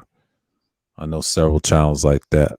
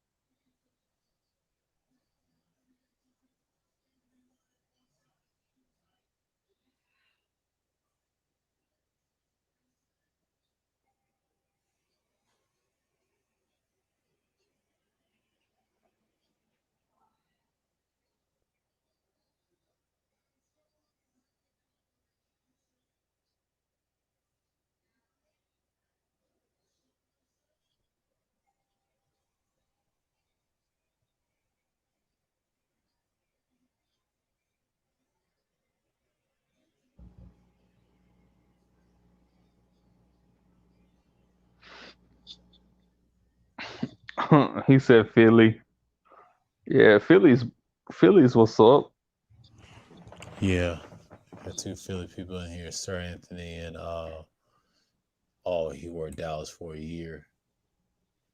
Okay. He liked it. Yeah, it's Dallas is what's up. Ha ha ha! What's up, brothers? What's going on, man? What's up, bro? Snickers. What's so good? He brought that over from this morning, man. I mean, that was crazy. Yeah, niggas was wilding, bro. Like niggas been wilding in there all day, yo. Angry Man, Big J. Niggas have been wilding in there all day. Oh, you talking about Auntie? Yeah, I skywatched that. They did that before the last time they went at it when Auntie talked about the similar situation was going on. Then he asked Big J. We talked about that early in the stream. They tried to pull his whole card. The reason Big J won't attack, he's got Black Womansphere on his side, and they ain't attacking him because they know he beats with all of the big YouTubers and things like that. So he's gonna be cannon fire for the next couple of months. So he wanted that risk. He wanted that smoke. That's on him. But yeah, it's crazy. I've been watching Skywatch. The cat started crying on Kuda's panel. I saw that from a mile off. Yeah, that's what she get. Well, a lot of these women, even like that's what I was trying to explain to homie this morning, G this morning. Yeah, like when you become a father, a lot of that shit you can laugh at and move past. I understand fuck these kids and all that, but man, look, man, this half the shit these women talking, man, they gonna bust out in tears. It's not even real, bro. How you doing, Enhance? Oh, what's up, bro? Can you hear me? Yeah, I can hear you. Yeah, we okay. hear you. Okay. Yeah, Well, man, I'm doing all what? right. I'm just drinking a couple of. I'm about to go buy me some beer, so Yeah, it's about that time. Pastor, what you were saying about the guy that you help? You said that once you have kids, what would you? I was trying to explain to him like things gonna be a little different. Like you can have the gorilla mentality now. Like you attended it, nah. I made it to 30 without no kids, but so like the reality of it is once you have a kid, things do change, bro. And it ain't just things change for the woman. Things also change for the man too. It's like 2 sides to a coin. So I try to explain to him. But you can't explain that. I can't explain that position as a father to a guy that don't got kids. I mean, because I wasn't trying to hear that shit when I didn't have a kid. You can't unless you were the age of BGS and he had kids and grandkids. That's a different story. So y'all peers. That's why he has to experience himself. No, I mean you can give him advice, like if he has one. Like say if he has one next year, or if he procreate this year, then have one next year. You can tell like the do's and the don'ts. I've seen you done that over at Rogers. When you have your son, that's a big difference. And they used to get on you about that too last year. I mean, you held your own over at Roger Report. I was impressed. Well, I hear my own. You got guys sitting here telling you to walk away from your kid. That's one of the weakest things that black men can do. And that's just why you have so many kids out here in these streets. Shout out to Sir Anthony for giving me the what up, Pastor. But that's like one of the worst things you can do, man, is walk away in this defeated, fuck these kids, day one mentality. Defeatist mentality. Yeah. Mm-hmm. Stay in the fight. I'm Holyfield, baby. I come off the ropes. Right. Yeah, you got to stay in that fight because they're going to need you the most. Them children, man. I mean, that's important. That's how you procreate and do your things and have a legacy. That's why I like DS1 so much. He has kids too. He always try to push that. And brothers need to listen to guys like that for advice. And yeah, you got that system and that program, but it's happening.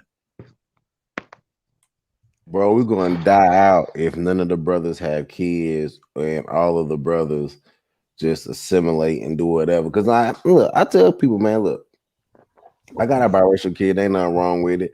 But I ain't telling everybody to do that. But what I'm saying is, cats got to reevaluate like what's really important. Like, what's the point of getting all this money, getting all this land, and then you have to completely turn it over to a stranger, or like I would much rather turn it over to at least one piece of my flesh and blood, at least one if I could. What up, Juan G? Yeah. I mean, the man has a good solution. He be talking about legacy building and stuff like that. You know, I subscribed to his channel, and then he talked about the boomers, and I thought that was interesting. I've heard those conversations since last year. Even in the Brain Trust talked about it. And I mentioned that earlier in the stream too. Prior, like I would say like an hour, 2 hours, 3 hours in the stream, we talked about that. Yeah, man. But we need to honestly, I say forget the boomers and let's see what's up with the silent generation. They was silent for a reason because they were getting shit done. So I talk shit about the boomers, but I really, really study the silent generation. Like they're a good generation, but my issue with them is I had them in my family too. I wouldn't trust them. They kind of die off like Gen X. I mean, if you study them in Gen X, you'd be like, well, damn, to see they were unknown. Now, silent was similar too. I know why they call them silent. Yeah, they were kind of unknown, but they did contribute. I mean, they ain't gonna tell you about Gen X. They had the same mindset too. Because what's so weird about millennials, they all think the same way. If you have like folks in your family, if you study how the mindset works. See, millennials, I'll say like Gen Y and boomers and the World War II generation, I don't know why people big them up as the greatest generation. That's because of the money. I mean, they was both, I would say all three of them were coddled. I hate to say that. And then I can hear in these spaces who was raised by who had two parents, who didn't. And it's a pattern. But see, Alpha is gonna be dangerous because they more like us, man. I'm like, damn, they're gonna be, they'll have all this tech. They'll have all this education, and they'll be a lot stronger than we was. And I was like, man, I wish I had that when I was younger. But you got to notice the politics of the thing is how they're going to adapt to things. Now, there's me and Mike talk about there's this no touching thing in the real world because of the tech. I said, yeah, that's going to be interesting. We're going to see who's going to win that race. But it's going to be them and Zillennials. See, we're out of it. We're older. Yeah. We're kind of like in a boomer setting right now, because when we get to the age, I said, damn, we did the same shit that they did. You don't want to be like them in the future. You want to be a balance of each generation, but the silent generation, they have nothing to prove at this point. They damn near died off because you want to say older generations, like World War II was probably better because you saw how they got their business, the races. Now, silent's good. Don't get me wrong. They're good too. But the boomers, the younger boomers, yeah, y'all decent, but the older boomers done messed up everybody. The older boomers ain't shit. The older boomers, that's my dad's generation. Yeah, that's 40s and 50s. They the worst, and they have all the money. That's the problem right there. The younger boomers, that's BGS and them. I laugh at them. I don't take them serious because they're so stuck on the old educational ways. That's why they're done. They can't really do much. This is why the old Gen Xers were cool. But the younger Gen Xers are the worst because they're unknown, because they didn't give a fuck. They just, I don't trust them at this point. I mean, I trust some in the space, but the majority outside of it, nah. I don't see their future. We got to focus on, I'll say, help the Zillennials a little bit, not much, and just focus on Alpha. Alpha's the future. And then we got to worry about Beta because they're going to think like Gen X and Gen Zs all day long when it comes to business. Things gonna change in America because I don't know what it's gonna be. Well, the thing about the Generation Alpha is they're gonna get it together, of course, and they're gonna get this money. But if you look at National Geographic 2050 person, which is the 2050 person will be the Generation Alpha now starting to procreate again, they say that they'll all be unrecognizable. They'll be racially ambiguous. Right. When you say we're going to die out, if brothers don't have children, you have to acknowledge that over 50% childless rate is already unsustainable. That's true. Yeah. So black people as we know it, like Stop Six, Brooklyn, Harlem, the Atlanta spots, the Buckheads, the Eastern Carolinas. Those places are gone. You're not going to go back to the cookout. Like, I was joking around when I said that black men need to start allowing white women to bring chicken salad with grapes to the cookout and Mexican women bring enchiladas to the cookout. I was joking, but I was low key serious. The black cookout is about to be. Yeah. Yeah. Yeah. Yeah. That cookout ain't much. It's about to be interracial. It's coming back, but it's going to be so interracial, international that it's gonna come back. It's funny you said that because when I went to the bar the other day, there was a family. There was a lot of brothers, and all they women was white. So what they cook? So what they cook out and what they like? What is Christmas morning? What is Thanksgiving dinner? What is summer? What is July 4th going to look like? And what is Fish Fry Fridays in the South going to look like? Right. I'm trying not to laugh, man, but try not to laugh. Right.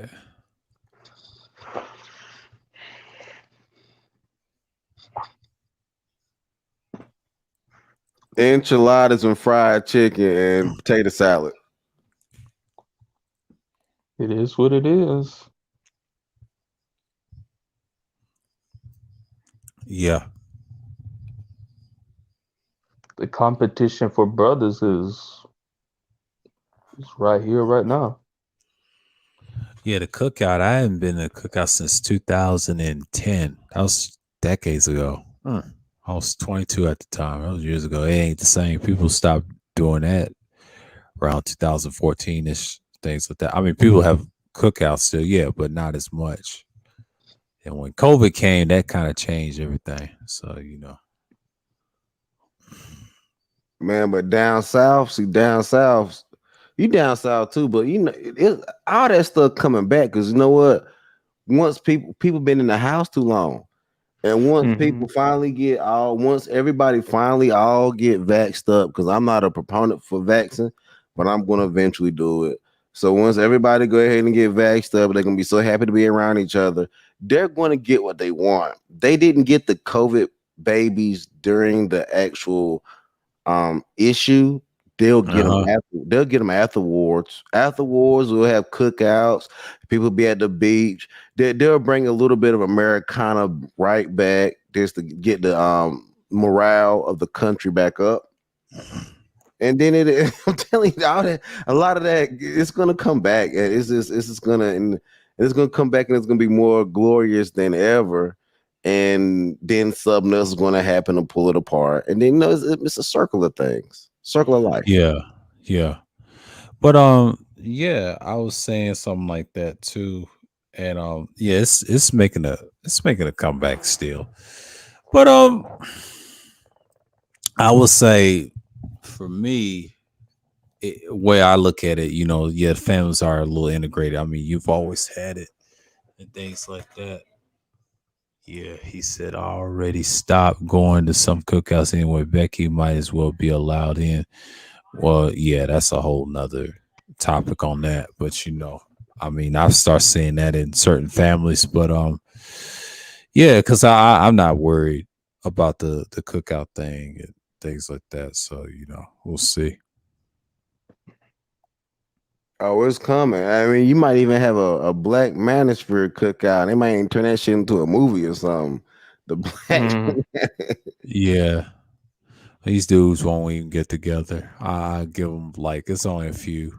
Ain't nobody going to that. Yo, I wonder why that is. Like, if I wonder why there's not more, because Enhance, I plan on getting up with you, brother.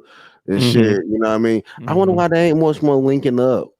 Like we spoke about that just before you came in. I said, of all the problems brothers have that I keep on hearing, all this could have been solved if we did networking and really put money on the table. And it doesn't have to be a whole lot of money either. It could be everybody pitches in $5. I mean, you got brothers network behind the scenes. The problem is when you had those beasts about the silly ass game wars with a certain individual I don't mess with, he kind of fucked that up in 3.0. So everybody's scrambling to repair what's done. So it's kind of hard to do business with somebody and things like that. Now there has been some patch ups, thank God, from Kuda's side of things. Everybody else on the other side, not so much. I mean, they did so much damage control that the beginning of this year, thank God. He said Kuda said it will be another split this year. Yeah, it's going to be another one because it's going to be something silly, and they pretend they don't promote the trick culture which you see around the world. But that's what Ask Nathaniel was saying. But the thing is, he said everybody pays. There's nowhere around it. You can't get those high quality females because you can't attain that. And he made a difference. He said the ordinary man, the average man, is not meant for the game. He don't have to have a game required. And his secret, if he scores, you already got it. You know, it's no point. It's like, don't teach him, because he had a friend for 30 years, right? And he was labeled as a T, right? But as his homeboy, he still messed with him. He said he tried everything he did. He brought him to prettiest women. And I said this before during the stream. He said when he started getting ugly bitches, you know what he did? He kept messing up, but one of them married him, right? And here's the flip side. She was white too. And here's the flip side of that. He taught him something. He tried to use his lifestyle on his friend, right? But it didn't work. And he realized and come to grips that everybody can't be you. And I was trying to say that to Kuda, like anytime you mention your lifestyle to people, they're not you and they're not built like you. You're born with it. You know what I'm saying? Not everybody's born with that type of style of game. That's for players. It's not for ordinary men, because the reason why ordinary men struggle and then be in these spaces, they're not players. They just need to stick to certain things that work for them. Now, the dating sites, the internet done change everything. That's why the players don't exist, because the internet done killed everything. I agree with Kuda on that. Womanizers. It killed guys. It killed all that. And as Nathaniel is a good channel that talked about it. I'm glad you did that stream. He said, get rid of your therapist and your dating coach. They're worthless. You might as well go to church and for therapy instead of them too, because even though I don't mess with church, I don't agree with him on that, but I get what he's saying. They're a lot better than the therapist and the the dating coach said. The worst thing, they tell you all these lies, things like that. And I understand the game aspect, but still, them days is over. He told that to Ism. Him and Ism had a good back and forth, but they're good dudes. You know, they players and they understand they live in the 20% world, and that's not enough of them guys around. See, 80% is average. That's what people don't understand about the 80-20 rule. He said 80% is average. This is the way it is. They make the world go round. There's nothing you can do about it. Everybody pays in real life. Like if you're part of that ordinary category, oh, you're paying out of something. He said not only the men, but the women too, with her pussy. He said the actual pussy, and then she's also paying the player. You know what I mean? It's like a circular motion. And then when he said that, I was like, he has a fucking point. I'm glad somebody on YouTube makes sense about that. That's why I'm gonna stand on it. And I think the same way too. That's why I don't talk about it much on the channel, because it's irrelevant at this point. Yeah, we should focus on business and help the boys. Like DS1 say, get your values up and do everything else. But to him saying that, I'm like, he's making sense now, you know, to me now, because a lot of people get tired of hearing it. Well, I posted in the community tab if you want to watch that stream, that hour stream, but Ism was in that chat, so he know that guy. Yeah, so. But I feel like it's more like 75. I feel like it's more for 25, 75, because I do think the 20. There's always those feelers. There's those people that kind of fall in the middle, right? Yeah, those are, I would say, naturals. They up there. They're above players. Now they can actually practice game, not these ordinaries. Now I know it's like 75 in a sense, but really it's 80%, because a lot of dudes, I hate to say they're ordinary. Like if you ever serve customers, most of them look they don't look ordinary, but they are when they open their mouth. And I know what he meant by that, because sometimes he don't believe in a friend zone, so that's what he wouldn't do. But the average person would take that risk. I was like, yeah, they do some silly stuff. Yeah, they do this and that. I understand the dating apps is for them. It's not for the players. Players have a hard time going on dating apps because you can't do that stuff like you do, because it's not the same. They want the close interaction. I never ever had a dating app. I refuse to get one. I refuse to get a dating app. Never been on Bumble. Never been on one because it just don't make sense to me. Like, see, you have a you have that player mindset, and I understand why. And the majority of people that ain't you, I've noticed, he said that's the best way. He can't teach them his stuff. You know why? He said he got average people following him, not learning nothing from him, but he gave him a simple advice. If you want to pay, do your thing. He don't promote it, but what he was trying to do, he has two types of content. He does talk about the player stuff, his old stuff, talking down to people, do that. Yeah, that's what they're supposed to do. But when you're a civilian or ordinary person, he's like, I can't do that, because that'll fuck up his ecosystem. Because they the money. I understand the concept, what he was talking about, but but I don't promote that either. But I'm saying, look, if you got to be that, you only got but a few options as a man. I hate to say that, because when the internet kind of changed that's the only option. And then you got your interaction. Now, if you do wear a suit, he said this too in one of his streams. He said, and I saw early this morning, he said, there is a way to get him with the suit. The suit works. And he said it's undisputed. He remembered before the towers fell. And he said he was out of place when he wore the street gear. And he said if you didn't wear a suit or anything, you just couldn't last. But nowadays people ain't wearing suits no more in New York. He said, when's the last time they went to the cleaners and get a suit or buy it in suits? And the way he said it was, in his generation, he's Gen X like ism. I knew then it was over, because I saw it in the iteration of that. I saw that in 2010. I was like, he's right. A lot of people just said, fuck it. We're going to be here. But they love the strict culture. What he was trying to say in so many words, it exists in strict culture. Look at the artists on it. Yep. Internet promotes that. That's one thing I hate about the internet, because it's acceptable, because it's the norm, and that's why a lot of players say fuck it, I'm not, and they don't appreciate shit. And he gave Ism advice too. He said, Ism, you came in here knocking on the door, and he did. He needs to go back to the ways and just start airing dudes out. I mean, for real, because you got a lot of cornballs in the PUA sector. On both sides, and there's trash, man. This is why I understand why MGTOW was against them, but they're no different either. You need a MRA balance. You need family structure that can be red pill in a way and teach them the truth, and just keep them steadfast. And everybody has to be their own lanes. You know what I mean? And I get what he was talking about too, about the game stuff. He said, I don't do that no more. I got a family now, because most of them are reformed. You can't do what you used to do in the 90s. He said, dude, it's over. Them days is over. You missed them days. The internet changed that. So they promoting the trick culture. That's what it's hard for. That's what I was trying to tell G. Like, it's my boy. I like G. Everybody cleans up. It all cleans up. Like, I know I sound like a weak dude, tender dick, all that. I understand why it sounds that way to you. I understand, bro. Trust me, I was where you was at one point. So I get that young bull in you, but I'm 34. I had to get more like a stallion. You know what I mean? I had to like slow it up. I had to get the game together. I mean, I couldn't, like, I had to learn, and I, even when I play basketball on the blacktops and in the gyms with young cats, I shoot a lot now.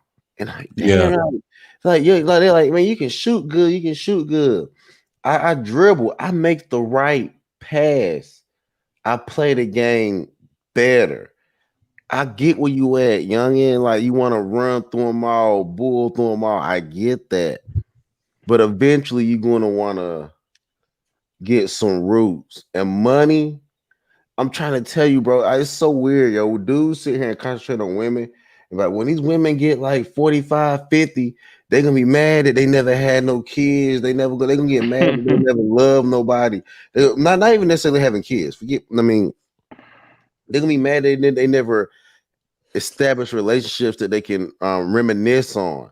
But what they do is they say, well, she reminiscing on her whole phase. She thinking about her whole phase. They keep thinking about what she's remembering, where they're not creating any memories for themselves. Like, people can say what they want to say about me. Call me a simp, say I cry, say, yo, he a mama's boy, or he too much of a father, he too much of this, too much of that. It's fine. But through all of that, I created memories while you use me as a talking point.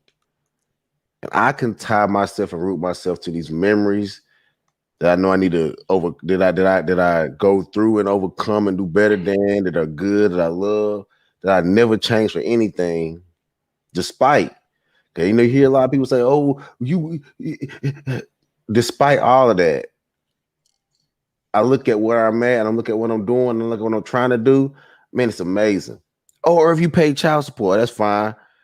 That gives me time to go out here and make money, pay her to take care of my baby, and I do my thing, and then I'm put together fine. You know what I mean? So I rather, that's how I look at it.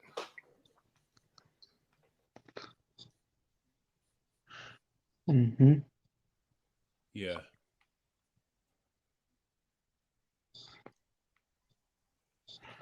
All I'm saying is you can't lose, bro. All I want brothers to think, I want brothers to realize even when they think they losing, they not losing. You actually winning. It's like going to the gym. It's like lifting weights. I remember I couldn't lift a certain amount. I was like, damn, I got defeated. But I kept, you know what I'm saying, lifting weight. And the next thing I know, I could lift it. At one point, I was like, damn, it's been a whole football game. I ain't scored a touchdown. Kept running, scored a touchdown. Oh man, I ain't shot like a shooter. I missed a couple of shots. You're gonna keep shooting, keep your same form, and keep your eye on the daggone goal. You make some shots. I mean, I understand like what they saying, but I can't forfeit like that. I just can't. Me personally, I can't forfeit. Yeah. Mm-hmm. Yeah.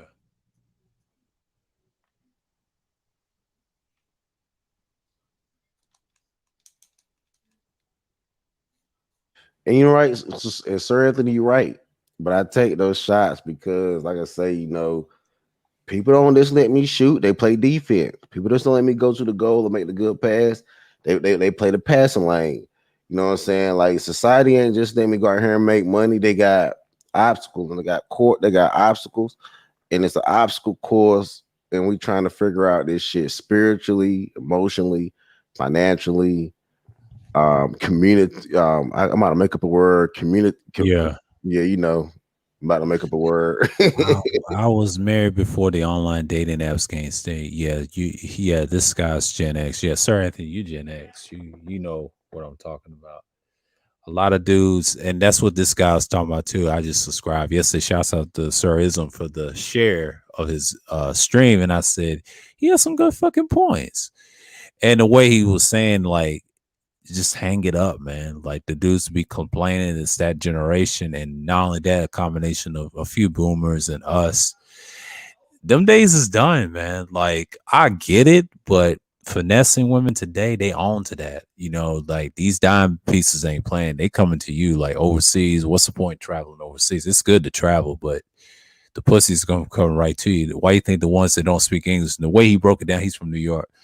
He told it like it was. A lot of people don't like him because he's telling it like it is. And it's hard for most people. The average person, he tried that with them. It didn't work. So he had to do something different and say, hey, you want the dating app? And then some guy got excited. And so, and he's trying to pay for it. But, but he know other states like Texas ain't going for it. But it's going to be interesting in the future how the United States is going to legalize it, trying to be like Japan and everything else. But that's going to be a whole nother topic me and DeAndre is going to talk about. But that's not easy to do. You know what I mean? Because I mean, it's a felony now in Texas. yeah. It's really hard because the trick culture done killed everything. So whoever's your politicians in the next couple of years, they gonna try to push it back in the swing. You know what I'm saying? And I agree with him. That trick culture is deadly, man. Like, especially where he's from, it makes sense, and that's why it's hard. We go up there, he said everybody pays. So of course they pay, because look how bad New York is. They want that bread, man. But see, that prostitution, what he was trying to say, a lot of people, women, I saw his older string. He said a lot of women have the prostitution thing, and that's a big deal. You know, that's a big deal for them, and even the spike in OnlyFans. And I was looking at that, I was like, he was right. He said he did. I think 2 years ago he deleted his Facebook. He said, "What's the need?" And then he talked about the friend zone. I saw that stream, and he said, "It's not worth it. It's not worth it." He said, "If you ain't getting the buns, you cut her off. Men and women should not be friends." So yeah, he says the same thing like most people out here in the space and things like that. So he got my sentiments right. So I always liked him. I'm gonna watch some of his stuff, and I did set a reminder of his stream on the 28th. So let's see what he's talking about. But yeah, that dude he's powerful. Shouts out to Ism for him, man. That's a good channel. I mean, he's well balanced. He's telling people that it's average. If you want to do this, that's your thing. If you don't, you only got a few options. It's just what it is. I didn't make it this way. You know, he was born into it. His dad was one. He tries to be like an ordinary man. It's hard because he has so many things around him. You know what I'm saying? And that's just, and he had to deal with that. Now he has a family. You know, like a lot of people don't understand. It's hard to transition. What's going on, Son Claw? Yeah, he's a good dude. That transition is really hard because people tend to think that I was a sucker lover boy, but I was on some old really playboy shit all through all through middle school, high school, college, right.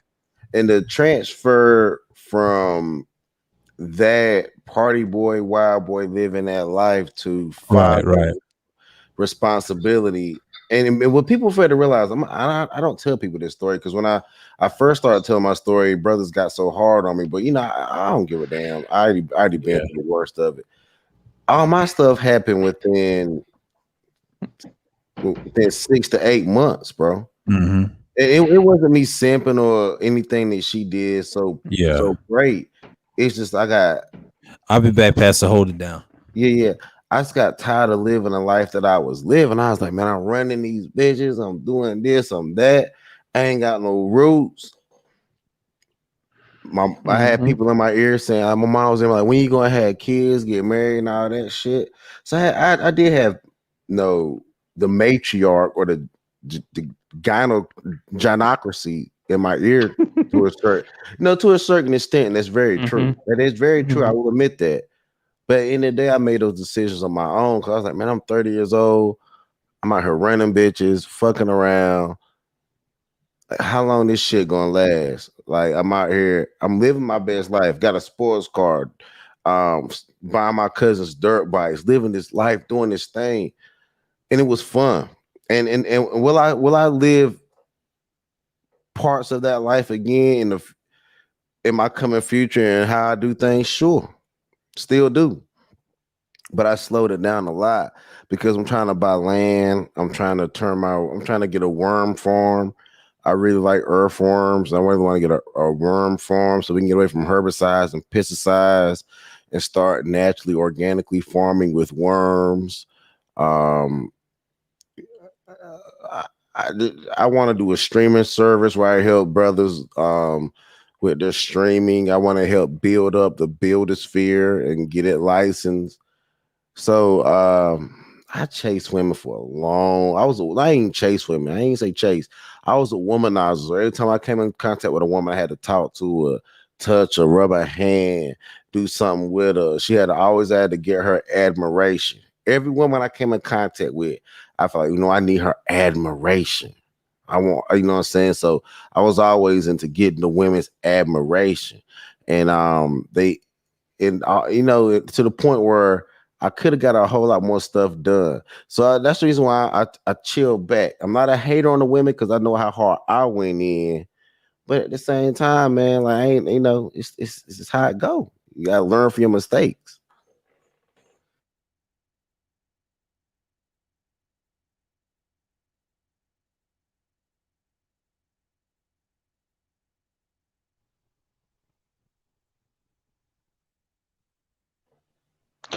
Yep. Gotta learn from that shit, man, because it be real out here.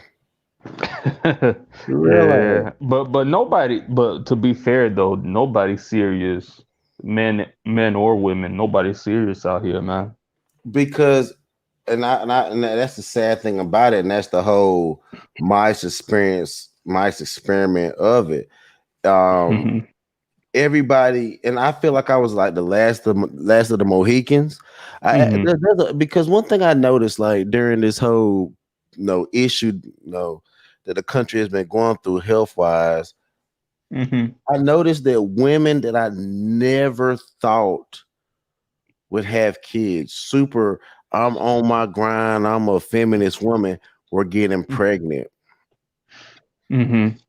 Well, I mean, my generation, as far as I know it, we're in our 30s, so that's about that time where if you haven't had your kids early, then this is right around this time to start having babies. I'm 34, bro. How old are you? I'm 32. And so I had my son right when I was 30. And so if you were to be honest with yourself, despite what you hear on the internet, despite everything, if you're to be honest with yourself, something inside of you is saying legacy. And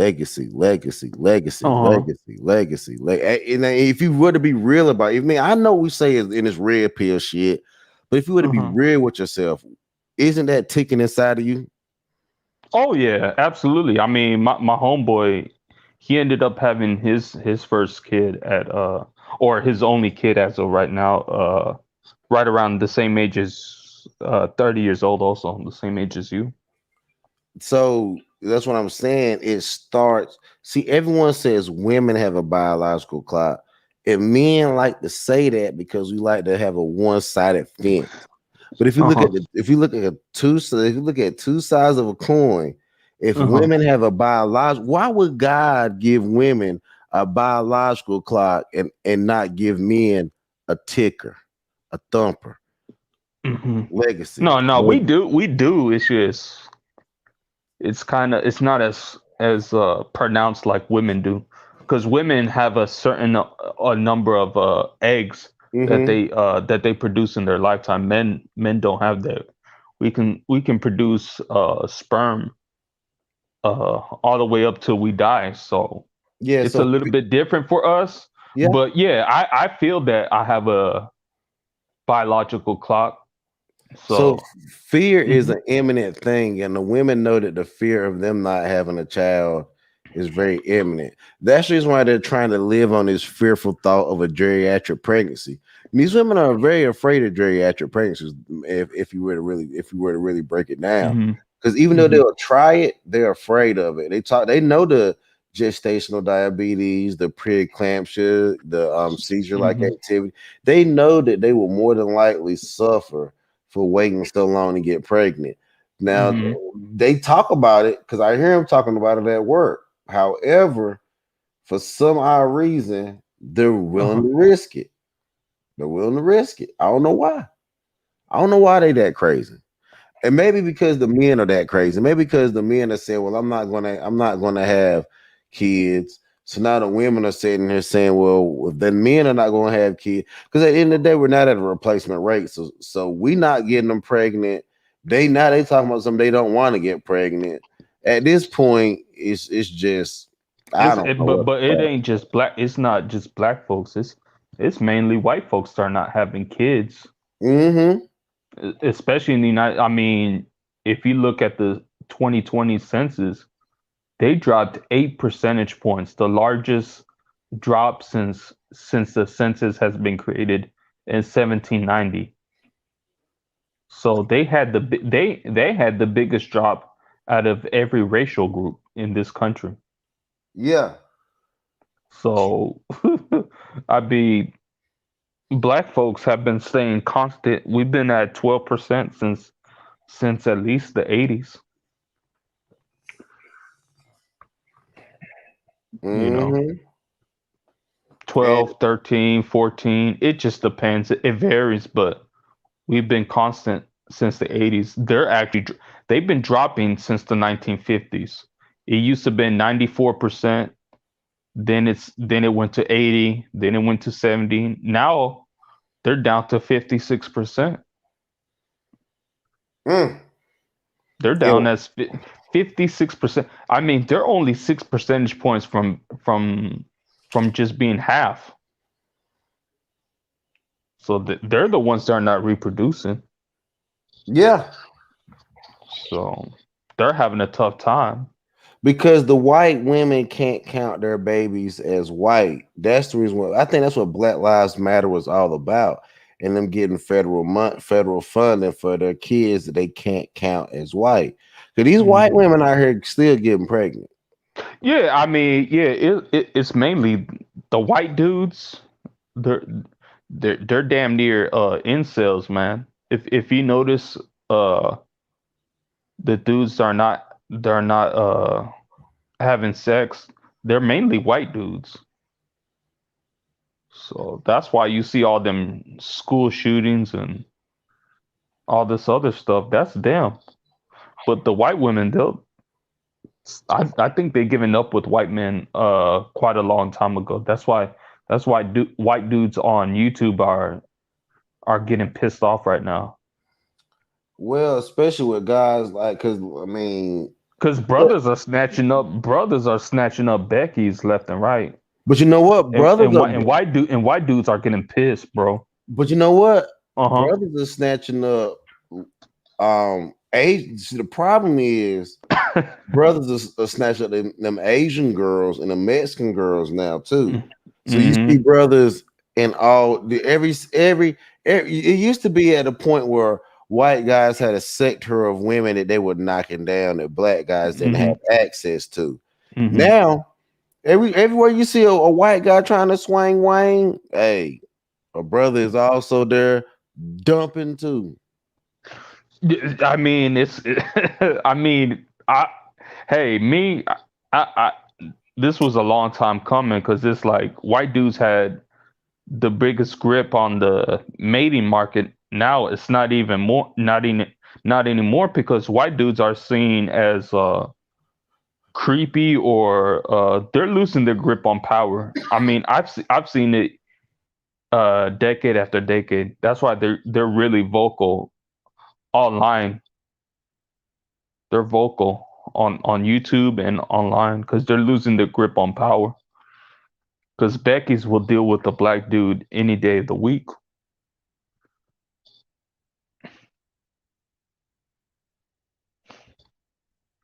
See, white women walk around with they brown babies, like they don't give a fuck, and and they really do it. They walk around.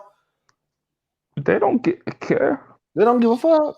They don't. And this whole notion about brothers getting fat white chicks, that's kind of played out because the fat white chick thing, that's a generation or two ago. Millennial chicks and zennials, they're in shape. So I don't know where that notion comes from. But then, to be fair, most of Americans are fat to begin with. So, I mean, well, these white girls just thick. Yeah. I see them all the time when I go to the gym. They getting it in. Hell, there was a brother at the gym I go to. He got him a thick Becky. I started shaking my head. I'm like, damn. Homie got lucky. See, Becky's done with the white man because the white man keeps on killing Becky's left and right, bro. He killing black women now. Yeah, I just today, I don't know if you're following that case, but Yeah, Gabby. that white girl that did the van life with her Yeah, fiance. Gabby Petito. Uh-huh. I'm following that shit hard Mm-hmm. because I would have knocked Gabby. Damn. Ooh. And they found Yeah, her dead. They found her. cute white chick. Now look Ooh, what happened. I would have been on her. Now look what happened. She died at the hands of a white man. I'm telling you, man, these white chicks, they're not liking what they're seeing with these white boys out here. That's why they'll deal with the brother. They'll actually give a brother a chance now these days, because they're not liking what these white boys are offering. Because these white boys are kind of psychotic, man. For real. They are. I mean, come on, man. You're 20. Think about it. That dude is 23 years old. You mean to tell me you got that much hate or this much dislike of your girl at that age, and you ended her life? Like, bro, that's some psycho type shit, bro. It is. And then on top of that, you have not only the internet, smartphone, but you have national television plastered on your face, bro, about what these white dudes are doing to their women. Bruh, come on, man. That's why these white girls, they'll give a brother a chance. They'll date brothers all day. Mm-hmm. Cause I'm telling you, man, these white dudes are psychos, bro. Now it's for the world to see. It's crazy. It's crazy. Mm-hmm. And what's also they're getting mad about is that white boys that used to have positions of power in corporate America, they're being taken out as we speak. So that opens up for brothers to be in corporate America, to get a slice of that corporate America job pie. Mm-hmm. Because have you noticed that every article I've been reading the past 5 or 6 years, they've been saying that white dudes need to step aside and give power to minorities or women.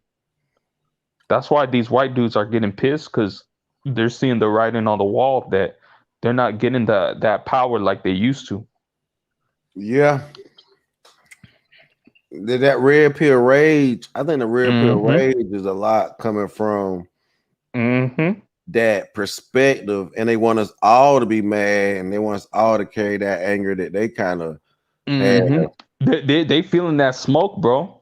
It used to been brothers been feeling that heat for the past 40 years. Now the tables have turned, and now they feeling that heat, and boy, they is mad. Yeah, they is mad as hell. That's why you see them starting shooting up schools and shit like that, because white girls, they're done with them, as far as I know. That's why I don't concern myself with interracial dating, because the black women that are getting these white boys, man, they're subpar. They're bottom shelf bread. Like, that's not a threat to me. Nah, it ain't a threat at all. That's why I'm like, I don't know why brothers are hung up with them dating with them dating these white boys, because these white boys are bottom shelf brads from the jump. They're not the higher tier dudes that they say they claim that they get in. They're not them. I ain't mad at it. But brothers are getting higher tier chicks. That's what I'm starting to see. They keep trying to show the one black girl with the good weave with a white guy happy on a wedding day, but how do they actually live as a couple? You know that I noticed that they said that they keep on pointing that stat that they have the lowest divorce rate, but that's because those women will tend to stay with those dudes longer, so that they don't I guess not to bring shame or anything like that, or it's like they want to keep the appearance as good as long as they could, but deep down, them white dudes are doing all sorts of things on them. Yeah, they tying them up and all kinds of shit. I mean, they beating them all that. That's why I said that divorce rate don't mean shit to me, or the relationship thing don't. That don't mean nothing. It don't. They like, because in certain situations, women have put up with abuse. They're putting up a lot more than they think they would versus a brother. That's why I said when I looked at that divorce stat or that marriage stat, I was like, man, there's something suspect about it. No way. Because look at how dude beat that girl ass, Chad Wilder. And I think she still stayed with that dude, or I never heard anything about them being broken up or anything. So that's why I said shit like that is swept under the rug to make appearances look good. But they'll find out the hard way. Yeah, when they ass is actually dead. That's why I said like I said, the white boys that are out here today, they're not the top tier white boys from back in the day. That's why I'm not impressed getting these white boys, because these white boys weren't raised like they daddy or granddaddy. They not the tough bread and butter type of dudes. These dudes are a sack of potatoes. They play Call of Duty all day, man. Like, is that the type of guy that can raise a household? I don't know. The viciousness, I guess, has been taken out of them. Yeah, it has. That's why these white dudes are not they're being left to the slaughter, man. They're being cut down as we speak, man. And that's just why they're doing the shit they doing. That's why they mad, bro. I'm telling you. You need a if you work with them white boys, you better keep your guard up. Oh, for real, man. Yeah. They're trying to keep your guard up. They're trying to act black. They're trying to do whatever they can to survive. And these white women are having all these brown babies with black men, Mexican men, Asian men. White women are having babies with everybody. Indian men. Yeah. But I think out of every male demographic, I think brothers are the top choice, though. If a brother has his shit together, cleans up, he can get any type of female he wants, man. I mean, that's why I've been saying for the longest. In today's dating environment, or today's environment overall, it's a free for all, man. Brothers can win if they put their mind together. They put their mind right. Yeah. That's why I have Becky's flocking my dating profile day in, day out. So I'm doing pretty well. So man, I don't have a dating app, but I be meeting Becky's. I be meeting Becky's in real life.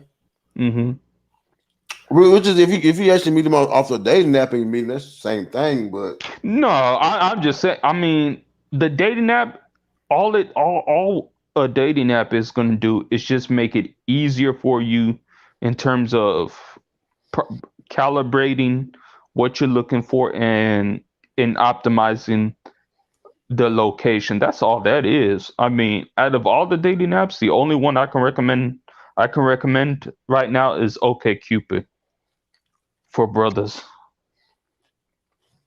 Because I, you know, when I put my dating profile, when I put my bio and everything, I mean, I leave everything on the table, and I'm winning like crazy, bro. Mm-hmm. I'm cleaning up left and right, and it's mainly Becky's that be hopping on my page, bro. Becky's, Latinas, and the occasional black chick. So, but the problem with the black females, though, there are in DFW, they already have kids already, man. Mm-hmm. So I'm like, that's not my cup of tea because I'm single and childless, bro. I'm childless, so I'm like, I'm not trying to be a stepfather. I feel you on that. Huh? I feel you on that shit. Yeah, I mean, hell no. You should have stayed with your baby daddy, man. I got a kid, and I'm still not trying to be a stepdad. I see. I ain't gonna be no stepdad, and I got a kid. Take care of my own, not somebody else's. Mm-hmm. That's why I said, man, you got to be careful who you lay up with, because that's a life altering decision. That's why I'm like, I don't know why these chicks get pregnant by these quote unquote dusties, man. Like, because you don't get a redo in life. You rarely get a redo in life. It happens, but not all the time. The women in the past did. Yeah, but now with the internet and YouTube and all these websites and information, like, dudes gotten smarter in terms of picking who they want as a mate. So that's why it's getting twice as harder for these chicks to even get a second chance now, unless they bring something substantial to the table to offset the cost that they incurred. Exactly. That's why Kevin Samuels and that other brother Jason Black, they said, if you want to do that doesn't have kids, you got to do twice as much as a female that doesn't have kids. Well, you know what? Mm-hmm. The dudes that have kids, mm-hmm. I've had no problem finding a chick that does not have kids. Mm-hmm. What is willing to deal with me? Mm-hmm. Because the difference in men and women mm-hmm. is when a man sees a woman, oh, she got a baby, he knows she been out here having unprotected. She knows she been out here fucking getting pregnant. Mm-hmm. When a woman see a man has a baby, she like, oh shit, he's reproductive. I want to fuck him. Hold up, yo. Mm-hmm. Mm-hmm. I mean, you can say that, but that's kind of stupid, though. That's how they think. It's stupid. I know. That's kind of dumb for that to determine your fertility. Your fertility. Them hoes are stupid. I'll be back though, brother. I'll be right back. All right. Killing the stepdaddy mark has been one of the biggest game changers in the modern dating. Yeah, I've always had partial to black women, but regularly exposed to really take a good care of themselves. Yeah, that's true. He's out. Okay, peace, Commandante Lou. Yeah, man. Yeah, it's been 5 hours. Oof, it's long. I usually start around 8 around this time. I don't know if DeAndre's coming through again. If not, man, you can shut this down if you want. Yeah, I can. I'll give it the next couple of minutes. Yeah. Mm-hmm. Yeah, because I done probably said enough until Sunday. I don't see whose panel I could be on. Because yeah, I don't see who else gonna come through. Yeah, hold on. I'm gonna add another link. Yeah, it's still open discussion because I started around 3:10. So I understand. And it was a good topic. Yeah, it's a good replay value. So, yeah, I don't see who's in here. I'm just looking at some gear right now. Yeah, I was watching Gilly the Kid and $1 Million Worth of Game. They got a good show. It's a little entertainment, but that's the podcasting I'm looking at. I just want to talk something different. Auntie still going? The fuck? Auntie, the fuck you doing, nigga? Auntie.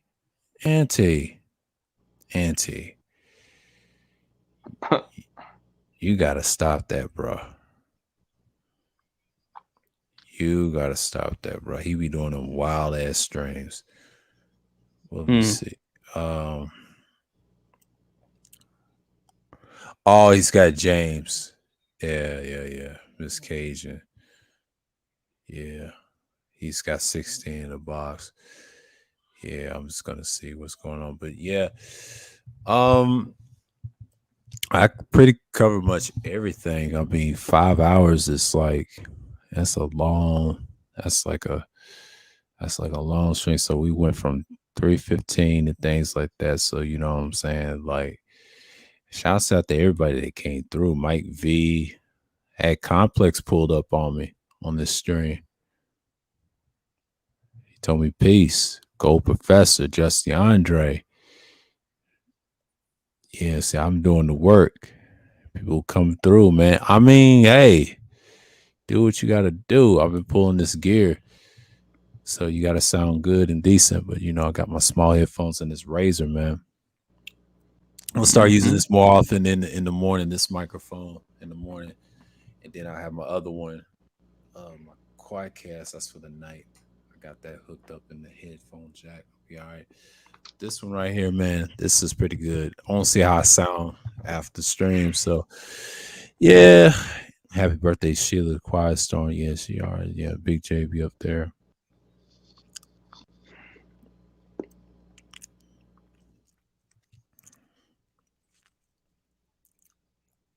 I don't see what Auntie's talking about. That's it. I'm gonna go with Gilly. I don't know who's live streaming the late night. Kuda must be tired, man. I don't think he's doing another stream tonight. And it's Sunday. Oh, they moved it to the 26th. Bambata. Okay. I'll put that on. Yeah. Game changer. Nah, I ain't fucking with dude like the hell no. This appliance, man. I ain't going with that fuck out of here.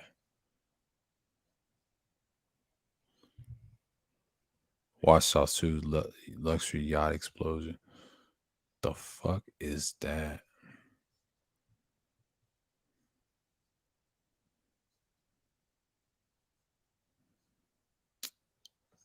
Mr. X. Let me save that. See the list. I'm gonna push you up. Yeah. Spiritual Sunday, Darnell, Wills, and things like that. Yeah. I just put the link in the chat if y'all want to come up. Because I know this is 8:30, because I don't know if I'm gonna do another stream after this, because I'm gonna see who's gonna come through. I'll shout Mace out.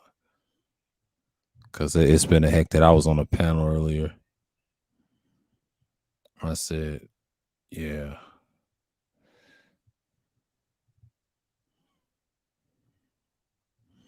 Yeah, man. Yeah, it's been a great discussion, y'all. But Brother Ben X. Yeah, I've watched him. Hold on. I watched him. Yeah, I heard of Brother Ben X. He's pretty decent. So I just know, like, if I'm still on, I told him yeah, but we'll see. I was gonna do it on the next hour, but but I might do 5 on this one. We'll see who's gonna come through and pull up. I'm just gonna pull up on Mason, tell him salute.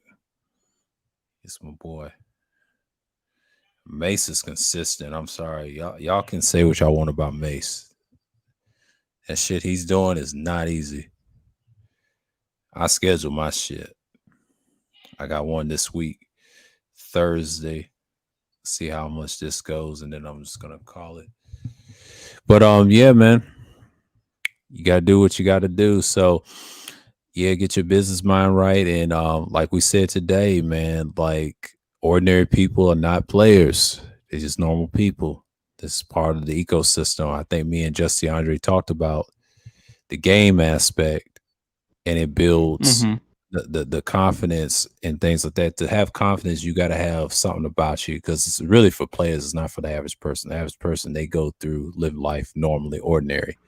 Most people want to be ordinary people. I hate to say that. That's true, because if you believe in the 80-20 rule, you understand that that's how it is. Ain't that much people. See, you got ordinary and extraordinary. Like a lot of people call it extraordinary, but it's actually extraordinary. They put it together, one word. And when he broke that down, I know exactly what he was talking about. I said, all right, I know where he's going. A lot of people don't understand that terminology. And that's the whole thing about that lifestyle. And then he tried to transition. Yeah, when I saw that stream, he said dating coaches and the therapist is a waste of time. I'm like, man, that's a good stream. He talked to Ism. He got my respect. And for that, I'm going to catch one of his streams on the 28th. So I got to see what's going on over here. So I know I got a ton of views off this shit, because I don't know. Because Auntie be talking about some wild stuff over there. And them hoes want to determine his content. He gonna learn. It's still cool with them chicks that went their separate ways. It was decent, but until the split happened, yeah, I guess me and Mason, him streaming. Yeah, ain't nobody really streaming.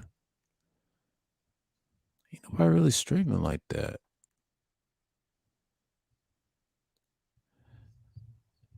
I might have to kill this the next hour. We'll see. Damn, I got a lot of views off this shit. That's good. But see, that's in the afternoon. Yeah, I won't get a lot. That's good. That's good. Yeah, man, I'm doing numbers, man. Woo. Yeah. I'm doing great. Proud of you, man. Yeah. Yeah, that's the Sunday chill. That's number 5. I already done set it up to put it there. So, yeah, man, I ain't even worried about it. Oh, you done come back? Okay. What's up, man? What's up? Oh man, me and the homeboy was chopping it up. Yeah, hey, it's all good, man. It's all good, man. I mean, it's been 5 hours for me, because everybody, they ain't doing much Sunday, because Auntie was doing his thing. They talking about Silly Stuff James over there, and I mean, I figured, I was like, well, damn, I thought this was going, but I had passed the $40. I had Irv up here and Hans up here for like a couple of hours, and then Mike V left, of course. Yeah, he probably had something to do. I caught a little bit of the back end, because I was looking back in the chat and I saw somebody do an update. Angry Man went up on @T thing to go at Big J and shit. Yeah, I saw that. I was in the clouds while we was talking. Yeah, that's funny. I got to see his restream. Yeah, Auntie's got some crazy restreams. Hey man, I was like, because I was like, what is he doing? And he was like, is he about to shut it down? I was like, I'm like, everybody that chilled out and shit. But look, man, because I heard what he said on the restream. He said, yeah, DeAndre said something about that, the rules to the roasting. I said, man, it's just the rules of engagement. You don't go straight to the nuclear missiles that going at people's families. Right. Like, but you cannot, once you do that, you cannot. If the person want to take it to them hands, or they want to, or if it's on site every time they see you, you can't call them emotional or nothing. You violated the rules. Like that's what I'm saying. Like, yeah, like we need to let this be apparent. There needs to be a Geneva Convention about when you roasting, keep it at each other. Don't go at people, because you know in real life, if you was face to face and y'all was going at each other, you wouldn't do it unless you was ready to get punched or smacked in the mouth. Like you know that. Like you and there's nothing to do on the internet. The smack in the mouth in the internet is now niggas gonna start doxing.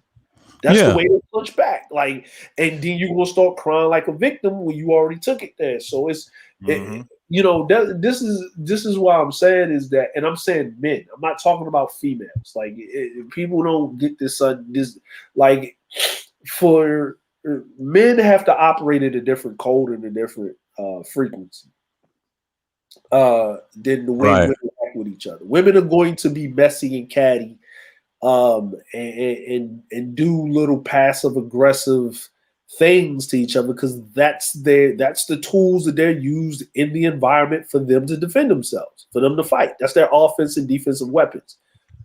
We were given testosterone. You know what I'm saying?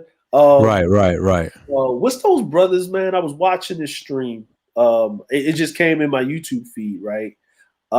It was hold on, let me find this. I think if I scroll, I see it a little bit. It was the lead attorney. He was on the stream with his brother. He got glasses and a bald head. He's got these sisters on his panel. I know who you're talking about. Yeah, and it was about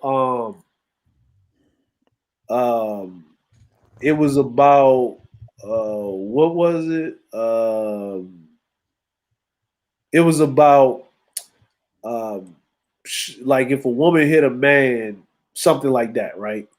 Right. And it was a segment. They took a segment out of the stream, and then I went to go watch the stream, right? Because I want to see it in the total context of is it really what it was or how it was, right? Right. And this is the thing that I talk about when even as content creators, we misrepresent a lot of shit, right? Because the women, of course, they was talking about, well, what if, she's like 5'3", like 90 pounds, and she hit you, blase blah, what do you want? And the lead attorney said, then I should be able to hit her ass back, right? And I should be able to defend myself, right? And she said, so you saying, and she said, the woman that asked the question, so you're saying that it's a man's job to put a woman in a, he said, I didn't say that. Stop putting words in my mouth. Because this is what you said. I'm being very direct. This is what I said. I'm not saying it's a man's job. I'm saying this is what I would do. Or you wouldn't restrain her. No one restrained her from punching me.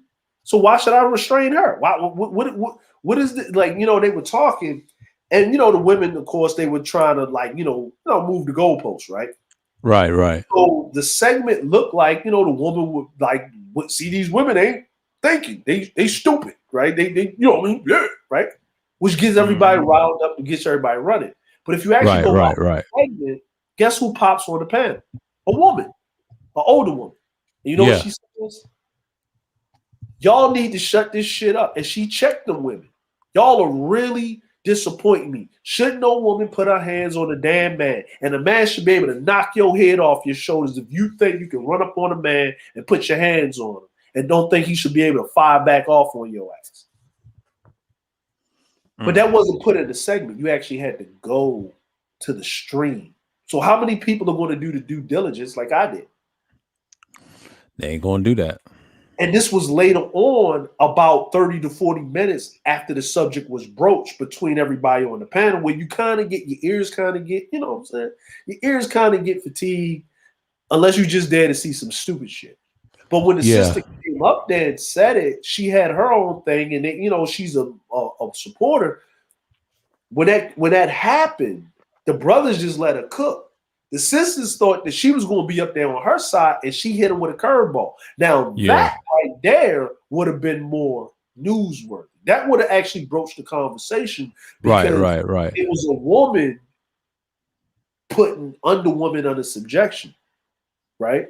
And we have this misunderstanding as men that you don't need to put everybody under subjection. You just need to put the most dominant person under subjection, and that person will put everybody else under subjection.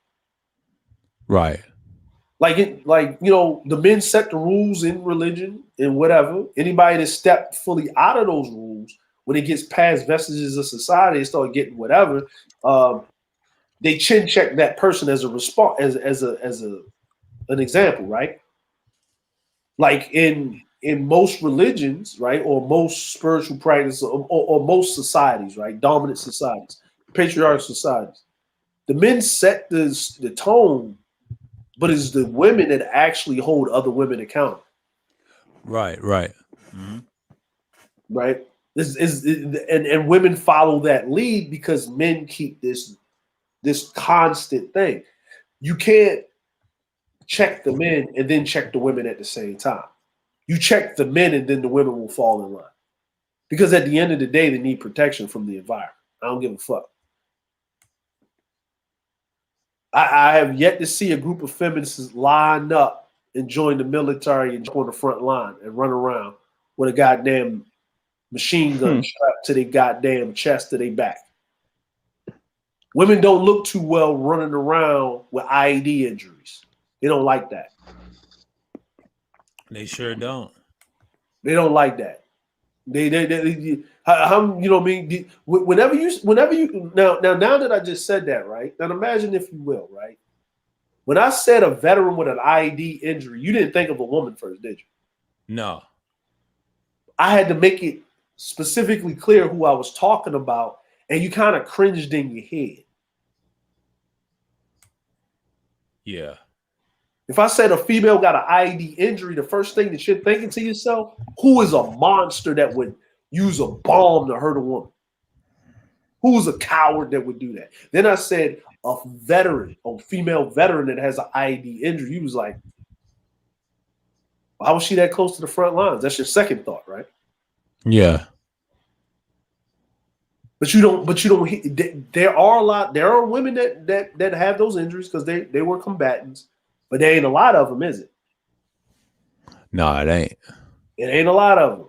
So if we're talking about, but if we think about it, there's more women than men, right? Right. So why ain't they lining up in droves to join the military? Well, you already know that. You already know the answer, right? So at the end of the day, men set the environment, man. And we have to worry about what we're doing, set the example, and then women will fall in line. They will fall in line. And then, of course, there's going to be outliers. There's going to be certain vestiges. I'm like, because that's just society. You got to understand it. But like you said, 80% of the people want to be regular motherfuckers. Yeah. You know. Yeah. Yeah. Like. Yeah, I was referencing Ask Nathaniel what he was trying to say. The player aspect, that's 20%. He said, ain't that much left? He told that to Islam. He said, look, they don't appreciate shit. And what he's trying to say is, I can't brainwash these. He didn't want to say square. He called them ordinary. Then he said extraordinary. That's the extraordinary. Those are the players and guys that get the actual access. He said the average dude has only got a few options. He has options. He just don't need game to require. He's not meant for that. He's the money maker. We're just using him. But basically what he was saying is they're part of the ecosystem. So that's basically what he's trying to say. And then he got tired of it. You know, they wasn't listening to him, but he learned from his friend. Look, he picked the ugly one, the ugly white woman that married him. Yeah. And he scored, and that was it. And a lot of people don't understand that. Let me ask you a question. Go ahead. Was she ugly or was she average? Like, no, she was he said she was butt ugly, but he picked her. But the dude was average. Now his friend was average. Yeah. So that means that men marry down, women marry up, right? Yeah. Okay. And that's what he's trying to say. He said, no, his homeboy is kind of average. He admits that he's that type of person, but when he got somebody ugly, a fat white chick, and now it's like that happens all the time. You know, people marry him all the time in the South. But him saying that, and he learned something from it, he said, he can't be me. I try to make him something that he ain't, you know, like you are you end of the day, because you already know that since you're like 6 years old. He knew he wanted to be this, and that's something you got to be born with. And a lot of dudes are not built like that. It's okay to be average person. You just normal, you know. And now if you wear a suit, that's a different story. He said back in the day before the towers hit, he had suits, but he didn't have suits all the time. But see, he was out of place one time when we went to downtown Manhattan. That wasn't fun. When the towers fell, everything changed. That, the internet, and the way he said he's a Gen Xer, him saying this towards the ism, them days is over, man. It's hard, you know. You can't go backwards. I mean, that's what people don't understand. He's looking at the internet. He said these dudes, they're lying to these average dudes, and that's his follower. That's his biggest follower base, and he had to change his whole content at the tail end of it. He said, "Look, I'm doing this for now. I got to go with the money. Fuck it. You want a proper dating site? Here you go. That's for y'all. That ain't for me." You know the crazy part is, and to the man's credit, and I'm glad he said it. You know what I'm saying is, I dealt with a lot of these dudes, right? Like the younger dudes, and when I mean the younger dudes, I got a young dude I was mentoring ever since he went to, like, his mom and dad, right? His mom and dad. He has mom and dad in the house with him, raised him and his sister, right? He went to college. Didn't finish like his junior year because it wasn't that he was stupid. It was just they ran out of money. They couldn't afford it. Right? So his sister wanted to go to college. So he went in the military. Let her go to college. I'll go in the military, finish it up, pay off these student loans, which he did. And he's finishing up his degree, right? Fell on the sword, right? But when it came to women, he had a problem, right? He had a distinct problem because he didn't have enough practice. Now that's because of how his mom raised him, what was going on, yada, yada, yada, whatever, right? I met his dad. His dad is an absolute square. His dad is from fucking South Dakota. I didn't even know niggas was in South Dakota. Yeah. Right. He told me all the shit that he used to do. He grew up in Oakland, but on the other side, you go to whitewater rafting. That's not a nigga sport, but okay, do it. Right? You know what I'm saying? You know what I'm saying? Like, it's not a nigga sport. But even when you hear him talk, everybody even hears him, right? And if you don't see him, you think you're talking to a white person. Now you growing up in Oakland, you know, the hood is right down the block, but most people from the West Coast speak proper anyway, compared to all of us or whatever, right? Right. You know, so that wasn't like I understood it. I took him under my wing, and he was like, it wasn't that he couldn't get a chick, it was that he was oblivious to social cues from women. Right. And I would used to have to tell him, yo, you know that girl likes you, right? What you talking about? Man, you playing. Stop playing. No, dude, she likes you. No, she don't. Man, come on, stop playing. I said, and I had to tell him, I said, dude, she was walking with a whole bunch of dudes and her friends. You were walking across the street with us. She made it known to acknowledge your presence, break from the group, run across the street to get your attention. Mm-hmm. What's up? Yeah. She likes you, right? Yeah. And he was like, and he was like, man, stop playing. My wife had to turn around. No, she likes you, dude. She likes you, right? So now when he would be drinking, right? Oh, this motherfucker listen, we was in the VIP in the club, right? He's sitting there. He's sitting next to this model chick from Italy, right? We're talking, having a conversation, right? We all talking. He's kind of saying a little bit of stuff and whatever, right? He starts drinking. Total different motherfucker. Like, not in a bad way, in a complete great way, right? I'm talking about everything's gone. He's having a conversation with this model to the point where they're having a deep conversation where she kicks off her shoes. She's in the middle of the club. She's looking directly at him, kicks off her shoes. You know how a woman, she sit kind of sideways on the couch and leans in, and they're having this conversation, Like they're not sitting in the middle of a fucking club. Right? So we're leaving. She puts on her shoes. She said, "Where you going?" "Oh, I'm going with them. We're going over here." And he was like, "I'm going with." And they have this long conversation or whatever. And they get out of it's like, man, it's like 3 in the morning. We go into this other lounge, and then we get out about 9 in the morning. Right? Sun's up in our face. We're going to go grab some food. We go grab some food. She's coming with. I don't even know who the dude she was with, but that motherfucker was gone. I don't know where the fuck he was at, right? She's talking.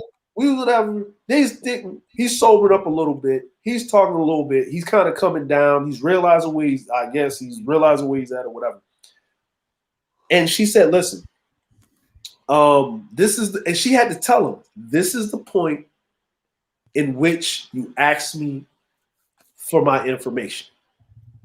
And he was like, "Huh? What?" I was like, she looked at us. Is this dude something like is he slow? Like he was retarded or something. Maybe he was a little touched. Maybe he's like one of the real smart, brainy types that just socially awkward, right? And he said, "Oh, sure." So he pulled out his phone, like, "What's your thing?" And then he changed information, right? And we on the train, right? And he's sitting here like, "How did that happen?" And I said, "It happened, motherfucker, because you was just talking to her. That's it. You didn't have any, you wasn't worried about how pretty she looked. You was just being yourself. You stuck to your guns, you listened to the conversation, and you forgot how pretty she was because you were drinking. You didn't give a fuck because there was no pressure because you didn't think you had a snowball chance in hell. But she was somebody to talk to, and you didn't care. And that was the interest. So now what are you going to do afterwards? Man, no, you do the same thing that you do without the alcohol. Be yourself. Be your awkward, whoever the fuck you is self, but be yourself. That's all you got to do. Now, you're not always going to get this motherfucking pretty chick, but she's from Europe, and them chicks are a dime a dozen. Oh, yeah. That look like that. Like she doesn't think she's pretty because she's in Japan. She's not pretty until she's pretty in Europe. She don't think this is where the failed pretty chicks come. Yeah. You know what I'm saying? They're not the pretty.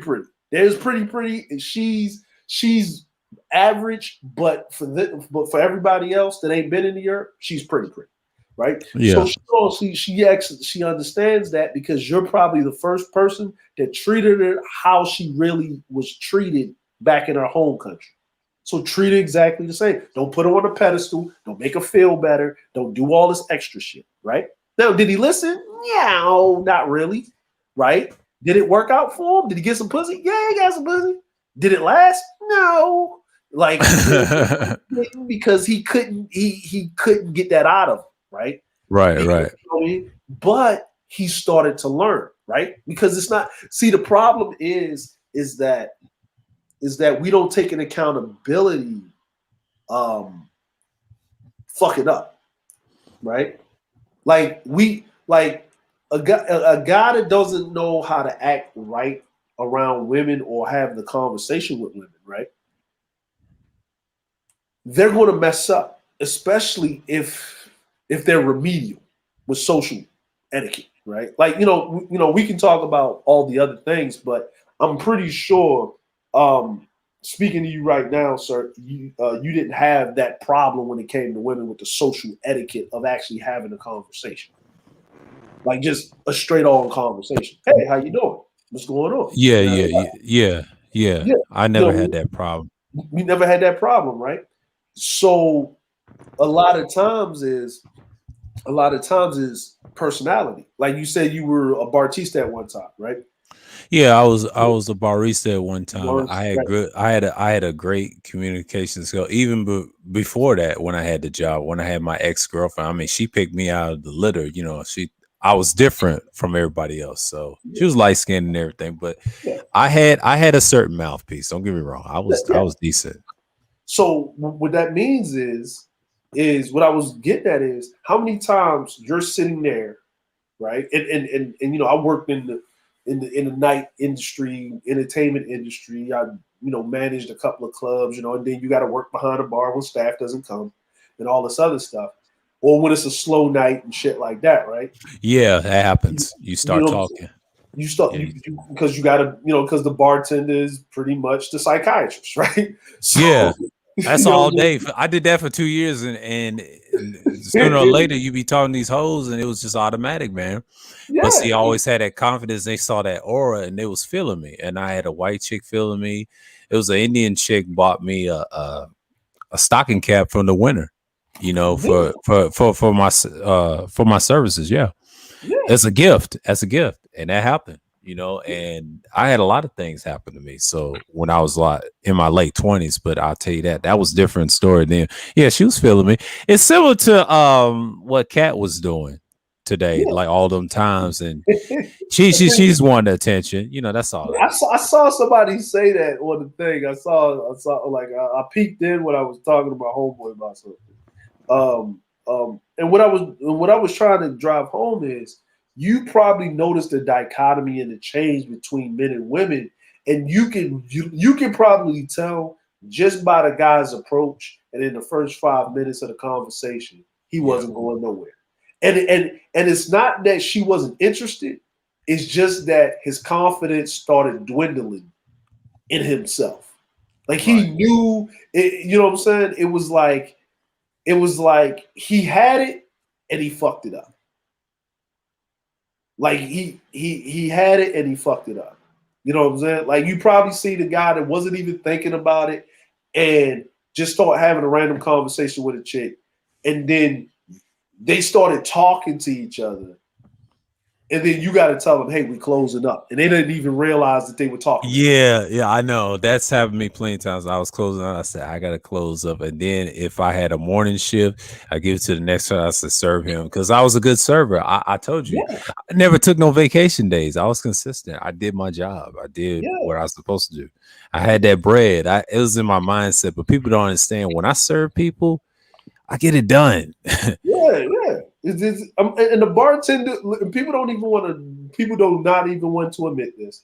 The bartender was pretty much, and not growing up in our days, was the matchmaker. Yeah, he's the matchmaker and the therapist. And that's why I can relate to that stream with Ask Nathaniel when he said that. Shouts out to Islam sharing that stream. And that just it took me back. I'm like, that's happened to me before, because all this stuff is playing in my head. That's why I can relate to Kuda so much on this channel. I said, I've been in situations like this. I know what he's talking about, communication. I said, is that what it is? That's all it is, man. And that's what I mean is the art of communication has been lost, right? You cannot communicate properly with 150 characters. You cannot communicate properly. You still have everything has to be balanced, right? You know what I mean? Like talking to someone, I'm like, we got all this technology, right? Talking, seeing, like you can literally sit up there and talk to someone and they can see you now. Yeah. Right? They can see you now. So it's not like back in the day where you had to just be on the phone and just hear a voice, right? They can talk and they can see you now, right? And then you would write a little letter, like a little thing or whatever, all that other crazy stuff. But you still had to meet up with each other, and you had to go past that point of getting to know the person and the personality of the person and getting together, right? Where the whole astrology thing was a big thing, and all of this other shit. Since the beginning of human civilization, men and women, been trying to match each other up and try to figure. Right. Yeah. The problem with this younger generation is that they have a, how should I say it? They have a lot to pick from, but they still have fewer quality options, if that makes sense. Yeah, that's why I meant earlier about what Ask Nathaniel was saying. He was talking about this generation with the internet age, talking about millennials, and he was hurt by saying it. They love this trick culture. And it's, to me, it's part of the ecosystem.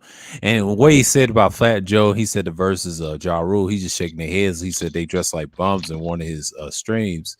He said, y'all too old for that. But what he was saying was they love this culture. He said that the newest stream he did, it was about dating coaches was a waste of time, and the therapist is a waste of time because they's in it for the money. But the thing was, what he's trying to say was, you're not teaching them nothing. See, the average person is value. He has only a couple of options: a dating site, or actually go to those strip clubs. He told him, in real life, go out there and he's give me the money. And that was it, and because she's gonna ask him, are you gonna fuck? Are you gonna do this? All right, I'll get you one. Yeah. And that's the way it made it simple. But if he wanted to play a route, he told him he tried that. He gave it to his friend for 30 some years he knew, but he didn't learn nothing from him. The stuff he was teaching him, and he realized he had average, ordinary people following his channel. He's a motivational speaker, and then he had to realize that. He said, I'm not the game guy I was years ago. Of course not. He had to reform. So that's why he's not really rebranding. He's just actually doing different content and kept his old videos as a reference. Yeah. He just evolved. I'm like, he evolving, he moving on to something else because, and to be honest with you, right? When like, what I'm saying, and that's why I respect, what I'm saying, I respect Sir Ism and the guys that come, because it's a maturation process, right? The running around, the playing, and all of that stuff, and the game and all of that. It's for the young man. It's for the young man, right? When you get to a certain part in life, when you're moving to a certain point in life, you ain't trying to do all of that shit. You know what I'm saying? Right. Like it ain't. You know what I'm saying? Like you ain't trying to do all of that shit. You know what I mean? You look for different things. You look for different avenues. Like, niggas talking about Netflix and chilling. When you get to a certain age, nigga, you lucky when you turn on the Netflix with whoever you with, that it ain't watching you halfway through whatever the fuck y'all watching.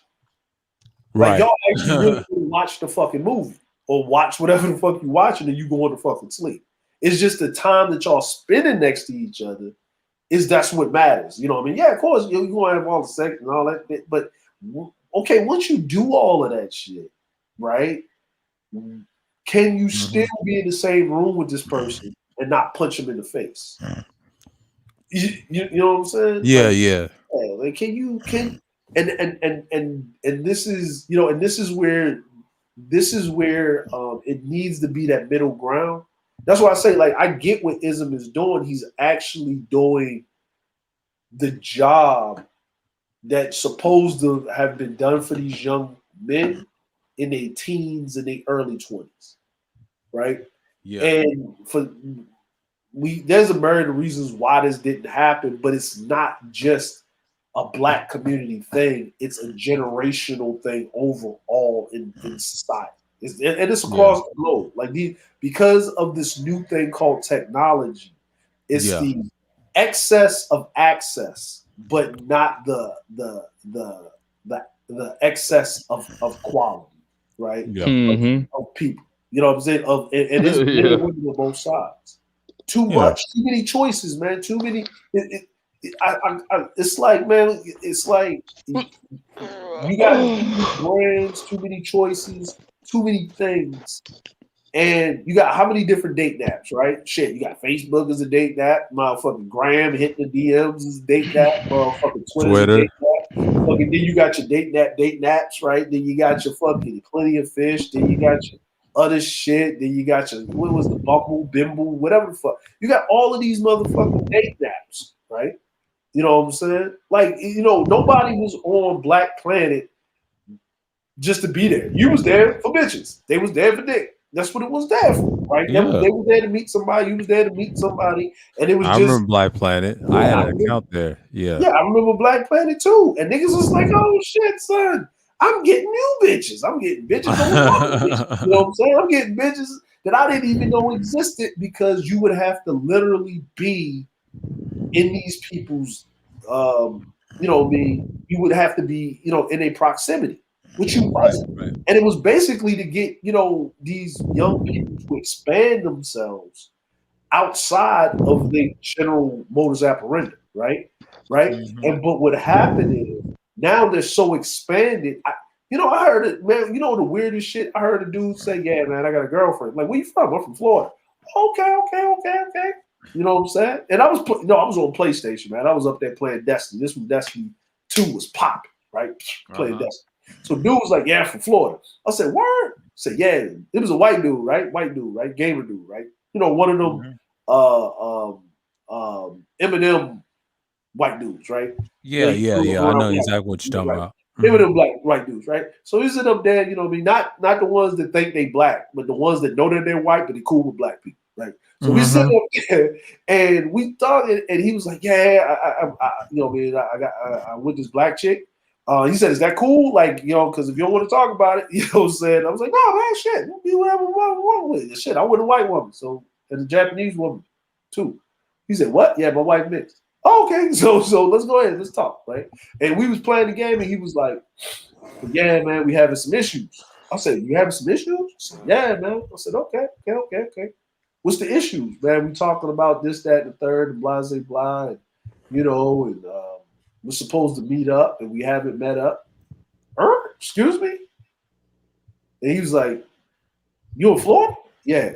Like, what do you mean meet up? Like, where you? He said, oh, I'm in Orlando. I said, oh, where's she? Oklahoma. Nigga, what? I said it like that, right? I know he the black. I'm like, nigga, what? Oklahoma?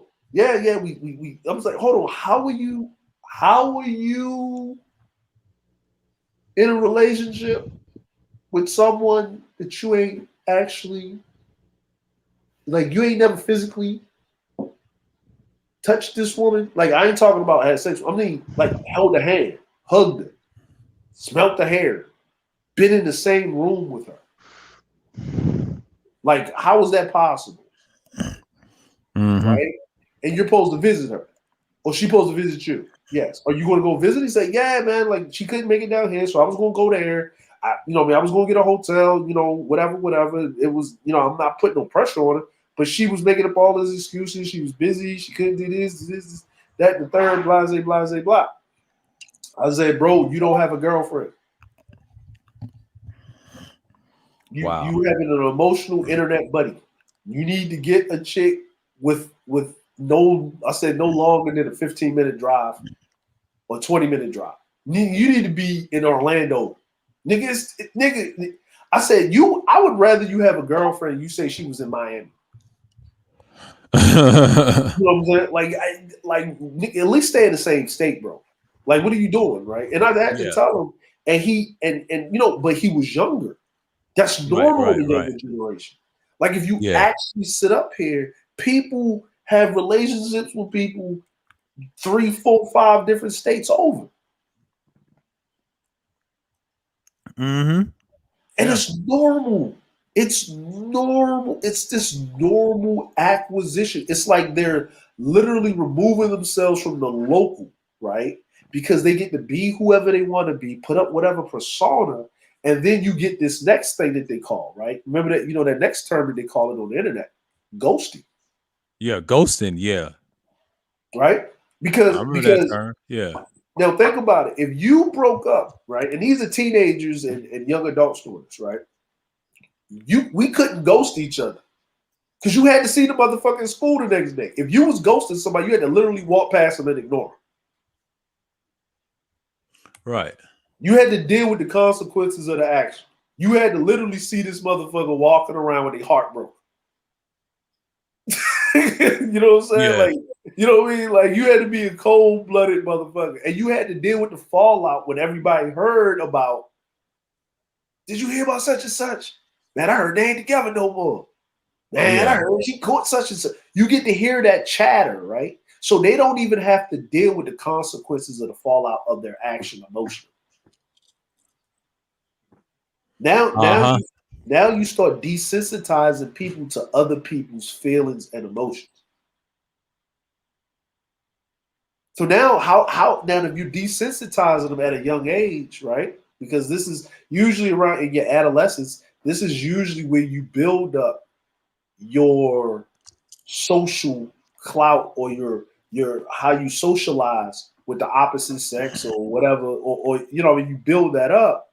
How are you able to have a functional relationship where at a whim you can just delete somebody out of your life like that? Right. Because then when you get married or have children, you can't do that, right? You can't do that. So then I'm not getting married. I'm not having no kids neither. Because if I don't like it, I want to hit the escape hatch at any means necessary because my mental health is more important. What I got going on, the rugged individualism is actually ingrained into them at a young age due to the access therewith and not being able to actually sit up there and socialize with people themselves. Right, absolutely. And see, here's the crazy part, right? One thing in Japan, to a certain degree, they don't do it all the way right because there's some things they need to change themselves. Is you're not allowed to use your phone in school. Yeah. At all. Right? Your phone is there, it sits in the bag. It's only there for you to use it when you're leaving school or going to school, like to contact your parent, whatever, right? Your phone sits in your bag. They catch you with your phone, that's your ass. Then you're forced after school to join some type of club or program. Like you got to join an after school program. You got to be in some type of club. It doesn't have to be sports. It can be whatever you interested in that you want to join. You know, you can, if you into fucking reading comics, they got a comic club. They got an anime club. They got a like every time I go, yeah, they got all kinds of shit. Like if you want to do debates, poetry, science, all of this, depending on your high school, whatever. I like that shit. Where was this when I was a child? Yeah, but they still have it, right? You have to join it. And they started at junior high school. It's mandatory. Then most kids, after they get out of that shit, they got to go to cram school, right? Yeah. So they go, they go, I don't think that shit is necessary, right? But anyway, that's besides the point, right? But every time I see kids walking around, kids wear their uniform, like even when they're off, they're wearing their uniform. Even when they're off, they out in their uniform. You know, like you can tell a child in Japan is not in junior high school or high school because they're wearing like, regular clothes. The only time you catch kids not wearing uniform is when it's a holiday, like summer break, winter break, spring break, right? But they always going out with each other. They always socializing. They'll get off from the thing. They'll go into the 7-Eleven. They'll sit around, play on their phones, or they playing a little game or whatever. But they'll be sitting out around talking to each other in a big ass group. They got their little subgroups and groups of folk and whatever. But that's how they rock. But they're socializing with each other. Then when they turn 20, coming to age day, they all come back to this high school they graduated from, and they all come together and they see how each other's doing 2 years after high school. Because now you're officially an adult. And, my wife, she says, hey, I went to junior high school with this person. I went to high school with this person. That's my friend from high school. She's got 2 kids, 3 kids. My wife, 43 years old, about to be 43 years old. And she still tells me who lives where, what, went to this high school, that high school. Right. And when they see each other, they greet each other because they socialize, right? Our children don't know how to be social because the adults stop being social. And we stop being social because we stop being allowed to be social because we became latchkey children. Go in the house, lock the door, stay in the house. Yeah. Right? When the mom was home, the mother had to be social with the neighbor, right? And then you, by consequence, had to go, you played outside and you had to learn that hierarchy of children. I just saw, this is the crazy part. I saw this news clip. I don't like bringing certain things up, but I saw this news clip about how this parent is going to jail because she ran up on the bus and beat up her child's bully on the school bus. The mother beat the child's bully ass on the school bus. Right. But she's going to jail. Yeah. Right? Now, how did we handle those things back in the day, sir? I mean, it's several instances in the South. I've heard, not many, but you know. Oh, it was the South, but usually you let the kids figure that out. Yeah, figured it out. Yeah, I remember growing up, we fought the bullies at the end. I fought mine, but I was odd man. Now I was never bullied. Now I've seen other kids get bullied. I was about like 6 years old and on up. You know, I was odd man out how I grew up. It was rough, but the parents beating up the bullies, that's only out of a blue moon in the 90s. But in the early 2000s, I've seen a few occasions. Yeah, it got bad. It's getting worse now, but you're right. Now, my thing is this, right? I didn't see, like, my mom let me whip, let me fight the kid. And then when the mom came around and acted like I did the kid wrong and she didn't want to chin check the kid, then my mom had some few words, and then, parents start fighting. Now I did see yeah. I see that, right? We seen that happens. But the problem is now that you are an adult, that's a child. It's not your child. Now your child not only haven't learned how to defend themselves, right? But you actually took yourself out of your child's life, and your child's going to be removed from your home because you beat up another child, so this child in danger. So CPS is removing your child from your custody. That's one. Two, now the child is definitely going to get fucked with. See how that works? Mm-hmm. See how that works? Right? Yep. Yeah, and because the child's not actually maybe not get fucked with by the bully, but the rest of the kids is going to shun you because you snitching and you got your mama and your mama got him, and don't let it be a boy. And I didn't want to know if it was a boy. Oh no, that's even worse. Yeah, that's even worse. Yeah, I don't know if it was a boy. I don't know. But these kids are out of pocket nowadays, not because of the kids, it's because of the parents. You know what I mean? Like when I saw that thing up in New York where that little girl got stomped out like that by all them girls, when she was fighting for her life and none of them motherfuckers jumped in to stop that shit. None of the men that was in there recording that shit stopped the shit. Right? They stood there and watch with their phones. Yeah. Yeah, right. You know what I'm saying? But then with girls doing that, right? But what I'm basically saying is that kids don't know how to socialize with each other no more. You know what I mean? Like I like when Chris Rock said, and I said this one time, and somebody, one of my friends got mad at me. And I said, bullies are a necessity of the environment. Mm-hmm. He said, because what are you going to do in real life? He said, bullies are not necessary. Okay, you got a boss at work that keeps fucking with you. How did you learn how did you learn how to deal with that? Mm-hmm. Did you just come to work the next day and shoot that bitch up? I wouldn't have done that. No, we didn't, right? You handled it, you figured out a way to handle it. But the first way that you handle it off of Jump Street is what? Is you got to work through it. All right, appreciate it, Enhance. Yeah. All right, man. You know what I'm saying? How do you fix it? How do you fix that? What's the vote?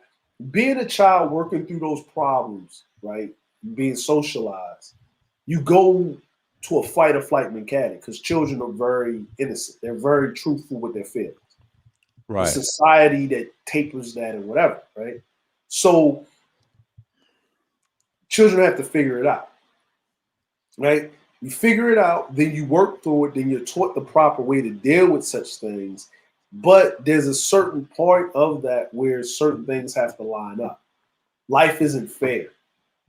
Bad people get away with shit. You know what I mean? Like these are certain things, but you got to go through some type of trial or tribulation to toughen your ass the fuck up. And a lot of times people can't deal with rejection. They can't deal with not getting their way because we hand out all these participation trophies in life, right? We started this fucking participation like everybody should be able to participate. There shouldn't be some type of standing, right? Like, I'll give you a perfect example, right? I had this conversation with somebody about the whole Naomi Osaka thing, right? Mm-hmm. Every time she doesn't do well or she's about to lose or she gets exited from a tournament, her mental health. Right? Wow. Mm-hmm. Right?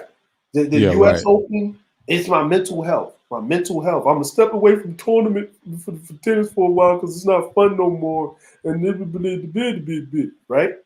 Mm-hmm.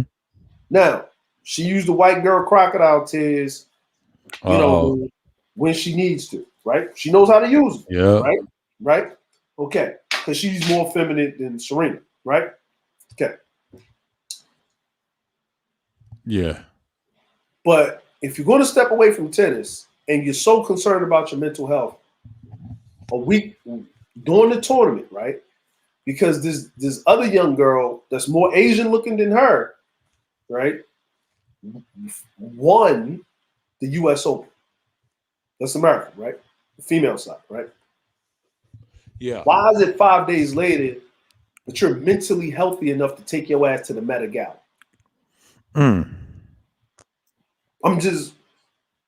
No one's going to point that out. They ain't going to. You ain't going to talk about that. Now, Simone Plies is a different scenario because she got ADHD. Yeah. Right? So she's been struggling with her whole life and she couldn't take her medicine. So she can't be flipping off of shit because she's putting her life in jeopardy because she could snap her shit, paralyze herself, fuck her shit up. Right?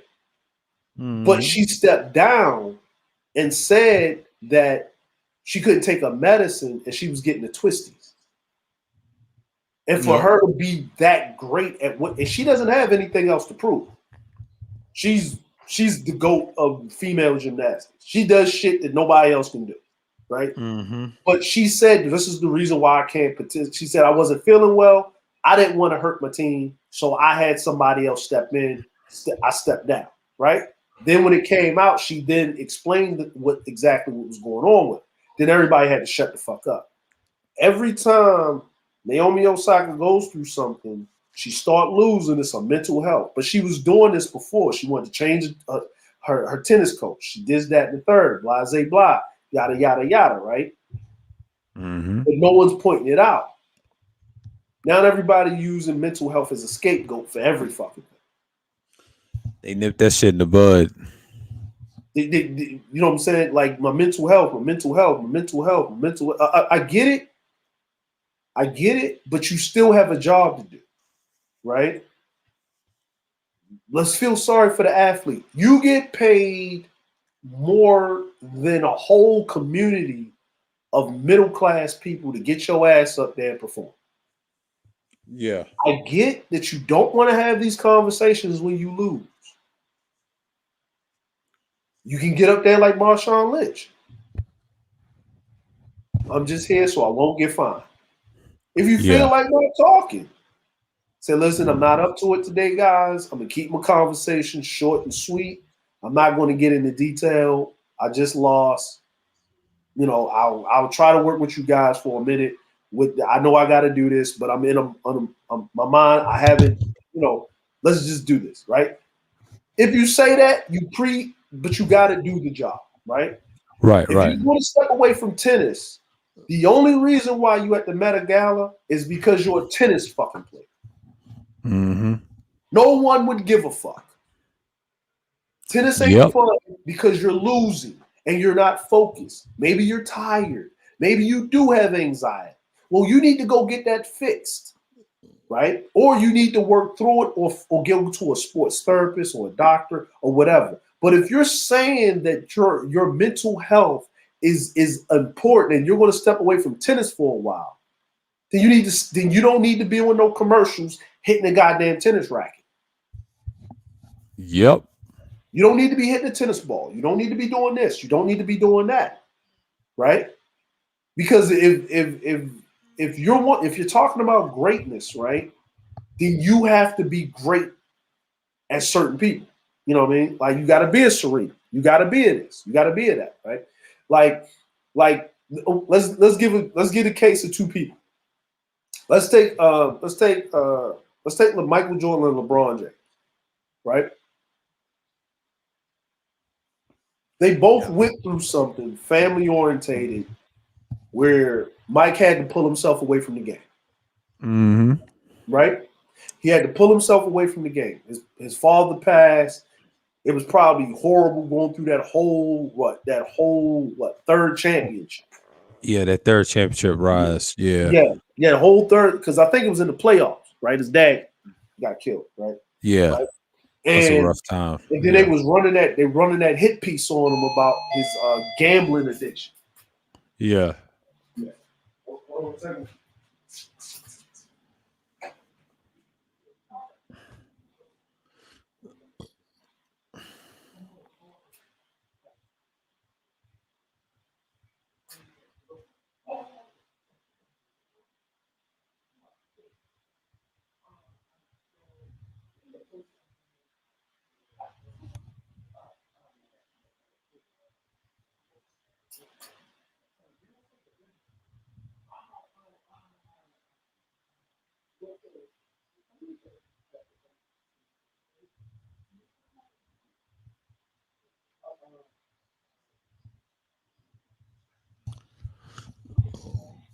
Dozing off.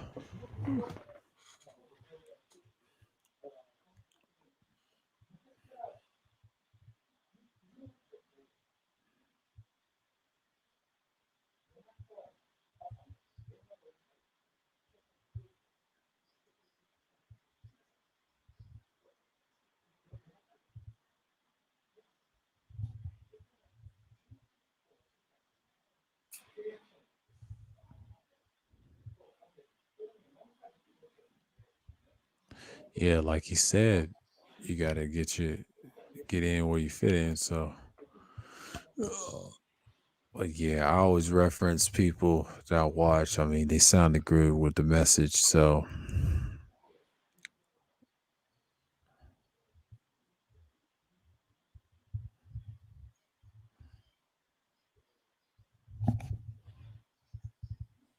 oh man, I felt like my head was kind of draining, but I'm okay. Oof.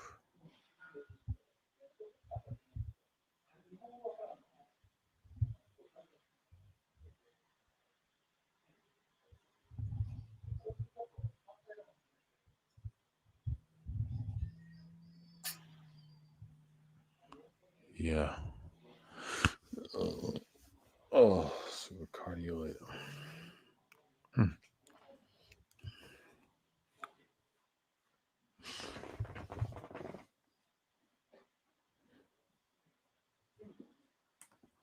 He said, "Where the Asian woman at?" Oh, Rashawn. Oh shit, he came back. Yeah, what's going on, man? What's going on? Let's see. Oh shit, yeah. The Streamlabs in the chat.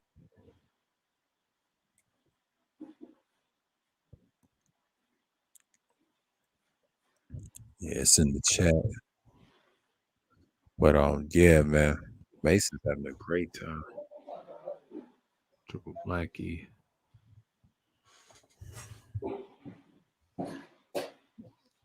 Yeah. But like he said, man, that home discipline is deep. Mm-hmm. Yeah, man. Yeah, bro. Yeah, man. This is man. Fuck, I hate talking Japanese people. Ringing doorbell and shit. Yeah. Man. But yeah, bro, it's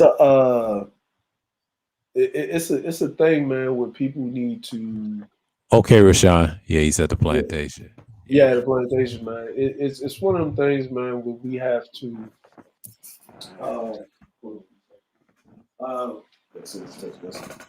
It's one of them things, man, where we have to understand something. Where we as like just this, our older generation, we have to understand what we're dealing with, because it's not really. I'm sorry to say this. It's not really the 50-year-olds' jobs to deal with the 25. You know what I mean? The 25 and under. It's actually our job. Right. Yeah, it's our job.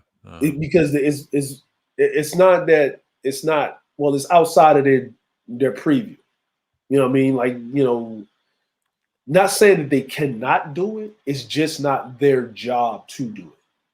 Like we're the first line. They should be talking to us because even if the 50-year-old or the 45-year-old is saying anything, they need the Rosetta Stone to even translate what the fuck they say. Mm-hmm. Because they don't know what they're talking about. We know what they're talking about. We know what they mean. We know what they're trying to insinuate. The younger generation, they don't know, man. Like they don't, and they wasn't even brought up in that. Like, you know, we were brought up in a whole lot of not direct conversations. Right. Like, you know, it was a lot of sayings. Like, you know, them old country sayings, like you watch Undisputed with Shannon Sharp, right? Yeah, I used to. Yeah. Right. And he brings out all them old country Georgia sayings, like all them old country sayings. That's a Southern thing. They always do that. He's one of those. He's from Savannah. Yeah, that's why he does that. But we know what he's saying. Mm-hmm. And it makes so much sense. But it's for our generation, but we're the last of that vestige because we was brought up into that, right? That's a whole different culture. It's a whole different way of speaking, right? The younger generation don't know what the hell he's talking about. They think it's funny because they're looking at his facial expressions. Yeah. Right? You know what I mean? And then they gotta, but they're not listening. They're hearing Shannon, but they don't understand Shannon. Right? They're looking actually at Skip Bayless to translate what he just said. Mm-hmm. Like a translator. Yeah, it's like we watching anime on subtitles. You know, right. Not even dubbed. It's just you looking at, oh, that's what he meant. Oh, okay. Right? And then you see Shannon talking, and then he's got to slow himself down and and say it when we say proper, but in plain English, and go into details and explain himself so that the rest of the crowd can understand for the younger generation. And remember, we talking about Skip is 50, Shannon is 50. Mm-hmm. So who do we have that's in between there that can actually have that conversation? And that's what's happening right now. It's like, you know, this younger generation, they need us to talk, but the problem is that we're just figuring out what our elders told us. Right. Like, you probably see certain sayings that your pops and your mom and your granddad and grandma, your elder aunties or uncles or whoever was very, not your parents, but whoever was very mentor in your life that had a lot of time. Grandparents. Yeah, they seen a lot. You getting all of those sayings, man. Like you're starting to figure it out. You know, it's like, oh, that's what granddaddy meant when he said that. Ooh, that makes sense. I see it now, right? But you were taught that when you were what? Like you were told that saying over and over again, and it had to stick when you was 10, 11, 12. But at 30, you just getting it. So imagine this younger generation where we're thinking they should already know this, but who was around to teach them? Who was around to put those old sayings and who was there to follow through, right? Like your grandparents told you these things, but you saw your mom and your dad, your aunts and your uncles actually following through. So then you had an example. That doesn't mean you figured it out. That doesn't mean you understand the importance. You get what I'm saying? Yeah. Yeah, man. Yeah. Yeah, man. So, yeah, bro. But I got to make these calls, man. I'm going to shake. Yo, appreciate you, man. Yeah, not a problem. Yeah, I'm about to shut this down. Yeah, bro. Man. It's I know, man. It's been a long, been a long 3 hours each equals 6,000. Yeah, this is worth it. I got to see how I sound on the playback. Yeah, because I'll do one this Thursday, like a Thrills or something. Yeah. I'll be around Thursday. Yeah, because I might do some self live stream. So yeah. All right. All right, man. Peace. All right, peace.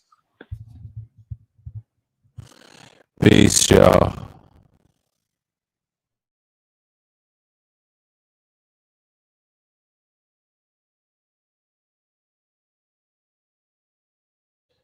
Yeah, I want to thank everybody that came through. Yeah, I'm kind of drained, y'all. It's been a long Sunday build. This has been Sunday's Chills number 5. We put this in. Shouts out to Rashawn, Justin Andre, Juan G, Sir Anthony. Salute to people on the panel, Enhance, Mike V, Pastor $40, aka Irv Gotti, Commandante Lou, Sunclaw. Appreciate you coming through, man. And who else came through? Degenerate, of course. Mace came through. Shouts out to him. RPA. Who else came through? Tampa, Enhance, and yeah, I already said Enhance. JB known as James Brown. Shouts out to everybody that came through. Oh, Complex, long time no see, man. And Gold P, what's going on? Antisocial Life, appreciate you coming through. So with that, I want to say peace and shalom.